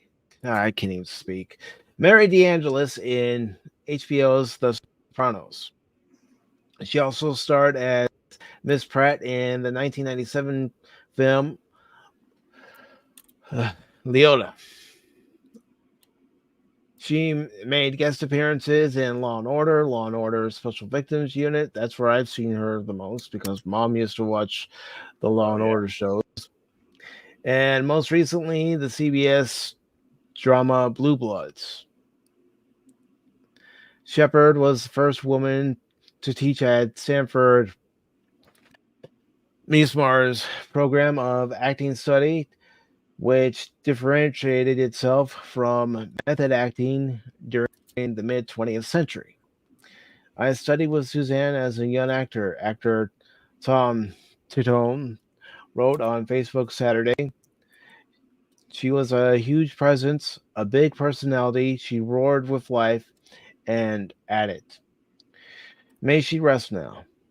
Titone said Shiva will be held for her this Monday and Tuesday. And Ray Abruzzo, her co-star on The Sopranos, eulogized Shepard on his Instagram Saturday. sad to hear the passing of Suzanne Shepard. He said, a force of nature, actress, teacher. According to a statement from her talent agency, Shepard is survived by her daughter, artist Kate Shepard, as well as her son-in-law, Miles McMarris, and granddaughter, Isabel Shepard. They said a memorial service will be announced early next year. Yep, keep losing them. And I know everybody gets older, but Indeed. This year it just seems like we're losing more and more recognizable names, and as those names go on, you think who currently in entertainment, whether it's on TV or television, can fill their void. Well, also we wonder why so many these last couple years. Well, I mean, she was 89, so you got to figure it was just natural causes. I know, but you know. Mm-hmm. You know.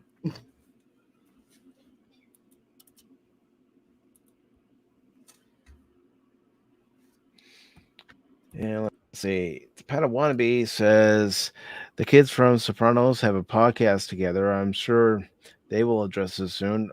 I wouldn't doubt it. I wouldn't doubt it.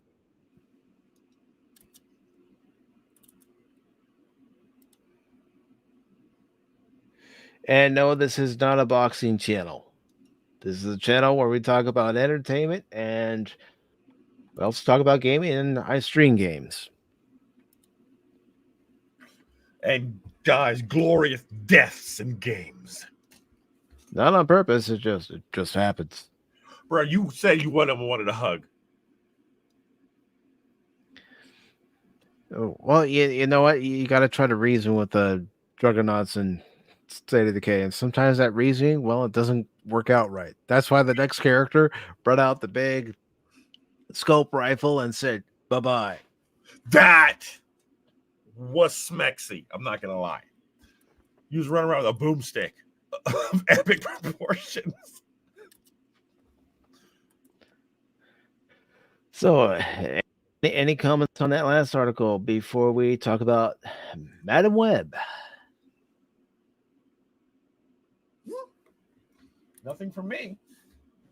Same for me. Sorry, I turned my mic off. My apologies. We're losing that generation. We are. You know, these are all people who are older and they're going, and we remember them as they were on the screen, and it's sad. And just like you said, it's a void that it's not getting filled with because the quality what we're getting now is, obviously you listen to any of us talking on these pop programs, not getting filled. And and what a wealth of knowledge she's taking with her, because to teach, if a generation would listen to her, what she could have taught the other about how to do the actings and such like that. And same thing with a lot of these that have gone before us. And rest in peace. Let's hope this is our 3. Let's stop right there. That's our 3. Enough. Wishful thinking. Well, you got to be positive about something. It's why Baron and I are positive about the remaster of Dark Forces. Can't wait. Me too. Wait, what do you mean? You're positive about that? Also. Yeah. They're taking the original game and they're just upscaling the graphics. Let's see. Are they going to take away you being able to chop people's arms and heads and stuff off like when Star Wars? No, they're not tampering with anything else in the game. They're just upscaling it, right, so it works on modern PCs and look pretty. Oh no, man! They've lied to us before. I'll wait till I see it. This company has a good reputation for respecting past source materials. So, all right. And it sounds like Disney's pretty hands off on this one. So. We're hoping. We're being cautiously optimistic, and we're looking. Okay. What it is. I'm on board with that. Definitely on board with that. Yeah. But we're excited. Yeah, we're cautiously optimistic. And we're hoping for the best. We're cautiously optimistic, but there's one thing that you and I have talked about, and Cash has talked about too. When there's a product out there and it's good, praise it, and then when it's crap, tell them why it's crap. Oh yes.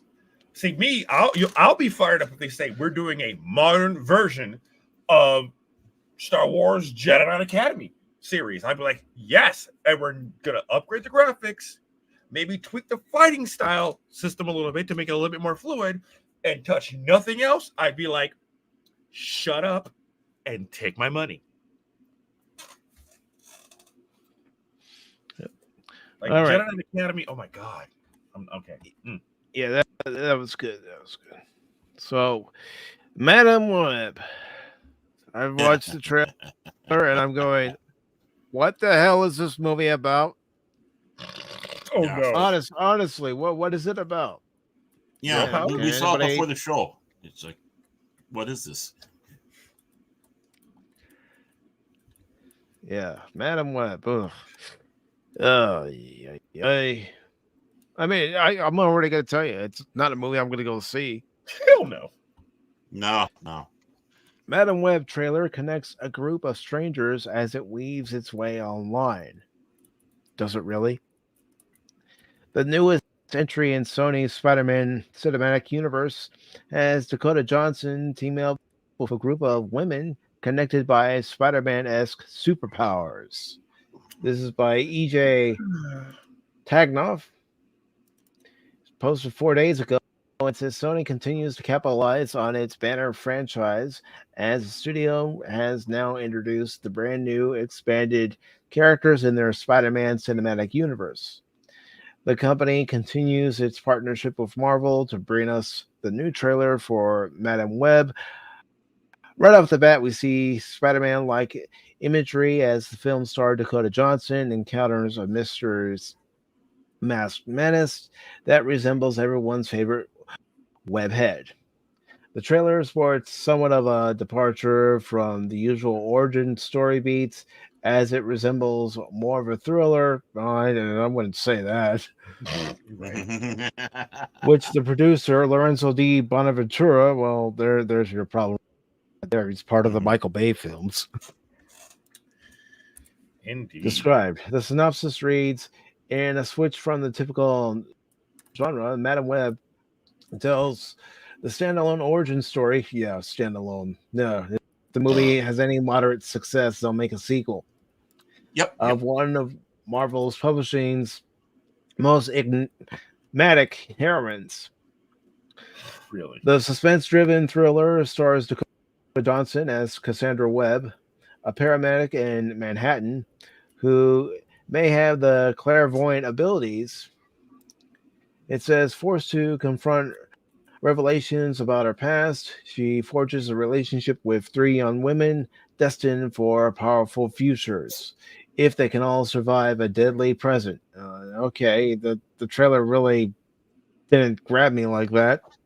No. Dakota Johnson stars as Cassandra Webb, who takes the moniker of the title character. Up-and-comer Sydney Sweeney, Euphoria, and Anyone But You is portraying Julia Carpenter, also known as Spider-Woman. The Sony Marvel joint film also features a cast that includes Celeste O'Connor, Isabella Merced, Tahar Rahim, Mike Epps, Emma Roberts, and Adam Scott. S.J. Clarkson, known for another Marvel property, Jessica Jones, takes on the directing duties for this superhero spinoff.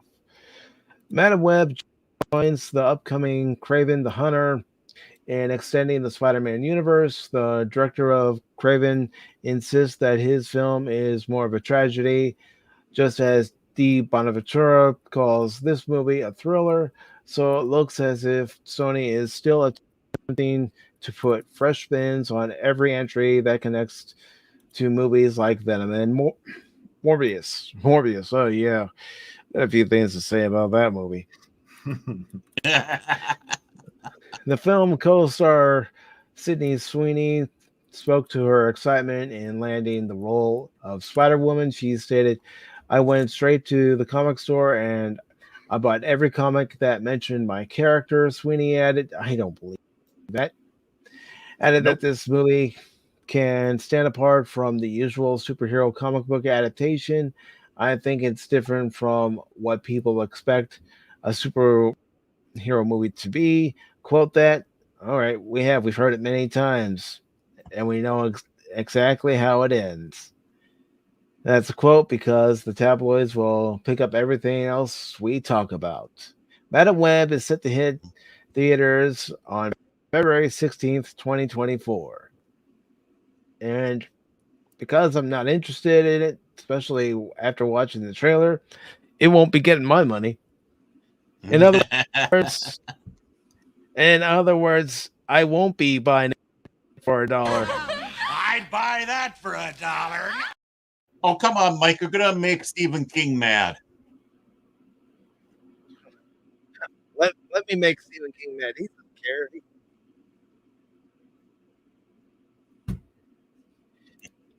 Yeah. Like I said, we watched the trailer before the show, and I'm watching it going, this is like, Right. give me a reason to say, okay, I'll put that in the back burner as a possible movie I'll see in 2024.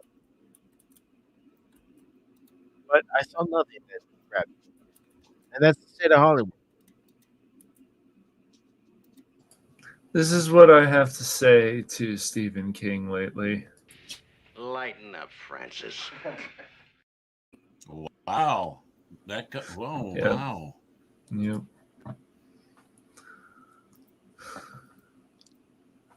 He's acting like a goober All right, idiot again. So do you guys have anything you want to say about what they were talking about in the article, about what Madam Web showcases as far as the article says? Because I did not see that as I watched the trailer. Sorry. It stinks. I'm gonna So have to quote great, Doomcock. but I So won't. she's the bestest Spider-Man ever. That's all I got. Yeah.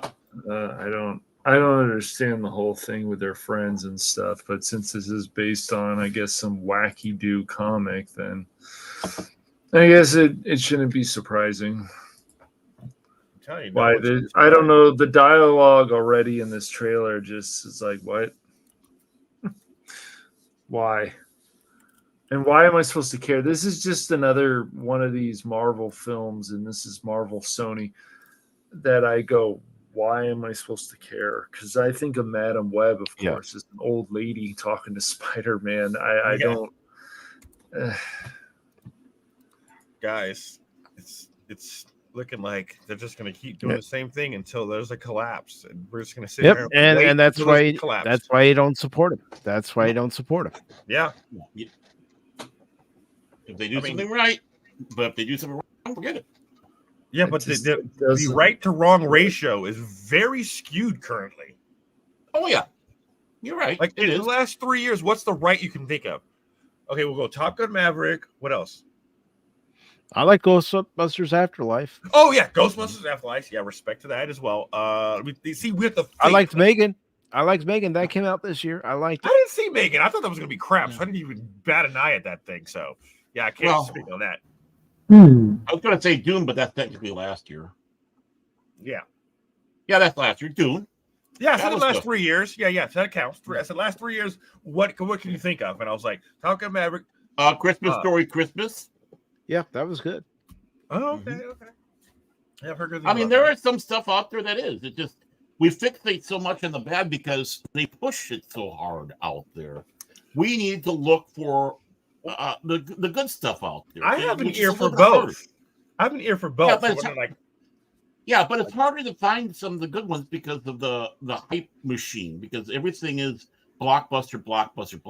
That's why Megan doing as well as it did is great, because it's a low budget film. Cocaine Bear, same thing. It's low budget and still did good. well, I mean, I'll say Yeah, Sound of $12 Freedom. Like I said, million there's a lot budgeted of movie. Yeah, but I as mean, it's like Megan was. there's more. What I'm saying is there's more bad ones than good ones recently. Because back in the day, like when we were in our when we were young, it's like every freaking movie that they're putting out was at least worth watching. Yeah, but yeah, you're right. But you asked the question of what we thought were good, and we're listing off some of the good stuff out there. Yeah, I mean, yeah, we have to the be list. positive about that and keep promoting that. I mean, we can bitch and moan and whine and cry about all the bad Because stuff all we want, but here's it's not gonna another change. thing that's good. I know some people have a different opinion on it than I do, and then Baron does. But Babylon wrong. 5, The Road Home, the animated Oh, movie, God. I thought that was good. Excellent. So, are you guys are fans?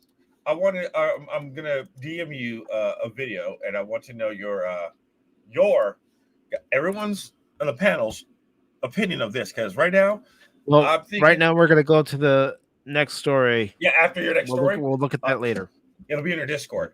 It's a minute trailer. I was like, okay, how are you guys feeling based off of how One Piece is coming out or performing, I should say. One Piece? I liked the live action One Piece. Yeah. So I think Netflix is. That's why I want to be judged by the panel. I'm presenting a case, and if I need to be admonished for giving them a little bit of credit, I will accept my admonishment. But I just sent you a trailer. As long as they produce something good that people will actually watch, that's fine. But if they produce something good like One Piece, and then you have something like Scott Pilgrim versus the universe versus the world come out, and Scott Pilgrim's only one episode, and then after that it's about another character, well, then they're back in the same spot they were before. Oh, they pull a He-Man? Masters of the Universe? 3 steps back. Okay, got you. Like, I'm thinking, is Netflix learning? I'm just wanting to make sure I'm not crazy right now.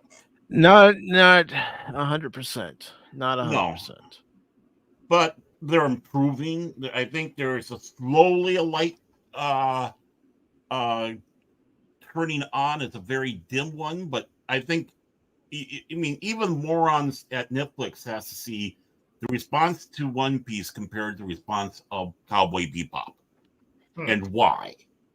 And I mean, the more we can have it, because there's going to be sucky stuff on Netflix, but they're going to probably put out some good stuff too. Let them know what you're appreciating, and the lesson will be coming home, and maybe, just maybe, they'll get it.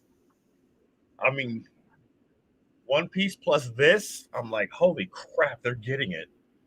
Yeah, I've seen the Avatar trailer. It doesn't look bad. I mean, I'm not a fan of Avatar, but it doesn't look bad. This looks fan made. I'm like, am I being fooled here? What's everyone else's opinion? Am I being tricked? Because right now I'm like, I'm hype. I hope not, because my daughters are looking forward to it too. They hated the movie, but they're excited about this. So, okay, so we have this article from WCCF Tech. Says Dragon's Dogma 2 showcase set for late November will show new gameplay and info. This is actually an article Cash asked me if we wanted to talk about. I said, yeah, why not? Come on, Cash. Come on, Cash. Where are you?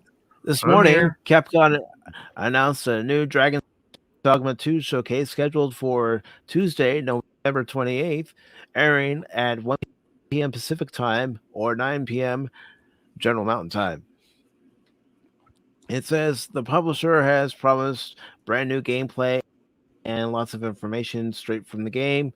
Director Hideki Itsuno and producer Yoshiaki Hira. I'm not even going to try. I'm not even going to try. I know I've already butchered it. The live stream will last around 15 minutes. Oh, come on. Make it 8 hours. Come on, Capcom. You're disappointing me here. Pop Talk's gone 8 hours. A few times. Capcom has certainly increased the pace of Dragon's Dogma 2 updates over the past few months. Yeah, but when are we getting Mega Man 12 or Mega Man X9? Come on. Come Good question. on, Capcom. You're letting me down, man. Yeah, they can let people down. Which many hit at an imminent release date announcement. After all, the Japanese publisher still has another unspecified major game, million seller, scheduled to be released by the end of the current fiscal year, which is scheduled for March 2024. Dragon's Dogma 2 was even playable by the public at the Tokyo Game Show in September. Moreover, the sequel received its rating in Saudi Arabia earlier this week, suggesting it won't be long before its launch. Last month, game director Hideki Itsuno and the producer, I'm not going to try to pronounce his name, about their goal to make Dragon's Dogma 2 a fantasy world simulation game.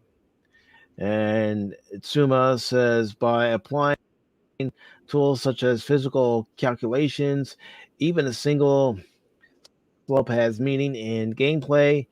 In battle, higher ground has an advantage. However, climbing to high places costs more than navigating on the flat ground, probably because you're burning stamina if you're climbing higher. Takes a little more effort for your character to get up there. When throwing something, it hurts more if you throw it from top to bottom. Running down a slope from the top to bottom increases speed, obviously. These are all things that are incorporated to simulate a fantasy world. I hope you all think I am trying to create a fantasy world life simulation game. As with all slopes, it's easy to lose your balance. It says taking advantage of this attacking extremities. Come on, Mike, speak. Such as the feet can be effective in making the opponent fall. It says we incorporate various elements so that the laws we experience while living in this world can also be used in the fantasy world at Dragon's Dogma 2. And then the other creator says it's a commitment to help you immerse yourself in that world. It says powered by the RE engine, RE, not RE as in Twitter RE. Dragon's Dogma 2 will be released for PC, PlayStation 5, and Xbox Series X and S. The game can already be wishlist on Steam. All right. Does it have a trailer that I can play? No. So let's go find a trailer for it, and I will play it. Just said any more with movie trailers, with the way these studios are on YouTube, is I don't want to run the risk of playing it. All right, so here. Well, they should just be building on what the first one did. Yeah, 'Cause I haven't finished the first one yet, but I did buy it recently. It was really cheap. So. Yeah, let me remove this. I don't know why StreamYards did that. So, right. So let me find this trailer.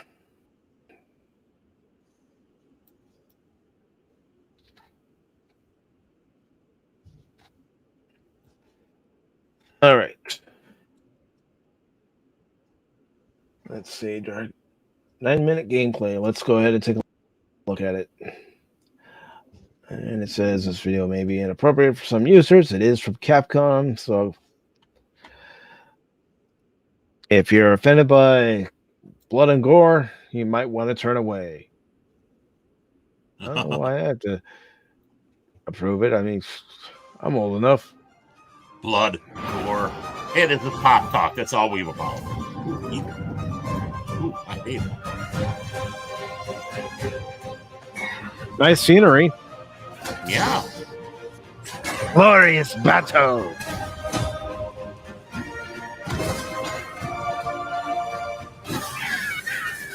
So taking a bet, how many times would I die playing this game? I can't count that high.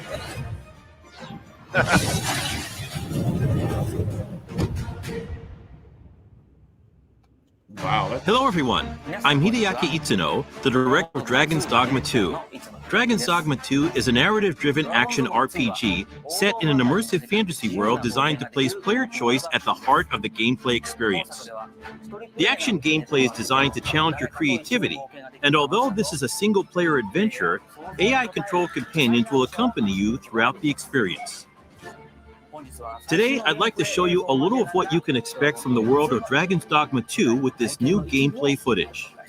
Okay. In Dragon's Dogma 2, up to 3 AI-controlled beings called pawns can join you on your adventures. Oh, you mean we can't play with our friends? Players can choose from 4 starting vocations that determine how they will play.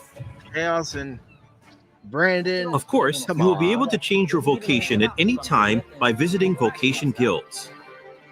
For now, let's look at the fighter vocation. Wielding a one-handed sword and shield, the fighter excels in melee combat. As a fighter, you can cut down enemies with a sword and protect yourself and your party using your shield.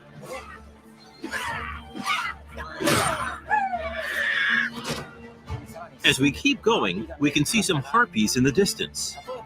As an archer, you'll be better suited to take down enemies above you. Let's see what they can do.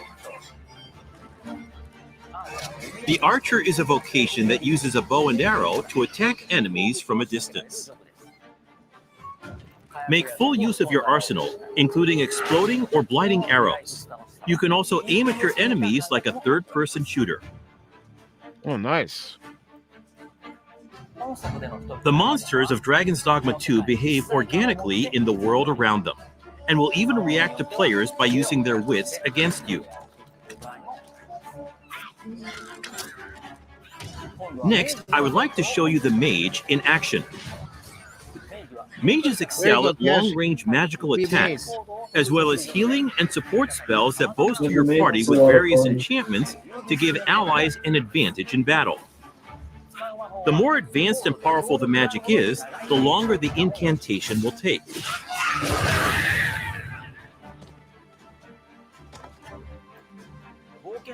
In addition to the pawns you adventure with, you will occasionally act with other inhabitants of the world. What's this? We're trapped.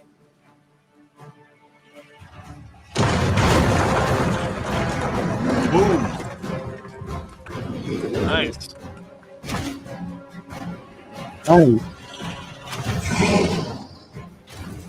Lastly, let's take a look at the thief.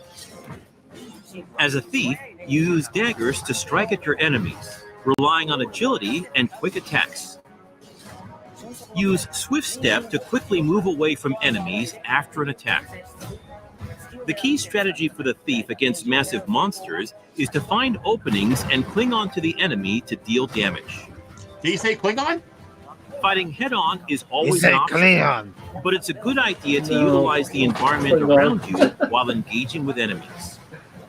Glory to you. Between your chosen vocation, diverse terrains, and the particular monster you're up against, each encounter challenges players and their party to use their creativity to succeed. Two nations prosper in the world of Dragon's Dogma 2. Vermund, the human kingdom, and Batal, the land of Beastren. In Vermund, the Arisen who slay the dragon have ruled as kings for generations. This land of lush meadows and rolling hills is ripe for exploration. In contrast, Batal is a rugged canyon nation with a city built on the site of ancient ruins. It is home to the Beastren and their unique culture. The nation of Batal offers players a different experience from the human kingdom, with diverse environments to explore and monsters to encounter. Over 8 minutes, 53 seconds long, but yeah, from what I've seen, it looks pretty good. Yeah, it looks cool. So I don't know why. Yeah, I get it looks these games. cool. I guess I'm these interested. games- yeah. I What, might Baron? be. What did you say, Baron? No, I'm just kidding. Yeah, it's like I'm excited. I'm thrilled. Yeah. Well, you have to be careful might about be this stuff. interesting. Like, as long as the ports are can't good. hear you, and Brandon. You're so on, muffled. yeah. No. My headphones are on. I appreciate that. It was, yeah. It is the only open panel that I wear headphones. Well, those are my requirements for being on the open panel. How long will this stream last?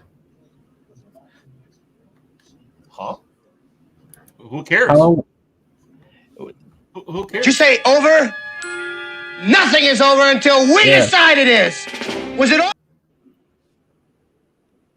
Mhm. It's gonna Yeah. keep going until we decide we don't want to stream anymore. It's the stream that never ends. 4-year anniversary doesn't come that often. Only comes one time. I have a question. I cannot remember it. Damn it. Well, it could happen again. You could announce that this is the last one, and then start a new one, and then we have another 4 years off of that one. See how that works, Mike? That's why you got me around. I got the brains. I don't want to start a new channel. But I really don't. Dragon's Dogma 2, I don't know why. I think it's always been designed that it's supposed to be single player. I don't know why there isn't. That would be the perfect multiplayer game, though. Yeah, I know. I don't know why. I mean, think about it. Playing that game multiplayer, and you strategize how you're gonna battle the enemies and battle a boss. Of course, I'm just gonna look at you guys to go, forget that. It's time to Rambo it. Rambo. Oh, yeah, we know that. The guy's just gonna go, no, Mike, no. I'm gonna go. Die, enemy. It's like when Cash goes to Fullerton. I mean, don't give this man access to explosives. 9 iron in hand in Fullerton. That's the same thing. That's some serious Oh, fake kidding news aside. right there, Baron. But keep trying to push that narrative. But all kidding aside, I mean, I'm gonna watch a few live streams because that's how I judge whether or not I'm gonna play a game anymore. It's like, Yeah. okay, Same. what's this game all about? Hmm.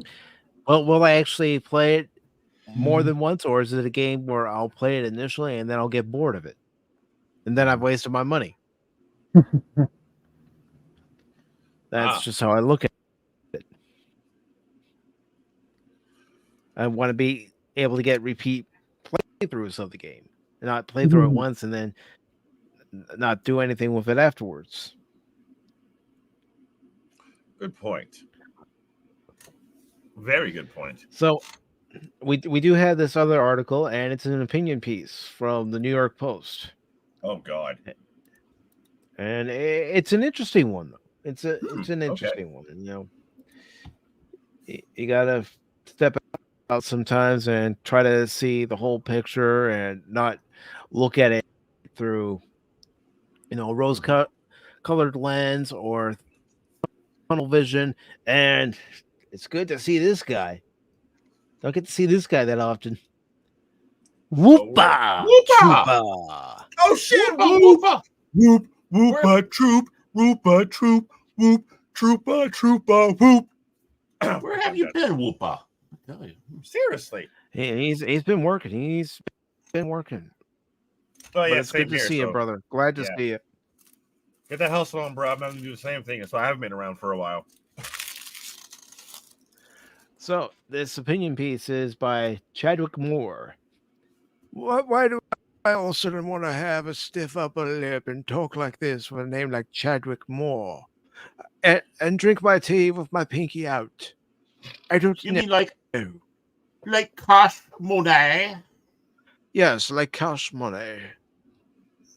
No, Monet. Monet. Monet. He's up a crest. Yeah, he's up a crest. Yeah, yes. He only goes to Fullerton to slum around. It's by Chadwick Moore, and it says a stand-up comic named Paul Elia joked to an audience in Los Angeles. Well, that was probably his first mistake. Last month about the newfangled pride flag, which has in recent years replaced the better-known rainbow flag at many LGBT events in America. It says here, it's a quote from him. It has like 6 additional colors that represent the transgender and non-binary community. Enthused. They had gay pride outside my house, and I was watching everybody waving it around. And then I saw some people with the old gay flag Is that like the gay confederacy? Aaliyah asked.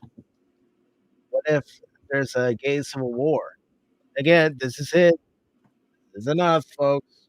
Yep.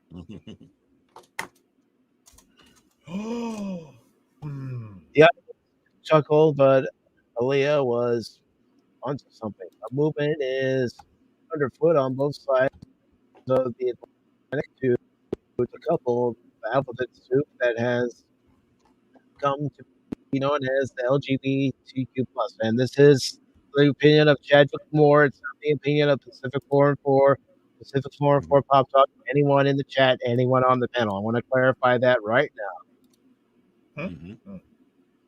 As rising numbers of old-fashioned LGBs see it, the T for transgender and Q for queer don't necessarily have much in common with gays and lesbians. For these ideological reformists, the LGBTQ mashup and community-wide obsession with trans issues is sowing confusion and chaos within politics and popular culture, eroding much of the progress sexual minorities have fought to achieve. The LGBT Alliance was founded in Britain to advocate for the specific needs of the LGBs, separate from T's and Q's pluses. Eleanor Bentel. Let's see. It says their rants and efforts have led to a swell in both online and IRL activism. That is true. That's pushing back against gender ideology. It just stopped, Mike. And fueling a movement increasingly known as LGB without the T. It says we feel shackled into this umbrella term by organizations that are supposed to serve us but have actually turned against us, explained Kate Barker, CEO of the London-based LGB Alliance, which was established in late 2019 to advance the interests of lesbians, gay men, and bisexuals. It has come to a point where many of us find ourselves forced into a relationship we never consented to until we can leave. The conflict, as activists like Barker see it, is not merely about nomenclature. The rising prominence of transgender and queer issues has resulted in backlash against middle of the road gay and lesbian political wins such as marriage equality and parental rights. LGB Alliance CEO Kate Barker says that lesbians, gay men, and bisexuals find ourselves forced into a relationship we never consented to and feel we cannot leave. As topics affecting those who are transgenders, such as restroom access and medical interventions, drown out endless headlines. Gays and lesbians are losing the longtime allies that have helped secure crucial civil liberties. There is ample data to support claims that radical elements are damaging public opinion of all LGBTs. Earlier this year, a Gallup poll revealed that support for same-sex relationships fell from 7.1% to 6.4%. I'm sorry, I read that wrong. 71% to 64%. I'm full of errors today. And I'm glad it's not a baseball game. Yeah, me too. The decline came in tandem with an increase in Americans who oppose changing one's gender from 51% in 2021 to 55% this year.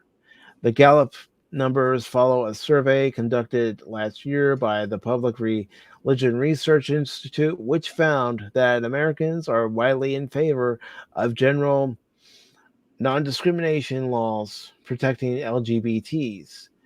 8 in 10 back policies securing jobs, public accommodation, and housing, but that support erodes when special privileges for trans people, framed as rights by the researchers, enters the picture. LGBT rights pioneer Fred Sargent was assaulted at a pride parade for carrying a sign critical of gender theory. And Fred Sargent, Wikipedia, some 61% oppose boys playing in girls' sports, and even a quarter of Democrats surveyed responded negatively to questions specific to transgenderism. Many in the community saw this shift coming back in January 2018, barely a year into the Trump administration, and 3 years after the Supreme Court legalized marriage equality. The conservative gay writer Andrew Sullivan wrote a piece for New York Magazine about the encroachment of gender ideology into the larger gay rights movement and its potential for community-wide blowback. Rather than advocating for increased civil equality, Sullivan wrote that the movement's rising obsession with trans issues had morphed into an overall critique of gender, masculinity, femininity, and heterosexuality. The concurrent expansion of LGBT into a never-ending tussle, Sullivan added, was only furthering the type of ideological polarization that works against minorities rather than unwinds it. British lawyer Alison Bailey lost her job when she questioned whether changing sexes was physically possible. PA Images via Getty Images. Sullivan no longer writes for New York Magazine, but his critique of transgender issues and their now outsized place within the larger LGBT ideosphere has never felt more present. Let's see. It says the Dylan Mulvaney and Bud Light fiasco from earlier this year, for instance, was precisely the type of mainstream outcry Sullivan was persistently. Sorry. For those who want to ditch the tea, the response from their own community has been swift and vicious. Along with allegations of transphobia, many have reported death threats, doxing, online harassment, and physical violence. We're immediately branded as right-wing, says Barker. Well, who is it nowadays? Even when they have a different point of view, which is a total distortion of the truth. Last summer, for instance, gay rights pioneer Fred Sargent, who helped organize the first Pride March following the Stonewall riots in 1969, was viciously assaulted by a group of TQ plus activists at a Pride celebration in Burlington, Vermont, for carrying a sign critical of gender ideology. Britain's, Tavistock Center was shuttered last year over an outcry stemming from medical interventions for transgender minors.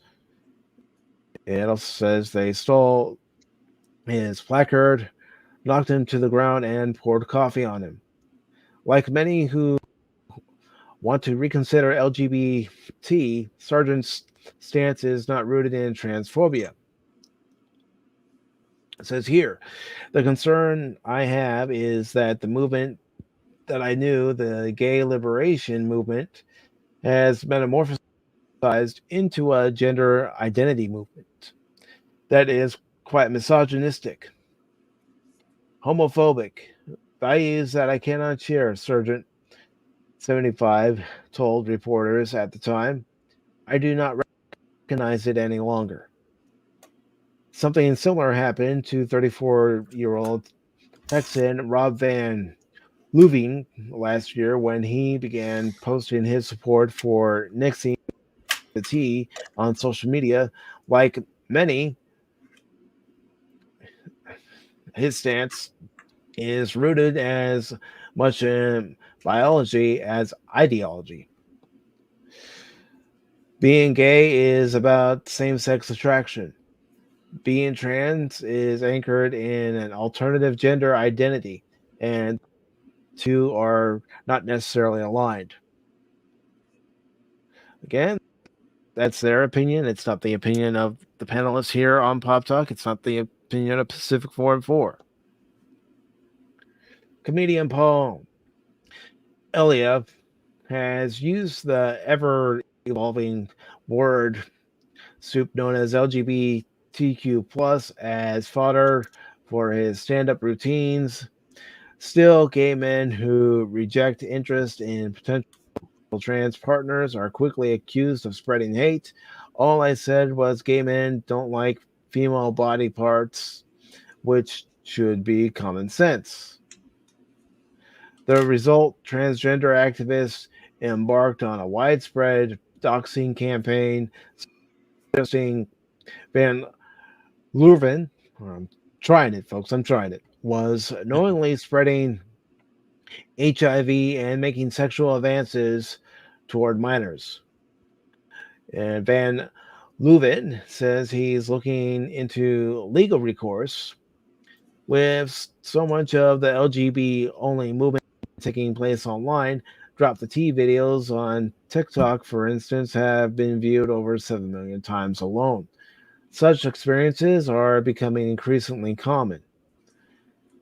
Goes on to say, beyond the standard allegations of transphobia, trans activists like to claim that gays and lesbians owe their existence and civil rights to trans people.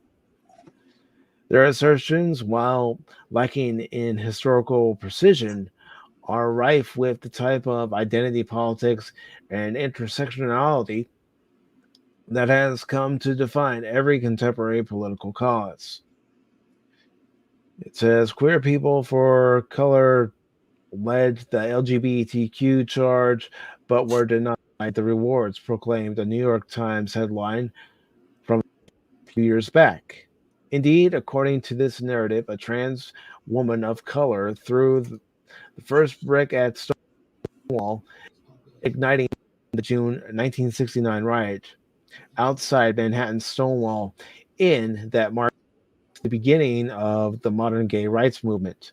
The trans person in question was Marsha P. Johnson, an African American activist and self-identified drag queen. By their own admission, Johnson, who died in 1992, actually arrived at Stonewall a few hours after the riot first broke out.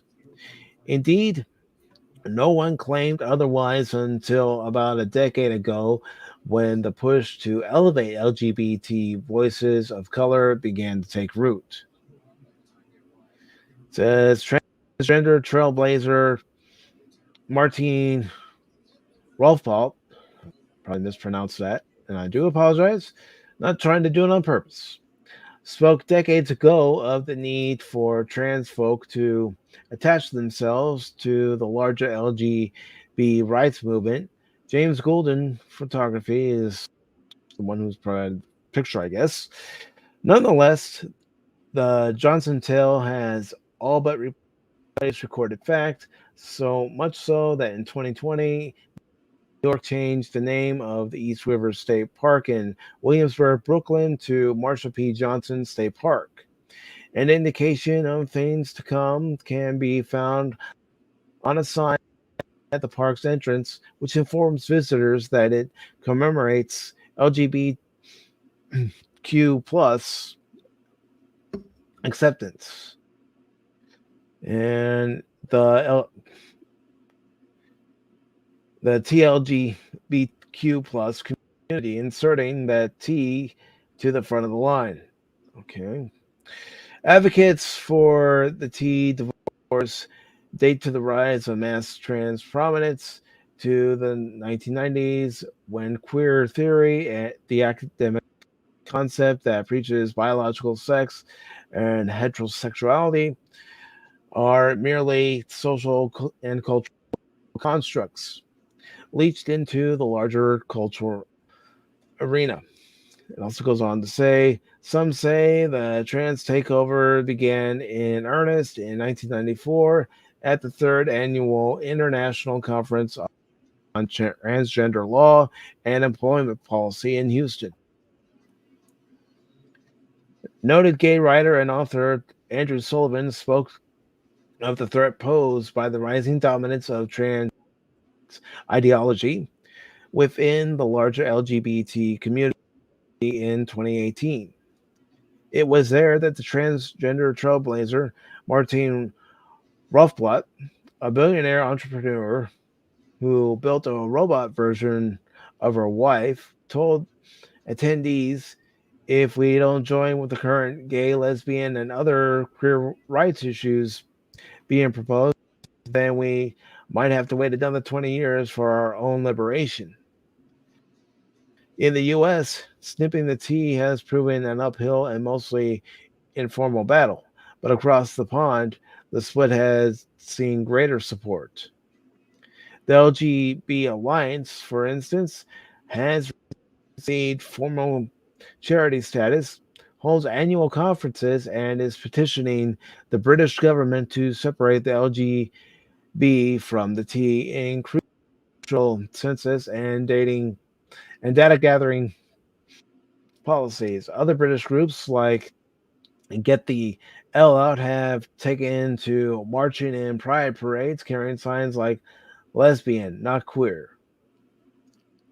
Marsha P. Johnson, the African American activist who secured outsized credit for her role at the Stonewall riots, and it says one reason for their success in Britain, activists say, is the nation's socialized healthcare system, which invites more scrutiny and accountability where gender issues are concerned. Notably, the infamous Tavistock Center and NHS-funded children's gender clinic closed last year after public outrage over medical interventions for transgender children. High-profile cases like that of Alison Bailey have also aided public support for the LGBT sans trans cause in Britain. Bailey, a London lawyer and black lesbian, won a lawsuit last year against her legal chambers after they announced she was under investigation for transphobia when she publicly questioned the ability to change sex. The Bailey case, according to Barker, is emblematic of the bro dissent ethos that permeates every element of the trans debate, which has only further alienated LGBs. And it says Marsha P. Johnson State Park in Brooklyn is dedicated to TLGBTQ plus acceptance and the TLGBTQ plus community. And this is the park right here. Still, the dizzying speed at which media and LGBT nonprofits have adopted trans ideology has left many LGBs bewildered, particularly when it took so long for gay rights to get off the ground. Most crucially, the outside focus on the trans community in many ways actually hurts the trans people the most. This entire debate has left trans people under scrutiny they never wanted in the first place, says Barker. This conflict is setting everyone back. LGB or T, she adds, which is why the time has come for divorce. Quite the interesting article. Yeah, well, I mean, I saw this coming when when they had Pride Month and all that, and the big movement with the LGB wanting to divorce off of it, and obviously, there's a lot of controversy with when you come to the T's and the Q's. especially with when you have drag queen story times at the library for kids, and my God, you cannot air a lot of these parades that they have because of the public indecency. If we tried to do something like that, we would be arrested for that. But they're virtually naked out there performing close. I mean, probably are doing sex acts on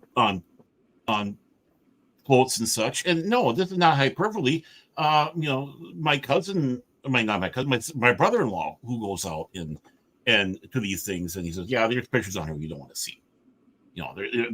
These cannot be shared." So, I mean, if you have a parade where you can't put it on regular TV, there's something wrong, especially when it's in the public. Yep. The regular homosexual crowd and bisexual crowd, they just want to live their life. They just want to go every day, do their job, come home to their loved one, talk about the day, watch some TV, eat some popcorn. Just like the rest of us. Yeah, sit in beanbag chairs in their underwear while eating Cheetos, whatever it is. They're just people. And this movement has turned it, been twisting it not to be people.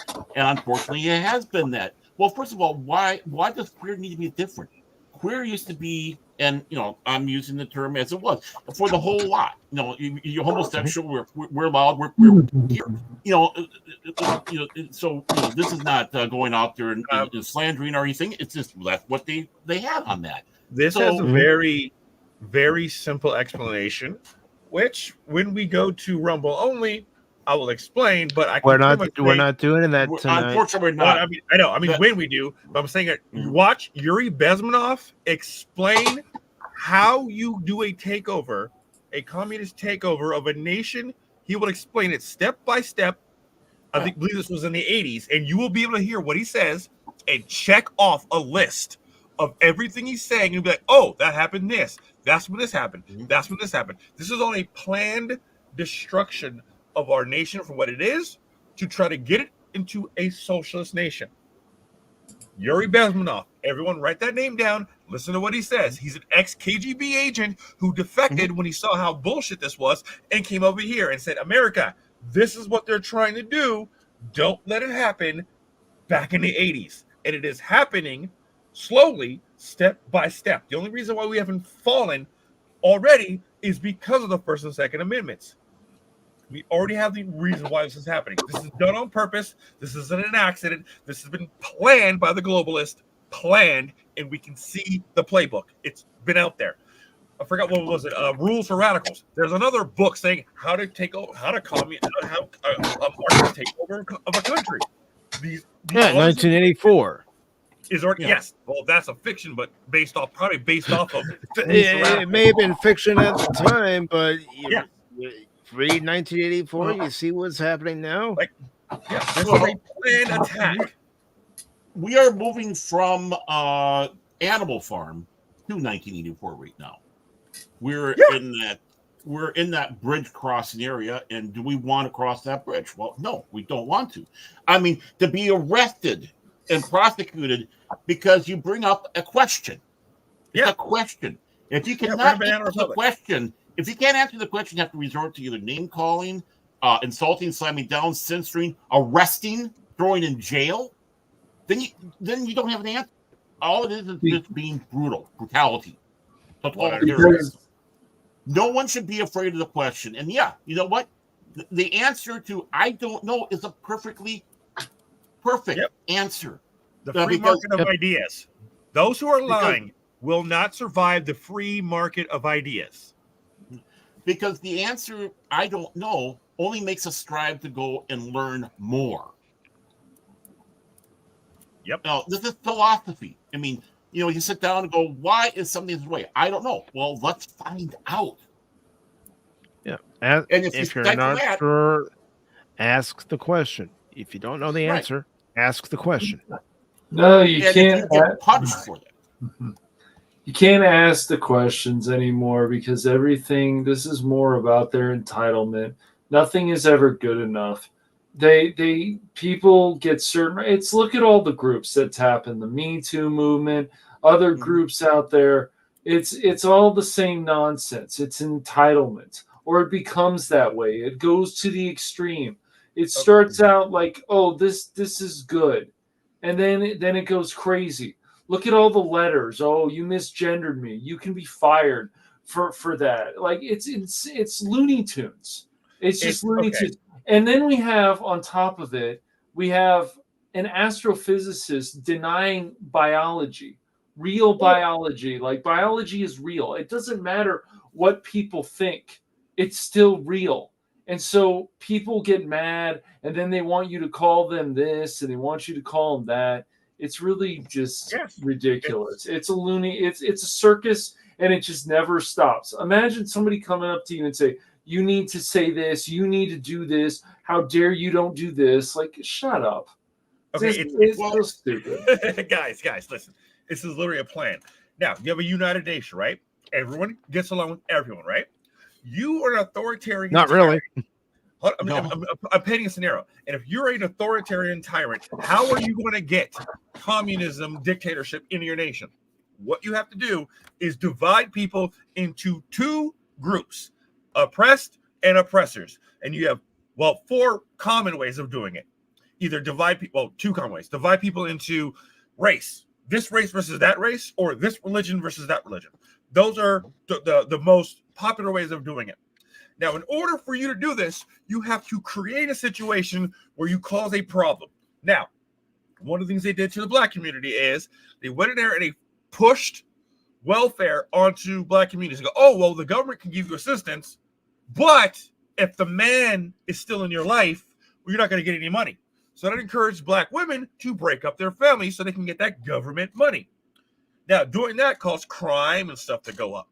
Then the government goes and says, hey, we're going to have a relaxed policy, well, certain side of the government, on crime. And then, of course, gun crime and gun violence goes up. Now that they made that problem, they go, oh, well, we need to take away your guns of you law-abiding citizens because these criminals that we put in place, that we encourage to be, are doing a thing. And so you're like, that's what they do. These people create problems and then go, oh, the way to solve the problems that we created is to give us more power. Well, Like, you it's notice how they're obvious. putting it in entertainment, whether it's movies, TV, comic books, because they're trying to reprogram people. Yes, That's that's the propaganda arm of what the government's trying to do on ground. And it's very it's both obvious. sides. One side will do one thing, the other side will do the other thing. Please explain. The Republicans aren't doing shit. Oh, the establishment Republicans. Yeah, that's uniparty. That's the party. No. I thought you meant like the Republicans as a whole, both sides. The establishment Republicans and the MAGA Republicans. Like the MAGA Republicans are actually trying to get shit done. The establishment ones are like, still trying to play ball with the Democrats and the globalists. So it's like you can see that obviously, which is like why what's his name? McCarthy's gone. Well, he had two strokes. I mean, 6 months he's done nothing, and now this guy's been in a couple of weeks like, oh, I'm releasing everything. Go ahead and look at it for yourself. I'm like, this is all planned. Why do you think the Republican? Go ahead. Oh, I was just going to say the one thing it comes right down to it is questioning anything is good, and people don't like to be questioned. The press doesn't like to be questioned. We go out there. We're the journalists. We're the experts. And how dare you ask us? How dare you challenge us a question? You got it. Then we hear that the science is settled. Well, no, science is never, ever settled. Even the law of gravity had to be amended through time as new ways to discover things, new technologies come around, and now a law is having to be rewritten. Even though at the time when Newton did it, was brilliant. We have the theory, and yes, it's theory because it's not proven, of relativity. And even that is being constantly looked at and revised by many different eyes. If we sit back and say the science is settled, we'd stop right there. The science is settled. You cannot travel more than 100 miles an hour or your heart will burst. Or whatever silly nonsense they had back And real quick, I need to acknowledge Prismatic is here. Mm-hmm. And I also need to acknowledge Dick's Insider. Wait, are you being trolled right now? I might be. Yeah, who knows? And But you know, real quick. I also want to acknowledge anti-derivative Jill. Good to see you, Jill. Hi, Jill. Hello. I mean, So to touch on Baron off of what you said, yes, the current, I guess we could say, mantra of the left is completely anti-science. Is just trust the consensus. I'm like, no, because history's proven that just because a bunch of people agree on the same thing doesn't mean they're right. For hundreds of thousands of years, people believed the world was flat. For hundreds of thousands of years, people believe that. Wait. It's not flat. no, it's shaped like a burrito. Yes. Okay. There's so many things where it's like the purpose of science is to question the norm, to keep testing, to make sure the norm is correct. If you just stop and go, oh, all these people say this is a thing, and you stop, that is the antithesis of what scientific research and hypothesis and expansion is on. So now it's their only go for trust the science when it goes against the narrative they're trying to push. If science comes up that goes against what they're saying, they're losing their shit. Like, okay, I'm going to have to ask this. Are we allowed to talk about the current tapes that were released right now, which is showing even more stuff? Well, I think it's kind of giving us off a topic just a slight bit there. Well, what I'm saying, I'm going on because what you're seeing with your own eyes, they're saying no. Like homeboy Buffalo guy, oh my God, he is a violent terrorist. He fought the police. He did all these things, and then the tapes come out and shows he was walked around, escorted, thanked the police, mentioned them in his prayers. Like, you're lying. There's hard evidence of you lying, but there are still people believing the bullshit, even though you can check it out. Same thing with Mr. Homeboy. Behave patriotically and peacefully. We can see the full video, but they cut out that part and splice together everything to make him sound like a psycho. And you can play both videos, and there are people who still believe the bullshit, even though it's right in front of them. The sky's purple. No, I can look up and see it's blue. The sky's purple. And then you'll see two idiots behind him going, yeah, the sky's purple. Are we looking at the same shit right now? Are you kidding me? I was like, well, I mean, when it comes around when we hit with this topic, though, because it's a lot of this is more social than even scientific on that one. And I knew or know a lesbian who hates the movement.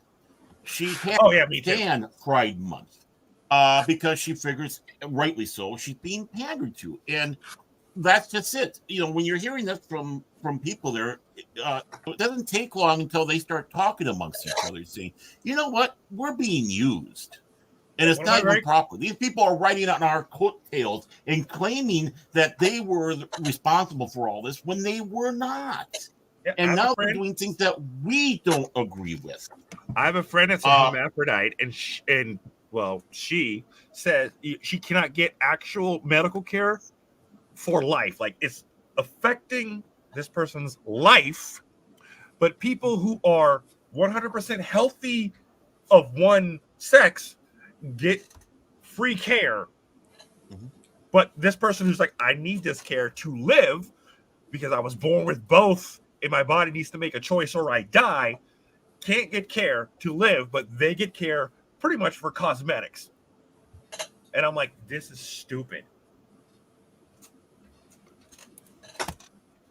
Like, this is very irritating. Like, this is needed for literal physical life. And another problem I have is, why are certain, let me know if I get out of line, but why are certain mental illnesses allowed to be affirmed and other ones aren't? Like, that's something that gets me. It's like, why are we forced to participate in this? Like, if someone's toaster is telling them, go around and kill everyone's dogs, we're not going to go, oh, we need to affirm that the fact that his toaster is telling him to do that. Like, but other things we have to all participate in? We're changing definitions to affirm people's, what we all know, mental illness. Like, if you wake up, you're born, and you have a sausage hanging between your legs, you're a dude. But if you hear something else, that's a problem in the wiring. That's an obvious problem in the wiring. Just like people think, oh, I'm a dog. You're a human. No, I'm a dog. Why are we supposed to affirm this, but tell these other mental illnesses to seek help? That double standard is also like, I think, what's waking a lot of people up to the insanity of that side. Like, you're telling me to believe my own eyes. Well, I think what's actually hitting even closer to home is when you have people who are homosexual out there, and they're doing the comedy bits or whatever, because the comedies are our gestures. They're the ones that look at us and say the emperor's not wearing any clothes, and people asking questions. And it's like a question: is it possible for someone to change genders? It's a question, right? It's not a statement. It's a question, and people are being doxxed, threatened, lies and slander being put out there. I mean, that one guy, all the stuff that was going on there. I think it comes fast for people to start realizing that, hey, all I am is just a tool for these lot, and they're trying to take over. They're trying to destroy me as much as anything else. Well, the reason why they have that problem is legitimate gay. Because truth, like lies, are exposed by comedy. Because that's why all the authoritarian governments do not allow their leaders to be insulted. Ancient Rome, China, you can't insult them because comedy exposes truth. So whoever says you're not allowed to make fun of this, and that, those are the authoritarians, and that's the things they're exposing. Like, that's the whole purpose of this. That's why you can tell who's the bad guys. When one side is saying, you know what, here's what I think, what's your opinion on it? And then the other side is saying, this is how it is, and you can't ask questions. There's a clear who's the bad guy and who's the less bad guy. Because like I said, humans, we're all fucked up. We're all, as someone said, hairless monkeys that like killing each other. So who's completely in the wrong and who's less wrong by that statement? Who's saying, here's my opinion, tell me how I'm wrong, and the other side is, this is how it is, and if you're against what I say, you're this and that and that. It's like it's a clear path. Well, again, if you have to answer with stuff like that, you don't have an argument. Anyway, exactly. When I'm called an estophobe and all that stuff, I smile because it means I won. Oh yes, you know how funny it is when I get called a supremacist? Like, are you stupid? You are. No, I'm just kidding. But no, I'm a black dude, and if the world was white supremacist world, they would kill me. I would be killed. So how am I? What? I never knew that about you, Aaron. I never knew that about you in 28 years. Yeah, he's a white guy with a bad tan. That's what it is. When the left called Larry Elder, who grew up in the hood, the black face of white supremacy, I'm like, this party is literally freaking insane. That is the stupidest, craziest, most ignorant-ish I've ever heard in my entire life. I'm like, are you serious? Like it was like that party's nuts. Like I don't understand how anybody with common sense or any critical thinking skills can think like that. Same thing with the whole January 6th narrative they tried to push. I'm ex-military. Hearing their narrative makes me laugh. Okay, because the Conservative Party is the most heavily armed political party in the entire history of humanity. Okay, and this is not a hyperbole. Literally, the amount of weapons that the Conservative Party has. We have more weapons than NATO. We have more small arms than NATO. We have more ammunition stockpiled than NATO. But they think, oh, you tried to take over the government. You think this party, who consists of a large majority of us, are ex-military, ex-law enforcement. We planned the takeover. Not everybody on this panel is conservative, Chaos. Oh no, I know that. I'm saying us as in the Conservative Party or the right-leaning party. We planned a takeover of the most powerful nation in the planet. And instead of showing up with 50,000 AR-15s and 500,000 rounds of ammunition, we showed up with Starbucks and our grandparents. There's no logistics. There was no medical supplies. There was no plan to fight the U.S. military, but that was a planned takeover of the Hold on, Aaron. Hold on. Aaron, that's kind of getting off the topic of what we're talking about here. Well, no, I mean, my topic was going on to how people think things that make no freaking sense.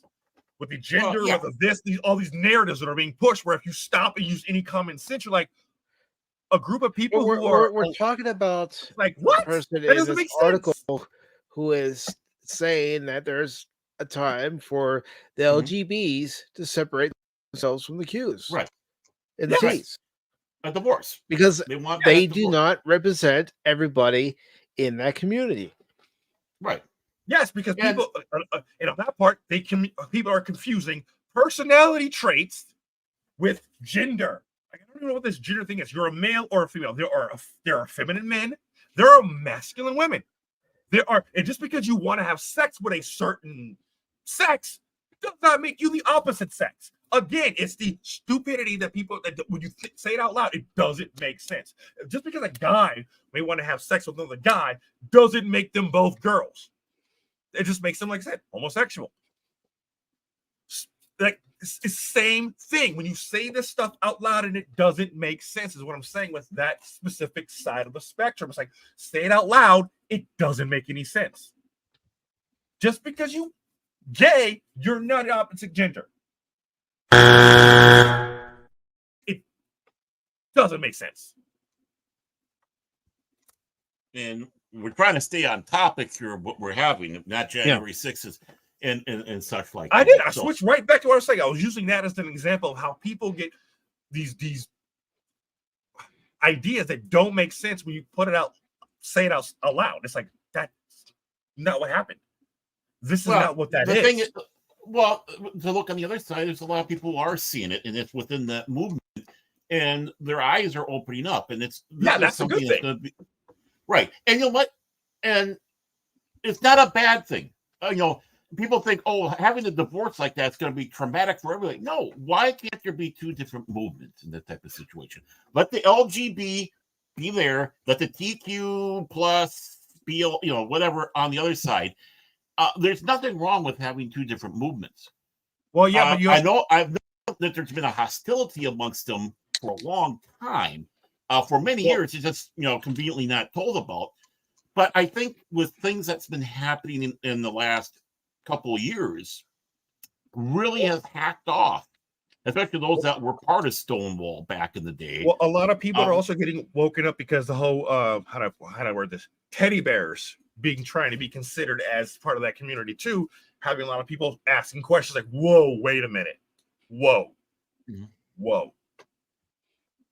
See, So So the fact that a question is asked, you're not able to defend your position, not being able to it doesn't even need to be articulate. You can just defend your position, right? Because not everybody is articulate. Not everybody can go out there and find the flowery words, but you can tell from something that's coming from the heart. If you cannot defend that position, again, it comes down to either shut up or say I don't know and start expanding and learning more, or at least have a logical train of thought that makes sense. Right. Well, yeah, I mean, I'm just going off the aspect if you cannot answer that question. This is what I asked for the full-fledged assault. Right? This is what I asked. I'm not ashamed to say I don't know. If you can become transgender, that's okay. Why can you become transracial? Can a white guy walk around and say I'm black now? It's like, why are there so many double standards? So many. You can do this, but accept that, but accept like. No, if a white guy walks around saying, you know what, I was born in the wrong body, I'm now black, the entire world will lose their damn minds. No. Well, let's look at what Prismatic says here. The more of the insane SHIT or shit, I'm just gonna come out and say it. Hey, shit. The more of the insane we don't shit love shit, but let's see it. I see on the internet from the LGBTQ plus culturists, the more I don't want to be a part of that. At this point, I have kind of removed myself from that weird community. I agree with you, bro. Same with me and BLM. Nope, I want nothing to do with them at all. Right. Nothing. And for anybody who doesn't know, Prismatic is homosexual. So, I don't think he's out him. He's got it on his avatar, the flag. I can tell. Yes, what I'm saying is I agree with him because, like I said, my friend who's an actual hermaphrodite and my other friend who is bi is like, I want nothing to do with the LGBT community. They're going off and I'm like, bro, I understand how you feel. How do you understand? I'm black and I hate BLM. They're like, oh, yes, yes. So like both sides of the aisle, there are things we can agree on. You know what I'm saying? Because there's like I said, the people on the left who are in that community, I go, I can agree with you because I feel the same way about BLM making me look bad. Like I can agree with you. I mean, we have a joint like disappointment in how our own people are acting, which should be a way to bridge the gap instead of expand it. Yeah, I mean, when it comes around to it, and it's very simple to say, us as average people, right? It doesn't matter what across the board. Us as people want to make this country better, but we have different approaches to do it, which is why we have political differences. You know, some want to do it this way, some want to do it, but the goal of what we want is the same, something better. Yeah. Unfortunately, though, like you said, and others, there are forces within that cause problems, and the LGB have determined that there was forces within theirs. Yep. That is destroying them. That's a cancer, and that's which is as well. And there's always going to be bad apples that are going to try to derail a movement. You have no idea how embarrassed or take advantage. You guys have no idea how embarrassed I am when I turn on the news and I see pictures of my kind running into Walgreens and snatching stuff off the shelves in trash bags and running off. I'm like, that makes my people look so trashy. And it's like embarrassing. I see pictures of like them in subways in New York, chicks in thongs, just our people just shaking their asses and acting like a fool. I'm like, oh my God, I just facepalm in embarrassment. And Prismatic brings up another good point here. The fact that they're so hyper focused on people, sex, gender, and let's not forget skin color, they're hyper focused on that too, and never talk about anything else makes it so freaking weird and gross. Yeah, why not focus on the individual, who they are, what makes them who they are? Right. But they can't. What they bring to the table. All they see is a label, and we still accept cash money. What? Yeah. What is? Y'all have to tell me. This dude, he never. No, I'm done. Gosh, what did you do to him? We do this all the time. He's asleep at the keyboard right now. He's getting a waffle face. No, he's making himself a sandwich. No, I'm just wondering because a sandwich. Oh, yeah, but you have to go to Whole Foods to get the stuff to make the sandwich. See, but no, what I'm saying though, this is good though. This kind of stuff could help bridge some gap between, because right now I'm like, I was beginning to think there's an unfixable divide between the left and the right, or the left leaning in the right and whatever. But it's like this kind of stuff is like I'm seeing it bridging, because like I said, there are some of my friends who are more leaning to the right. Because me, I'm more libertarian when it comes to a lot of things. I'm conservative when it comes to like fiscal policy, foreign policy, that kind of stuff. Socially, I'm more libertarian. Do what the hell you want to do. Just do not try to push it on me, and keep children out of it. Okay, make sure it's all adult, whatever. But fiscally and like policy wise, keep our borders secure because that's smart. Stay out of other people's lives. But whatever, do what you want to do. So, like saying there's people who say lean more towards the left, lean towards more socialist, which I don't know why, but I still respect them.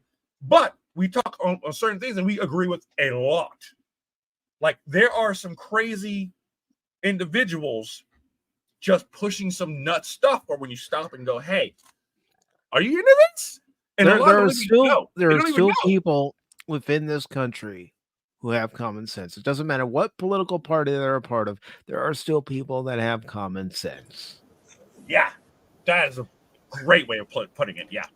Well, I'm still here, Baron. What are you ghouls talking about? Yeah. I'm gonna put you in the dinghy, Baron. No, cash, run! Baron woke up and chose violence. Like, run, Jigga, run! Now the real what I was going to say. Thanks a lot, Cash. Thanks. Good. 3 hours later. Exactly. 3 okay, hours which one of you clowns did that?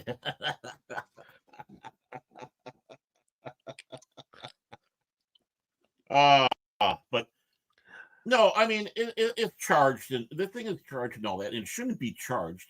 A question shouldn't be something that a question shouldn't be met with resistance or hostility.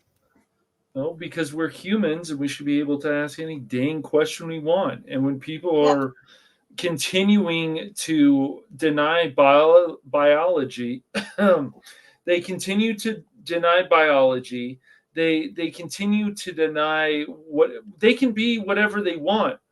You could go out tomorrow, Baron, and say, "Oh, I don't know, Grimace from McDonald's," and you say, Actually, I did that yesterday. You can say what you want, but you don't have to. The other people are not forced to act on it. But it's not. It's just not going to change because once again, it's entitlement. It's the same thing that you bring up the question. It's like if the LGBT plus community was so welcoming, and this is factual, then why don't they let gay conservatives in? Why don't they let people in who they don't agree with? Why Because is it that there are why groups and people who will Exactly. preach one thing and do the exact That's right. opposite? What they want is they want everybody to be a drone just like them. They want everybody to comply every time. Yeah. And Tribalism so, is the word. Tribalism. Everyone is like tribalism instead of people going individualism. Right. And so even during stuff like pride parades, this is true. They wanted people, if there were straight people there, they needed to pay to be at those parades. So I mean, it's all nonsense. It's just nonsense. And then there's other people, and I know this for a fact, because when you actually talk to people and you ask them questions because you're interested in stuff, and some of the other LGBT is like, I don't want anything to do with the LGBT plus community. They just don't. That's Guys, right. It's okay. Okay. So Okay. Let's move on to another topic. Let's move on to another topic. And this is the topic we're going to talk about right there. I am the purple people eater. This is a revelation. Yeah. Oh no. I got one eye, one horn. I'm flying. I eat people. No, it's absolutely ridiculous because the Vikings wanted. They turned around and started doing the purple people eater. It's like, no, you don't understand. It was the monster that was eating purple people. You don't want to be purple people out there, you idiots. But again. Oh, I like being a purple people eater. It's fun. Oh, real quick, right, guys, did anyone else play Scum or Project Zomboid? I've heard of Scum.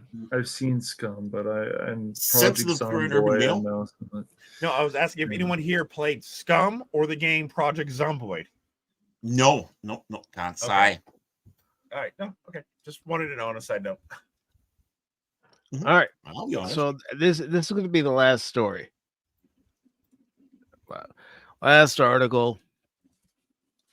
Last part of this anniversary edition of PACIFIC414 Pop Talk, celebrating 4 years of the PACIFIC414 YouTube channel, but also celebrating the Twitch channel, Kick channel, and Rumble channel. 3 hours later. Oh, come on. We could go 12 hours, but I don't think any of us want to go 12 hours. Yeah. Right. Let's do it. 24 So hours.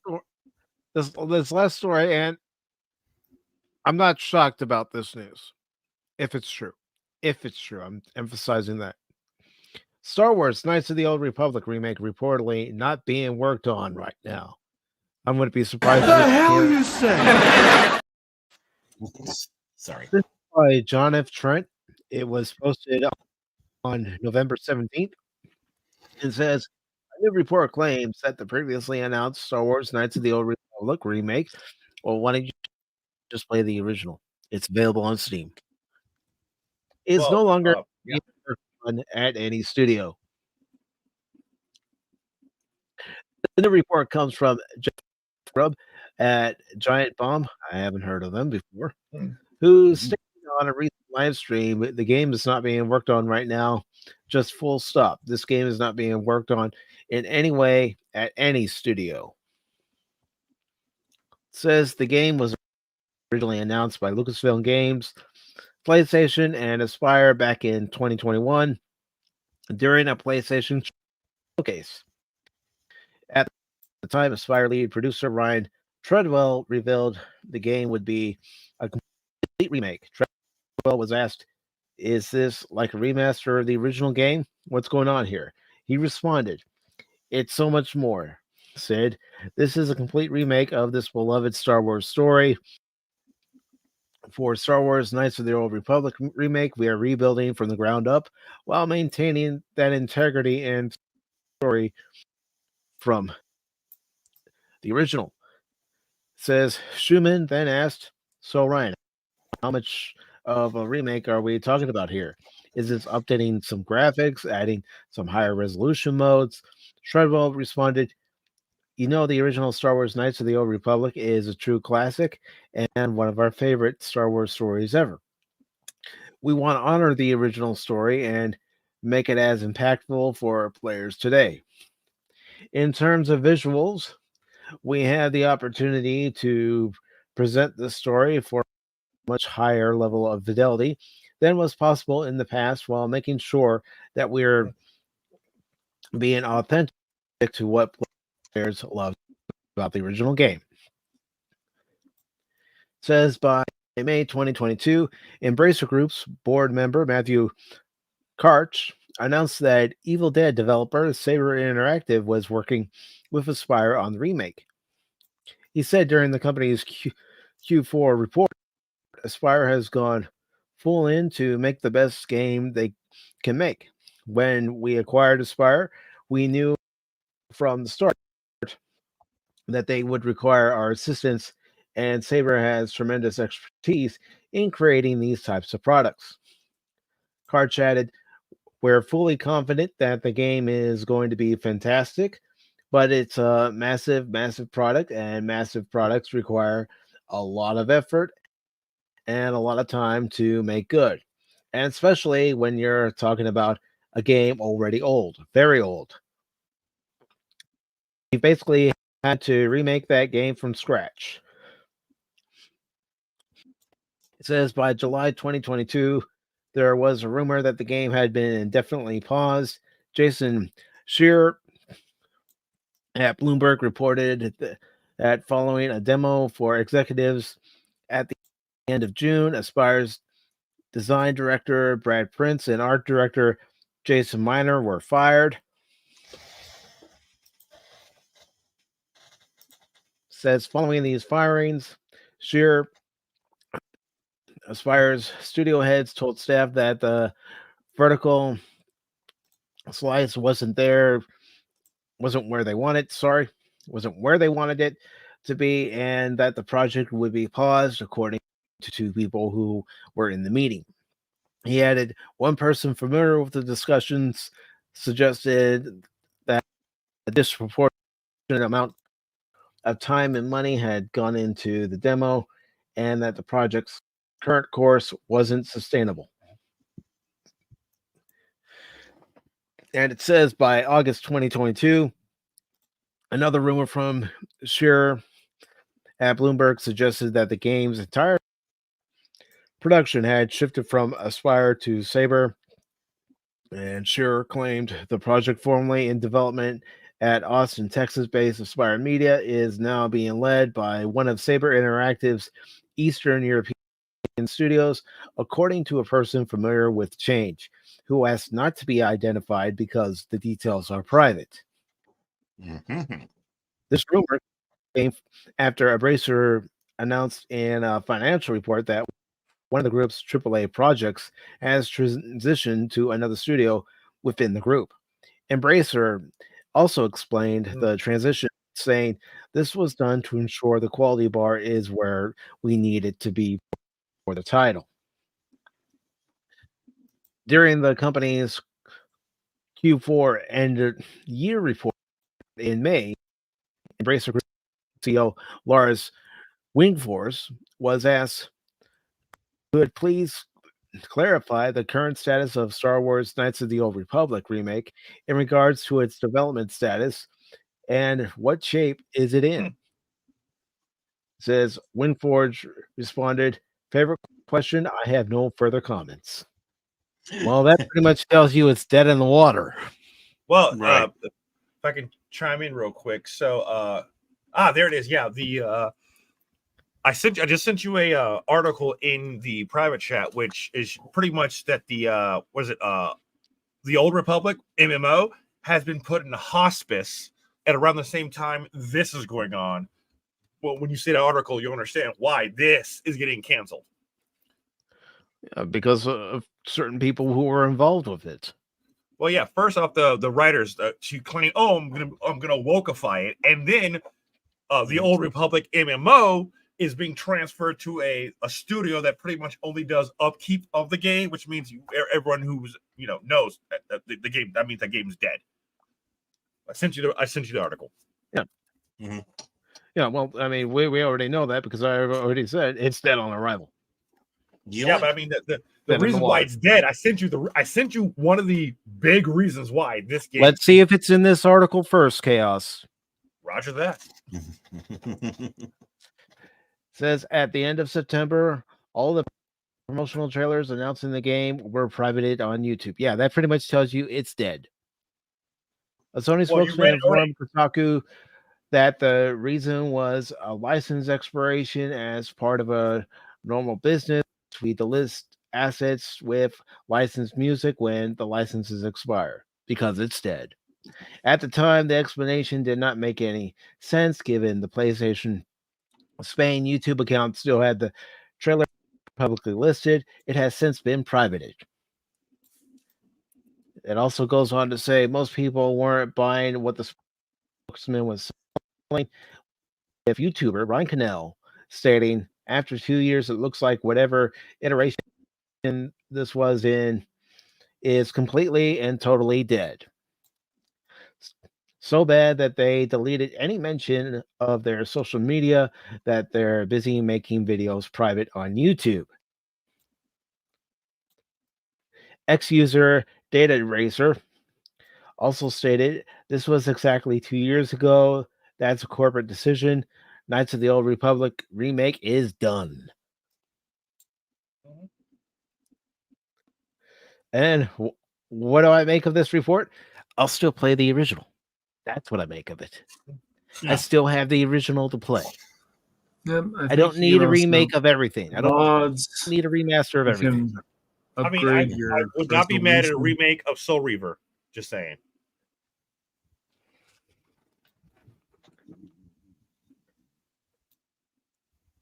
And let's see. Yeah, already got that. So the first article was a mistake. Don't ignore the first article. That's the same thing you're talking about. But yeah, it's dead. It's dead. Yep. I think part of the problem was when it came out that they were going to change stuff in there. People voiced enough they didn't want that. They're going to change a lot of stuff. They're going to add more wokeness to it. And then, okay, so in the chat, I sent you 2 articles. The first article was the wrong article. Ignore that because that's pretty much what you just went over. The second one is talking about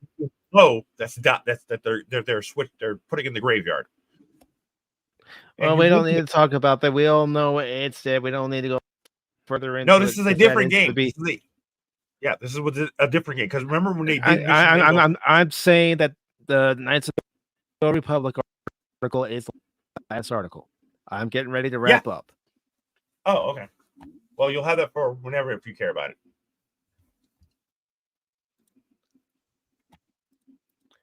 All right. So, as I said, Knights of the Old Republic remake is dead. You want to play Knights of the Old Republic? Well, there's the original on Steam. It's not that expensive either. No, I got it in the second one. Oh, I think I have it too. Yeah, I do. But that is going to conclude this edition of PACIFIC414 Pop Talk, celebrating 4 years of PACIFIC414. Started on the YouTube channel and Twitch channel, and then it migrated over to Twitch. Well, yeah, I already mentioned Twitch. It migrated over to Rumble. It migrated over to Kick.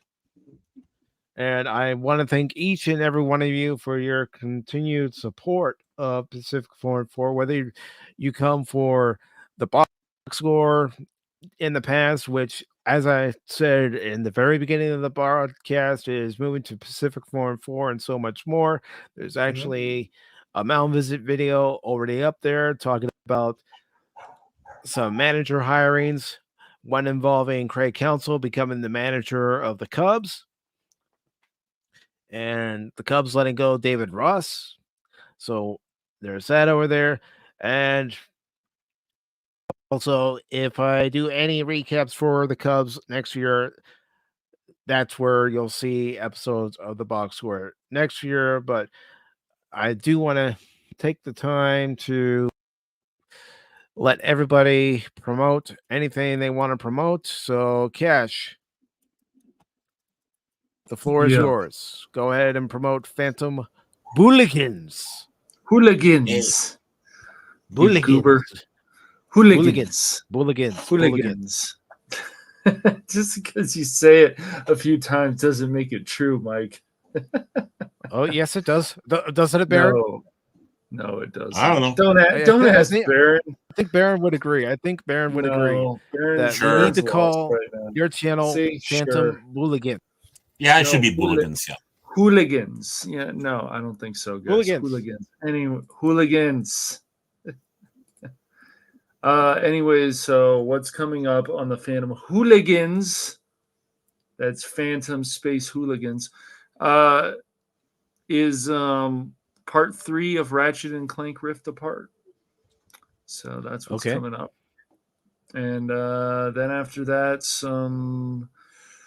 let's see, next week will be finally some Dishonored, and then that same week we'll as long as you guys are available, then we'll do Broforce.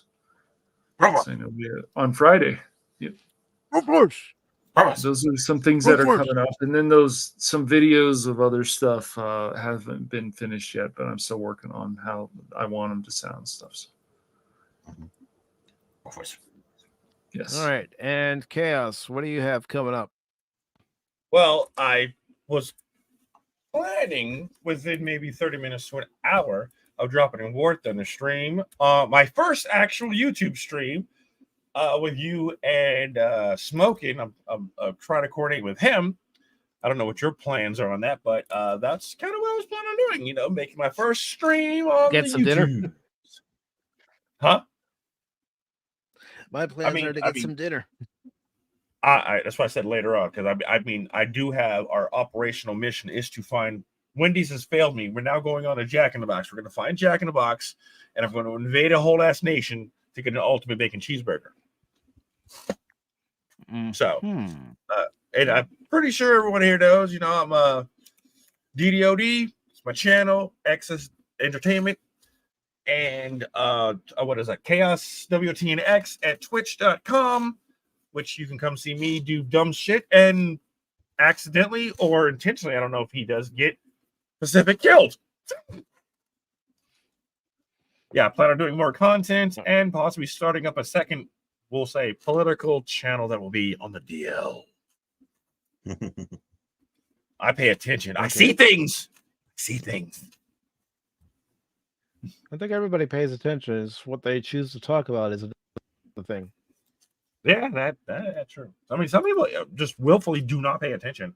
Like for most of my life, I just didn't pay attention because I thought everything was the same side. Everyone thought the same, and it was like, why y'all pretending? And then I go, oh, I was wrong. Oh, wow, yeah, I was wrong.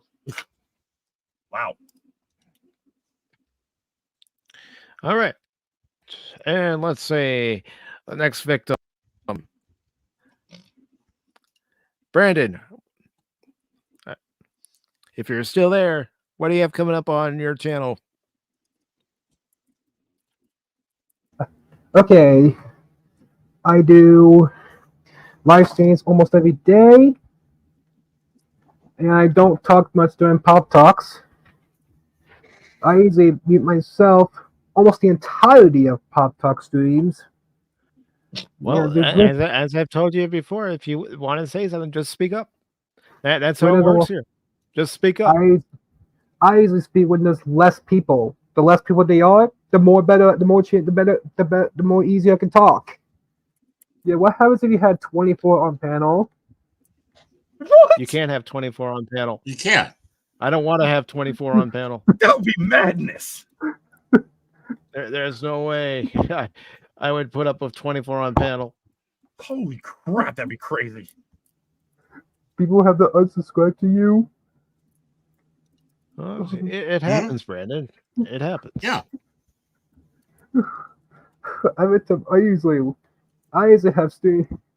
I do streams almost every day, and I don't do streams that much on Sundays because I have shows coming on. Since it's a Family Guy, 8 and 9:30.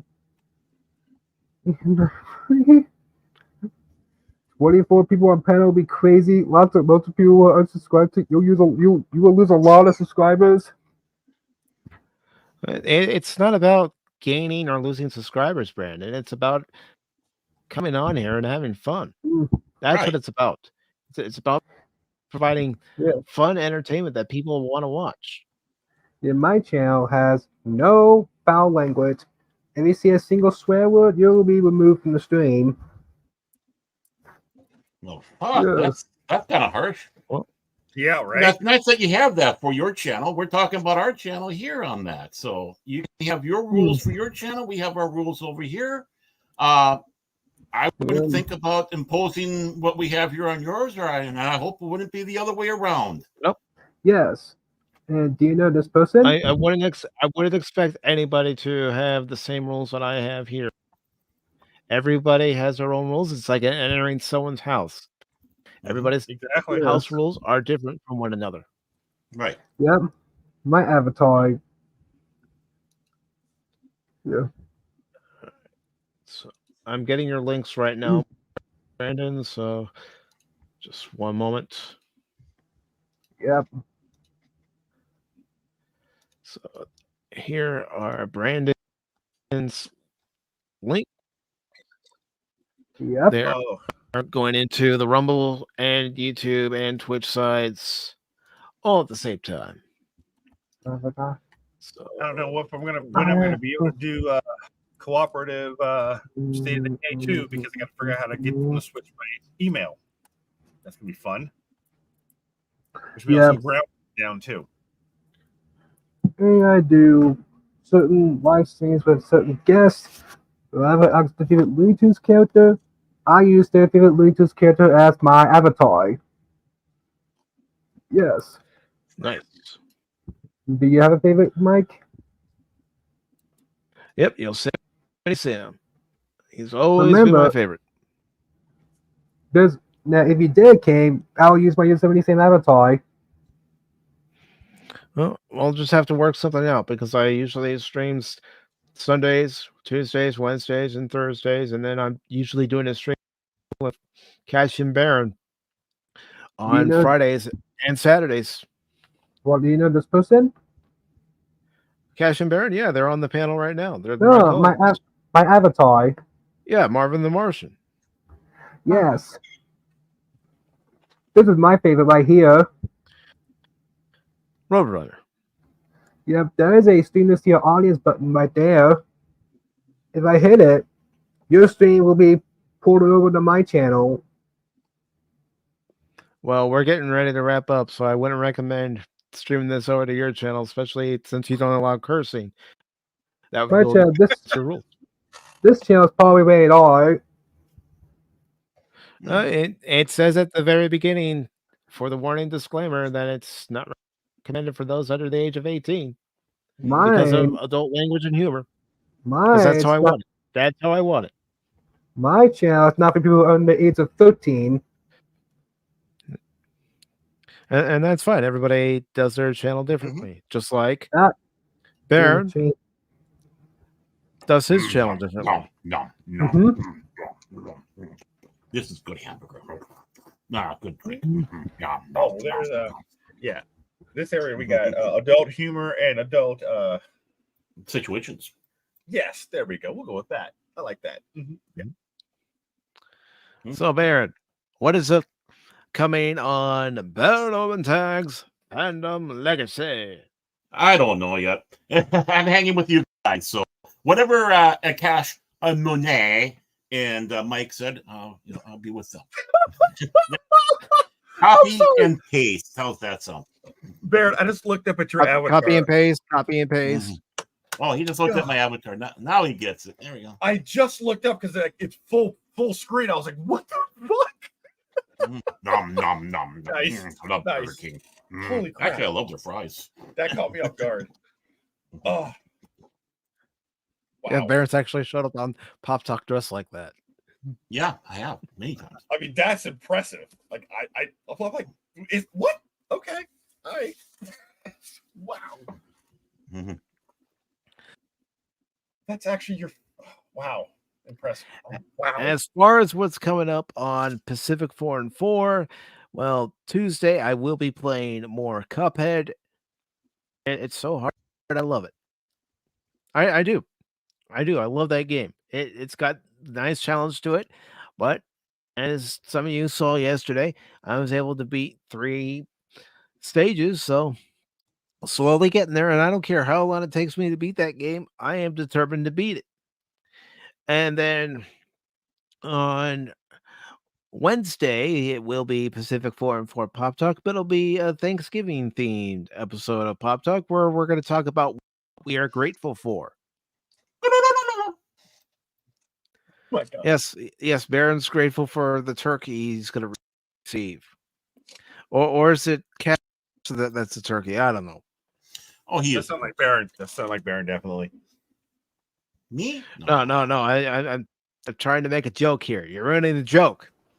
Oh shit! Don't be stealing the turkeys, Baron. I told you. We got turkeys around my house. I looked out the window the other day, and there's a bunch of Jennies just walking right out there. I'm going, thank God the dogs are out there. They think they can go after the turkeys, and the turkeys will kick their ass. So, yeah. Then there's going to be a morning where the lawn suffering's going to say, Baron, where did this turkey come from? And Baron's going to be, doing everything he can to skin it, get it ready for cooking, and he's go, we got turkey dinner. He's going to feather it. But as far as Thursday is concerned, I don't know if I'm going to do a stream on Thursday with it being Thanksgiving. I might just, have a nice, quiet Thursday night, quiet Thanksgiving. And yeah, and then of course, Friday, Cash Baron and I might be doing a stream. We might not. We'll see. Saturday, we might be doing a stream. We might not be, but next Sunday will be another edition of PACIFIC414 Pop Talk on Rumble and YouTube. I don't know why Kick didn't work today, but that's Kick's problem. You've always had problems with them. It's still too new. It's too new. I've been able to stream over there before, but for some reason today it's like, nope, not gonna do it. Well, it might have the same problem Rumble has. The more users come up, if their servers aren't, upgraded to keep up, then they're gonna have problems. It's teething problems. Chaos. I've streamed over there before. If it was just having an issue today, that's fine. It doesn't happen all the time. It's the same thing with Rumble. As more and more people pile on to Rumble, they had issues because they didn't have enough servers to support it all. Aaron, enough. Okay. I have streamed on Rumble, Kick, and YouTube and Twitch all at the same time with no issues. Mm-hmm. You're not getting today it, but okay. Was just an anomaly. Okay, that's it. You're gone. That is strike number 3, Chaos. You're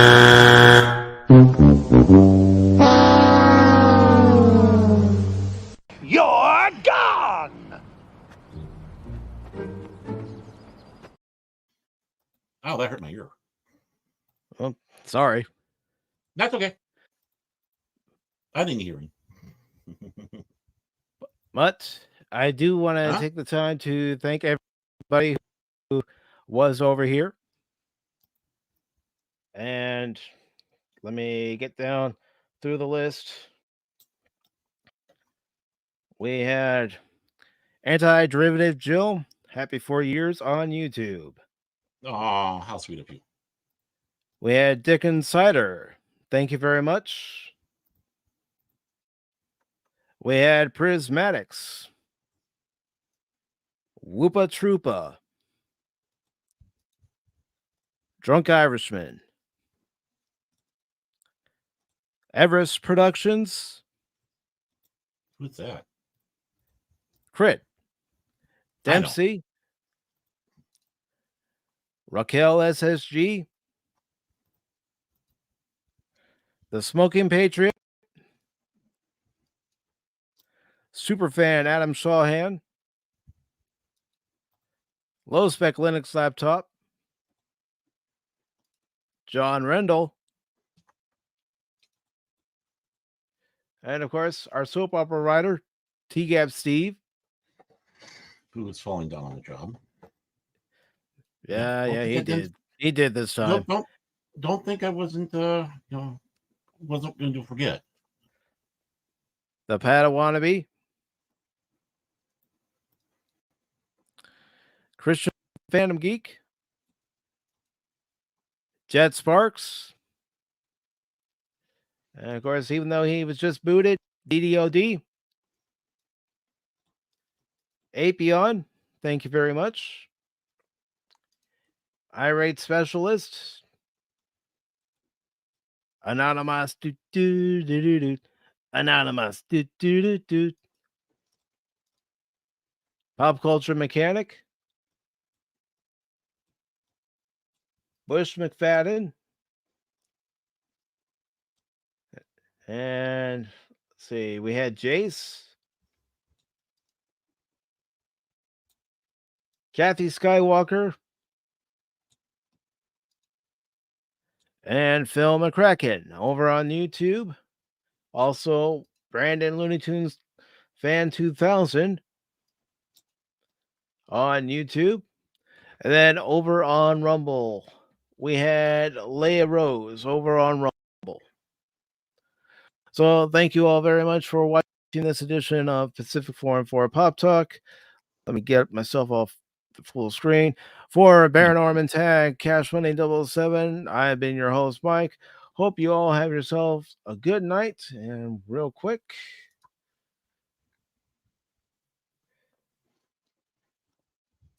and he says, Kick might be at the point. I have heard other creators complaining as well. It's just not about him. What are you trying to say? Are you trying here?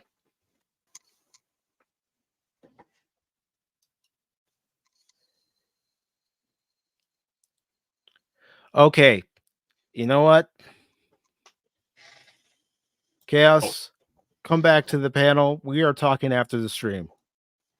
But thank you, everybody. And until then, have a good one. Autobots, transform and roll out. I was fired, now I'm back. I was fired, now I'm back. You were never fired. Go back to the dinghy, Baron. The dinghy. No. Baron's sad. Baron now sad. Baron's sad. Go back to the dinghy. Then what about Grant Retro and I? We had